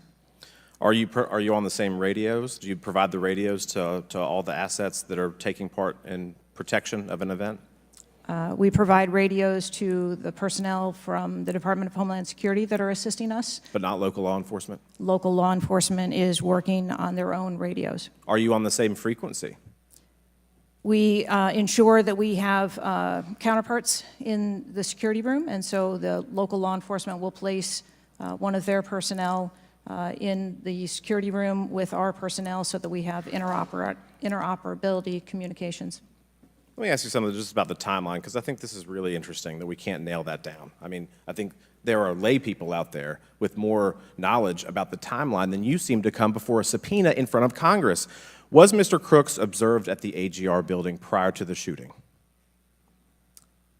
He was observed on the grounds outside of our perimeter prior to the shooting. At approximately what time was that? You don't have to give me the specific minute, but at approximately what time was that? I believe it was about 45 minutes or so prior to. Did the sniper team take a photo of Mr. Crooks? The local team did, yes, So it was a local team and not a Secret Service sniper? that took the photo. Okay. And did he relay that photo to Central Command? Again, it's an active ongoing investigation, so I want to make sure that I'm factual with the route that that photo took and who that was disseminated to and when. What time did when did Mr. Crooks' status go from a suspicion, a person that was under suspicion, to a threat? When did that happen? And maybe not even a specific time, Director Cheatle, maybe a certain event that happened that transformed him from a person of suspicion to a threat. When did that happen? To the best of my knowledge, based on what I've been told thus far, it's approximately 5 minutes to where individuals relayed that there was an incident being worked at the 3 o'clock of the president. So that was, but it was before the shots were fired? That is correct, but again, it was not phrased as a threat. It was just that something was being worked. Yeah, but my question is, when did he become, when did he transform from suspicion to threat? Because they're treated very differently. People can be suspicious, but they're not a threat until a certain point in time. So when did that happen? I believe that it was seconds before the gunfire started. Seconds. My gosh, we actually have a few questions that we got answered today. Listen, I'm going to wrap up here, Mr. Chairman, but here's the frustration that people have. The buck stops with you. You've said that yourself. But the problem in Washington, D.C., it is the only town in America that you can be so bad at your job that you actually get a promotion or don't get fired. You have not been able to answer the number of agents, whether or not requests were denied on additional security, whether or not law enforcement were able to engage before the shooting with the assassin, how he got on the roof, how the rifle got on the roof. You can't tell us how many shots he fired, whether the casings were recovered. You can't tell us anything about his cell phone. You can't tell us whether the rally was supposed to be postponed, given the intelligence that you were receiving. You can't tell us whether the car had a bomb. You can't even tell us his motive. And the American people are incredibly distrustful because it has taken 9 days to even get a scintilla of evidence out of you. Maybe if I was CNN or ABC or NBC, I would have gotten much more thorough and accurate information, but we have not received that in a subpoenaed hearing in front of this Congress. That is why the American people are frustrated, and I echo the bipartisan calls on this committee and all across this country that you should resign, or maybe when the president wakes up from his nap, he can fire you. Thank you, Mr. Chairman. Chair now recognizes Ms. Luna from Florida. Director Cheatle, can you please give me the names of the individuals who are in charge of your conduct for the rally? I'm not going to release names. Can you give me the today. titles? And how many individuals? No. Nothing? We had a full advance team that was responsible Who for are the, advancing how many the site. people are the final approval authority? There are a number of people Can you that give me a are number? engaged in approving Can you the give me plan. a number? No, I do not have Okay. a firm number. Can you just confirm whether or not, I understand this is an open investigation, but in order to dispel conspiracy theories, have you guys been able to subpoena the shooter's Discord records, or has the FBI, to your knowledge? I believe that the FBI is working on those. Okay. Is it factual to say that you have not ruled out that the shooter was working with other people or persons? Again, the FBI is conducting the criminal investigation into Can the you, shooter. at least in an effort to dispel conspiracy theories, can you confirm or deny that? At this time, we do not have that there were any other people engaged. So you believe he was acting alone? I do. Okay. Have you been made aware of multiple eyewitness reporting that there was a second shooter on a water tower? I do not have any information related to any second shooter. Okay, the reason I asked that is because according to testimony from multiple witnesses, they did report that. And again, to my understanding, there were over 40 sniper teams that were briefed by the Butler ESU. And I want to make sure that people are aware, if you're saying that there's not another shooter, that we are able to clear that information, because from this whole entire briefing, it doesn't seem like much information has been able to get out to the American people. So I'm trying to dispel rumors, as I'm sure you understand. Was it true that Secret Service was present at the Butler ESU briefing?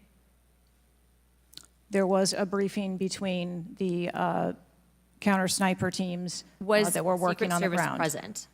Yes, to my knowledge. Okay, I want to read you a report from people that seem to be throwing you under the bus and stated that they were in attendance and that Secret Service was not in attendance at the security briefing, according to individuals with knowledge, to also include that the AGR building where the shooter Thomas Matthew Crooks was located was actually not a part of their security perimeter for that. So there was not Secret Service present.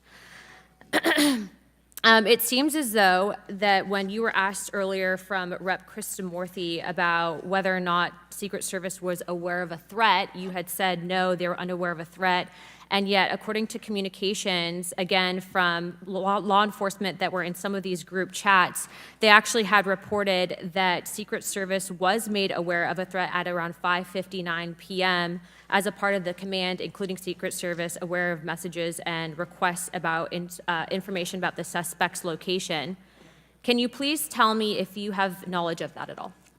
Again, I think we're conflating the difference between the term threat and suspicious. But you guys did have knowledge at 5:59 p.m. according to those group chats, did you not? Of a suspicious individual. Okay. Chairman, in my opinion, according to some of the testimony today, I feel that you have perjured yourself in some instances, and so I'm going to ask for a full review of the transcripts by staff, and if you find that to be the case, I do ask that you bring perjury charges against the director. I will say this, it is very frustrating, and I've talked to my colleagues and we've said it to your face, that you have been up here basically stonewalling our ability to get the answers to the American people. And what I will also say is that every single member of Congress does not feel safe with you in charge. You have heard that, and I think that we are all sitting ducks with you in directing the Secret Service currently. But more importantly, it sends a message to our adversaries that we are not protected, and we are one of the strongest countries in the world, so you have essentially made us a less safe country because of it.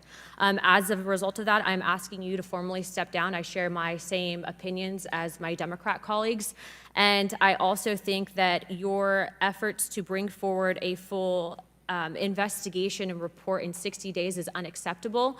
And as a result of that, I'm going to do everything in my legislative toolkit to ensure that that happens sooner rather than later. And I'm sure that you know that we brought a vote on inherent contempt against Garland for essentially blocking a congressional investigation, and I don't think that you should be any different. So I will say that I am just completely disgusted by your performance today, and I understand that you're probably in a position where you're being told not to testify, which is why we had to subpoena you. I think that goes back to Garland. But again, that is part of the flushing that we need to get out of Washington, and I would be happy to assist in that process. Chairman, I yield the rest of my time. Chair now recognizes Mr. Langworthy from New York.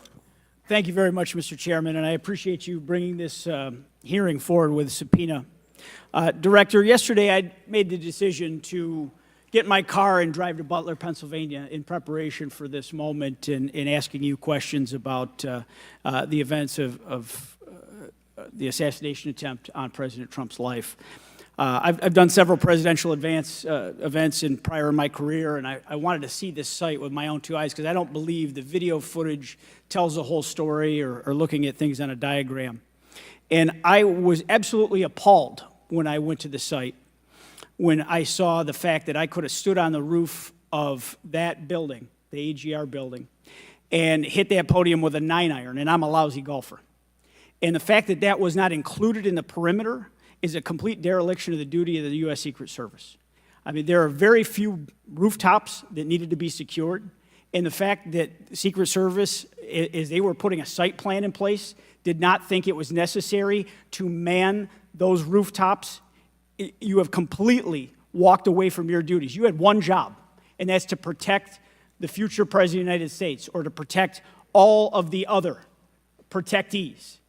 And President Trump is only here today by God's grace because he had just something in him that made him turn his head just slightly, or we would be in a national period of mourning right now. And you have done nothing here today. I've rewritten these questions like 4 times during your hearing, and you haven't answered a damn one of them. You haven't given any information. You have hidden behind this FBI investigation, and I think you should be ashamed of yourself because you have brought more shame to your agency than I think that the assassination attempt has at this point. This is literally the worst performance I have ever seen in front of a congressional hearing. You have offered no reason for this committee, this body, or the American people to trust you or the Secret Service today. And you should resign. You have said that you've put new security measures in place after the assassination attempt. Can you tell us what those are? Because the American people want to know that you're taking real corrective measures, but today you've pointed to an investigation. Investigation or not, you still have a job to do with a zero-fail mission. But so far, there's been absolutely no accountability, and you've admitted that here today. Not one person's been suspended. Not one person's been put on a desk. Meanwhile, we've got the most contentious of elections in our nation's history, and protectees are in danger because of incompetent leadership. Not the agents. The agents piled on President Trump to protect his life. Those are heroes. But the administrators running your agency, they're not right now. They're not doing their jobs, and you certainly aren't doing. The most appalling part of Saturday's events is the countless opportunities that Secret Service had to stop Crooks before he even got on the roof. At 3 o'clock, Crooks raised suspicion by entering the rally with a rangefinder. At 5:45, a cop with a Beaver County Emergency Services unit saw Crooks eyeballing the roof at the AGR International Building. And then at 5:55, Secret Service was warned of a suspicious person and identifies Crooks as a threat. This was all before shots were fired 15 minutes later. Director, yes or no, did local law enforcement alert the Secret Service about Crooks' presence at the rally? Yes, they did.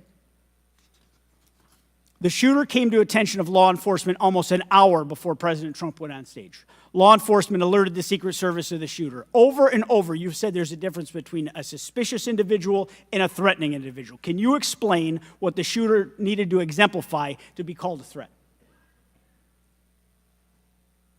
So I'm not clear as to what identified him as suspicious to the individuals who originally clarified him that way. For the Secret Service, for an individual to be determined to be a threat, that individual would have to be seen with a weapon or capable of doing some sort of harm to our protectees. I mean, Director, an individual walking into a rally with a rangefinder, scoping out an unprotected rooftop, and he reportedly flew a drone over hours before. It sounds like a lot more than suspicious, especially at a presidential rally. Your operational lapses, your resource management, and poor judgment nearly resulted in the assassination of President Trump. I mean, the dereliction of duty here is just appalling. The fact that you haven't visited Butler is just maddening to me. You're not taking this job seriously. Many people here have called for your resignation. I've introduced a resolution here into this body that hopefully will get a vote this week calling on the president to fire you, ma'am. You have not done your job. You have put two black eyes on your agency, and you need to go. Mr. Chairman, I yield back. Gentleman yields back. Chair now recognizes Mr. Burleson from Missouri. Director Cheatle, I just want to kind of get an idea of what you can answer, because outside of what the FBI is responsible for, you have full responsibility for the Department of Secret Service. So the question is, what is the mission? Who defines the mission? Our mission of the Secret Service is to protect the president, the vice president, their immediate families, presidential candidates, the former presidents, and those by executive order, and we also have an investigative mission. And those are well-defined? Yes, they Everyone within the agency understands the mission? Yes, they do. What about protocols and standards? Who defines the protocols and standards? We have a number of protocols and policies in place for the various missions that we have. So would it be safe to say that you failed the mission, the ultimate mission? I have stated repeatedly here today that there was a failure. What about specific failures within protocols and guidelines within the agency? Again, I am certain that the investigation that is being conducted internally as well as the external investigation. You said earlier in the hearing that there was either a communication, there was errors in communication or in operations. Could it be both? In both errors in operational decisions and errors in communications? I think the investigation potentially could identify both. So I want to talk about communications. Representative Boebert asked earlier about using encrypted apps, that you said you have not used, I guess, Signal. Have you used any encrypted app to communicate from your personal device? I do, on occasion, use encrypted apps to communicate. So you use some form of an encrypted app to communicate with people within the federal government, with local law enforcement? Whom are you communicating using encrypted apps? Many times it's with colleagues and associates. So you're communicating with colleagues on a personal device? There are times that the Secret Service, when we work internationally with some of our partners, that they don't have the same texting capability. And you're not able to do that with your government-issued device?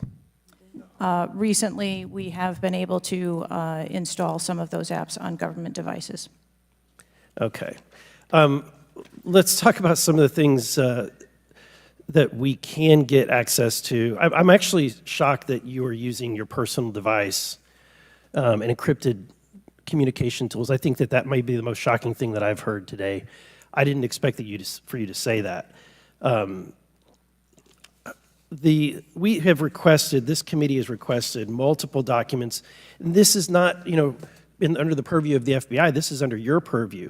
We requested a complete list of all law enforcement personnel, including Secret Service, Department of Homeland Security, local law enforcement with the roles in protecting the president. And we requested that for us to receive that by July 18th. Did you provide that? I believe that our agency is in the process of collecting all documents. So you did not, you have not provided it. How long does it take to determine who the personnel were that were on site? We are collecting a comprehensive list of all the documents that have been requested. We also requested all the audio and video recordings that your agency, not the FBI, but your agency has in possession related to the event. Did we receive those? Have you provided those at all? We are in the process of collecting all documentation requested. You're in the process, but you have not. Any memorandums or any internal communications related to the event? We requested that you provide that. Have you provided any of that? We are in the process of collecting the information that has been requested. Okay. So when can we expect to receive these documents? How long does it take to determine who was on site, who was being employed to be there to protect the former president? When can we expect that? How many days does it take to provide that information? We want to make sure that we have a comprehensive accounting of all of the documents that were engaged in that day, and we will make them available as soon as possible. I think transparency is the key here. It's shocking to me that we are communicating in a encrypted app to colleagues. I'm almost certain that violates some federal laws.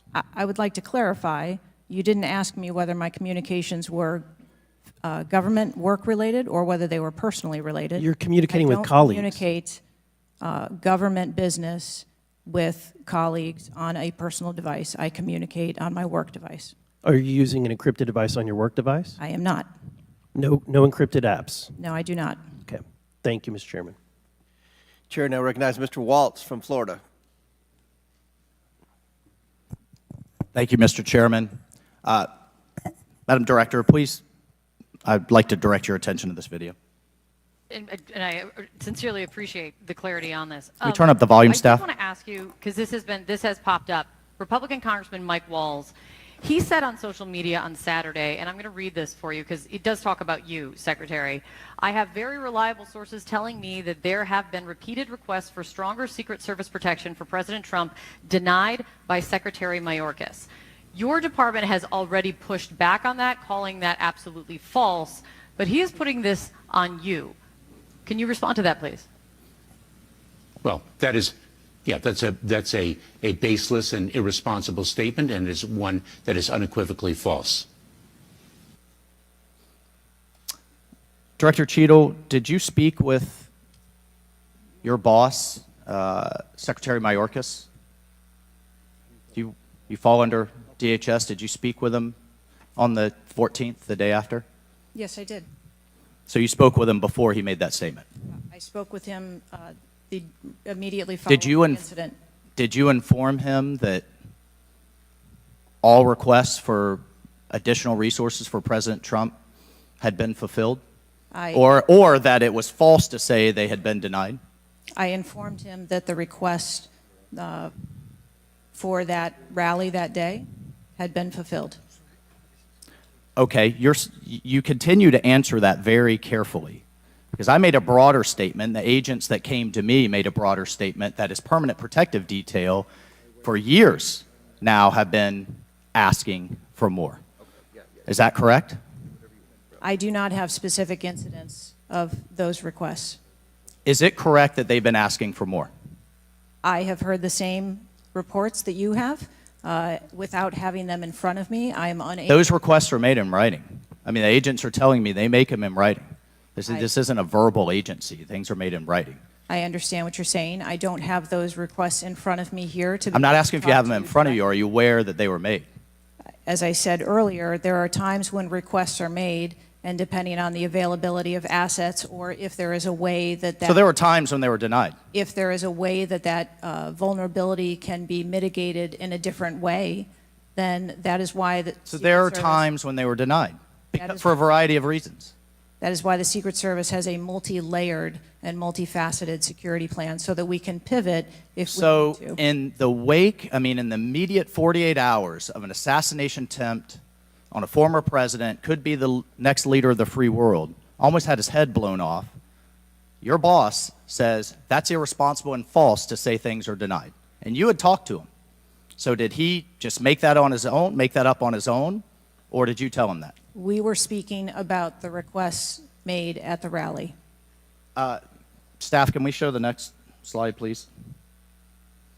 Then we have your spokesman. Did you sign off on this statement? That there's an assertion that a member of the former president's team requested additional security resources and those were rebuffed. This is absolutely false. In fact, we added protective resources and technology and capability as part of the increased campaign travel tempo. But next slide, please.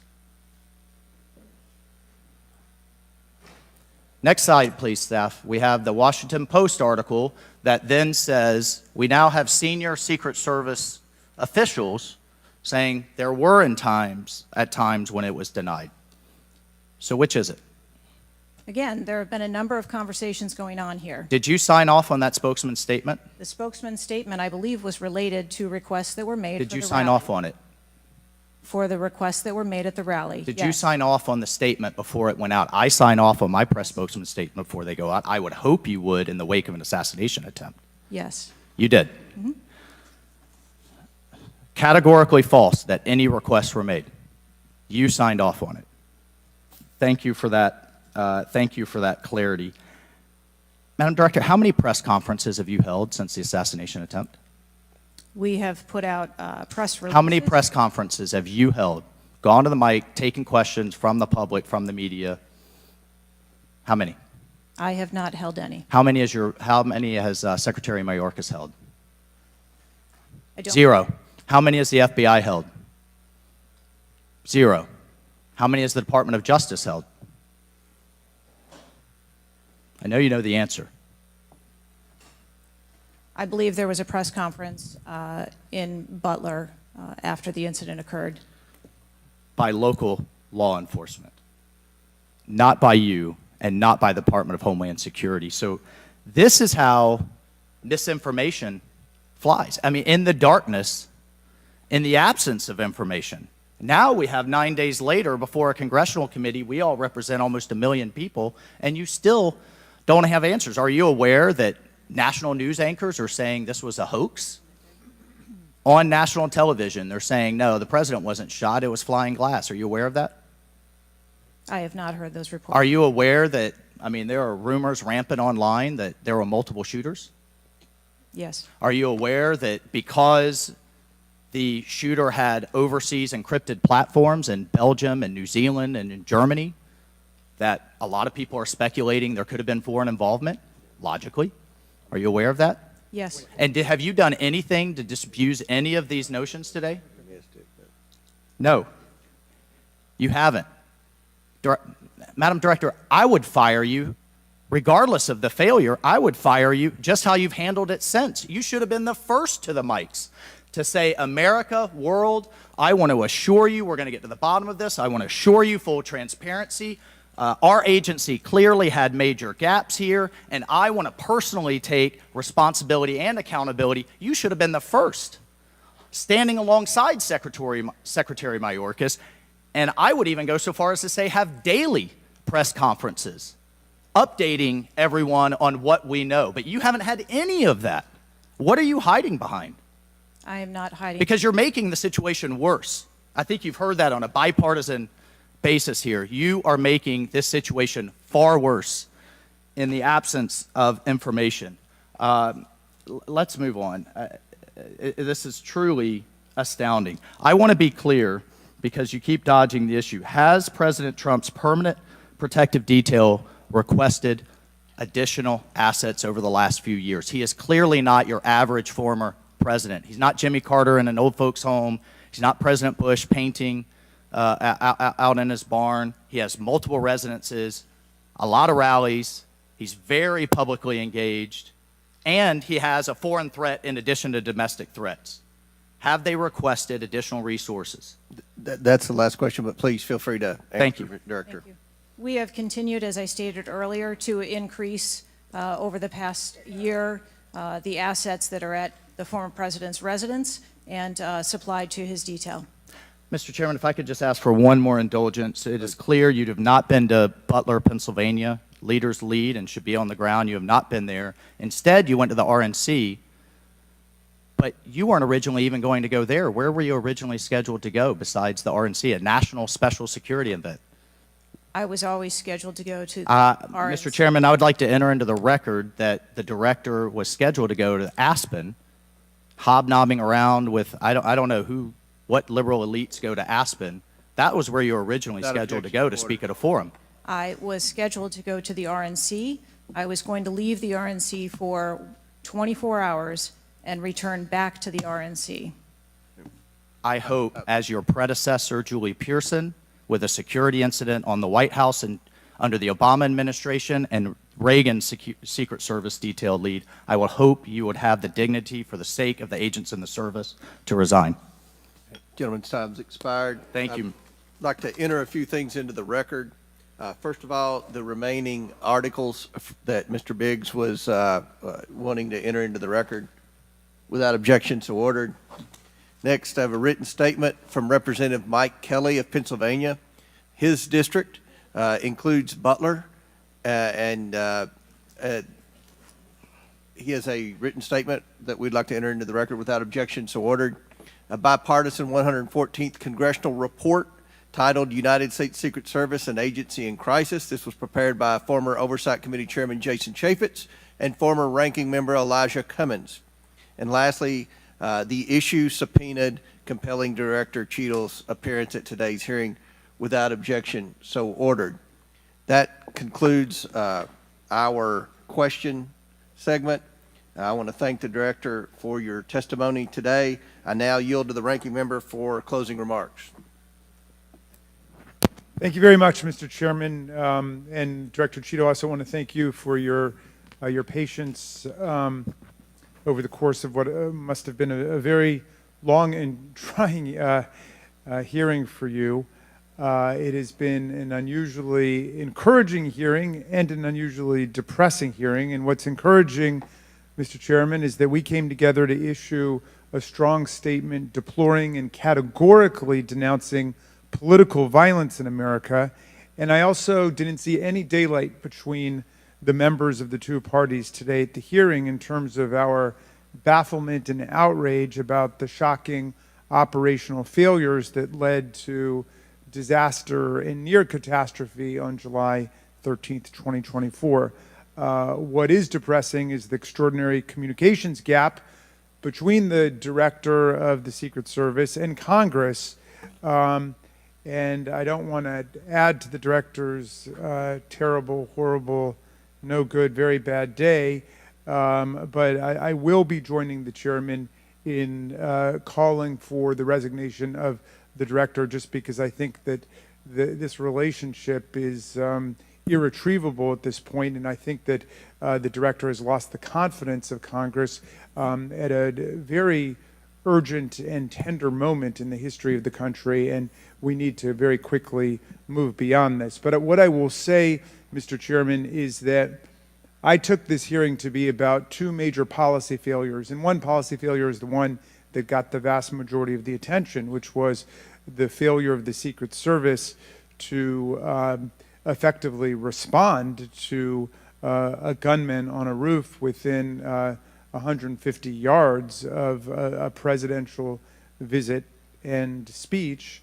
But the other failure is on the part of Congress, because the mass shooting that took place in Butler, Pennsylvania, is replicated all over the country every day. And in fact, as I said, Mr. Chairman, it happened that evening in Alabama, in Birmingham, Alabama, where there was a mass shooting where more people even were killed and wounded than were killed and wounded in Butler, Pennsylvania. So it's true, the president, the former president, and a handful of people who get the Secret Service protection are the only people in America we thought were safe from an AR-15 attack. It's clear that they're not safe either, and we've got to get to the bottom of that.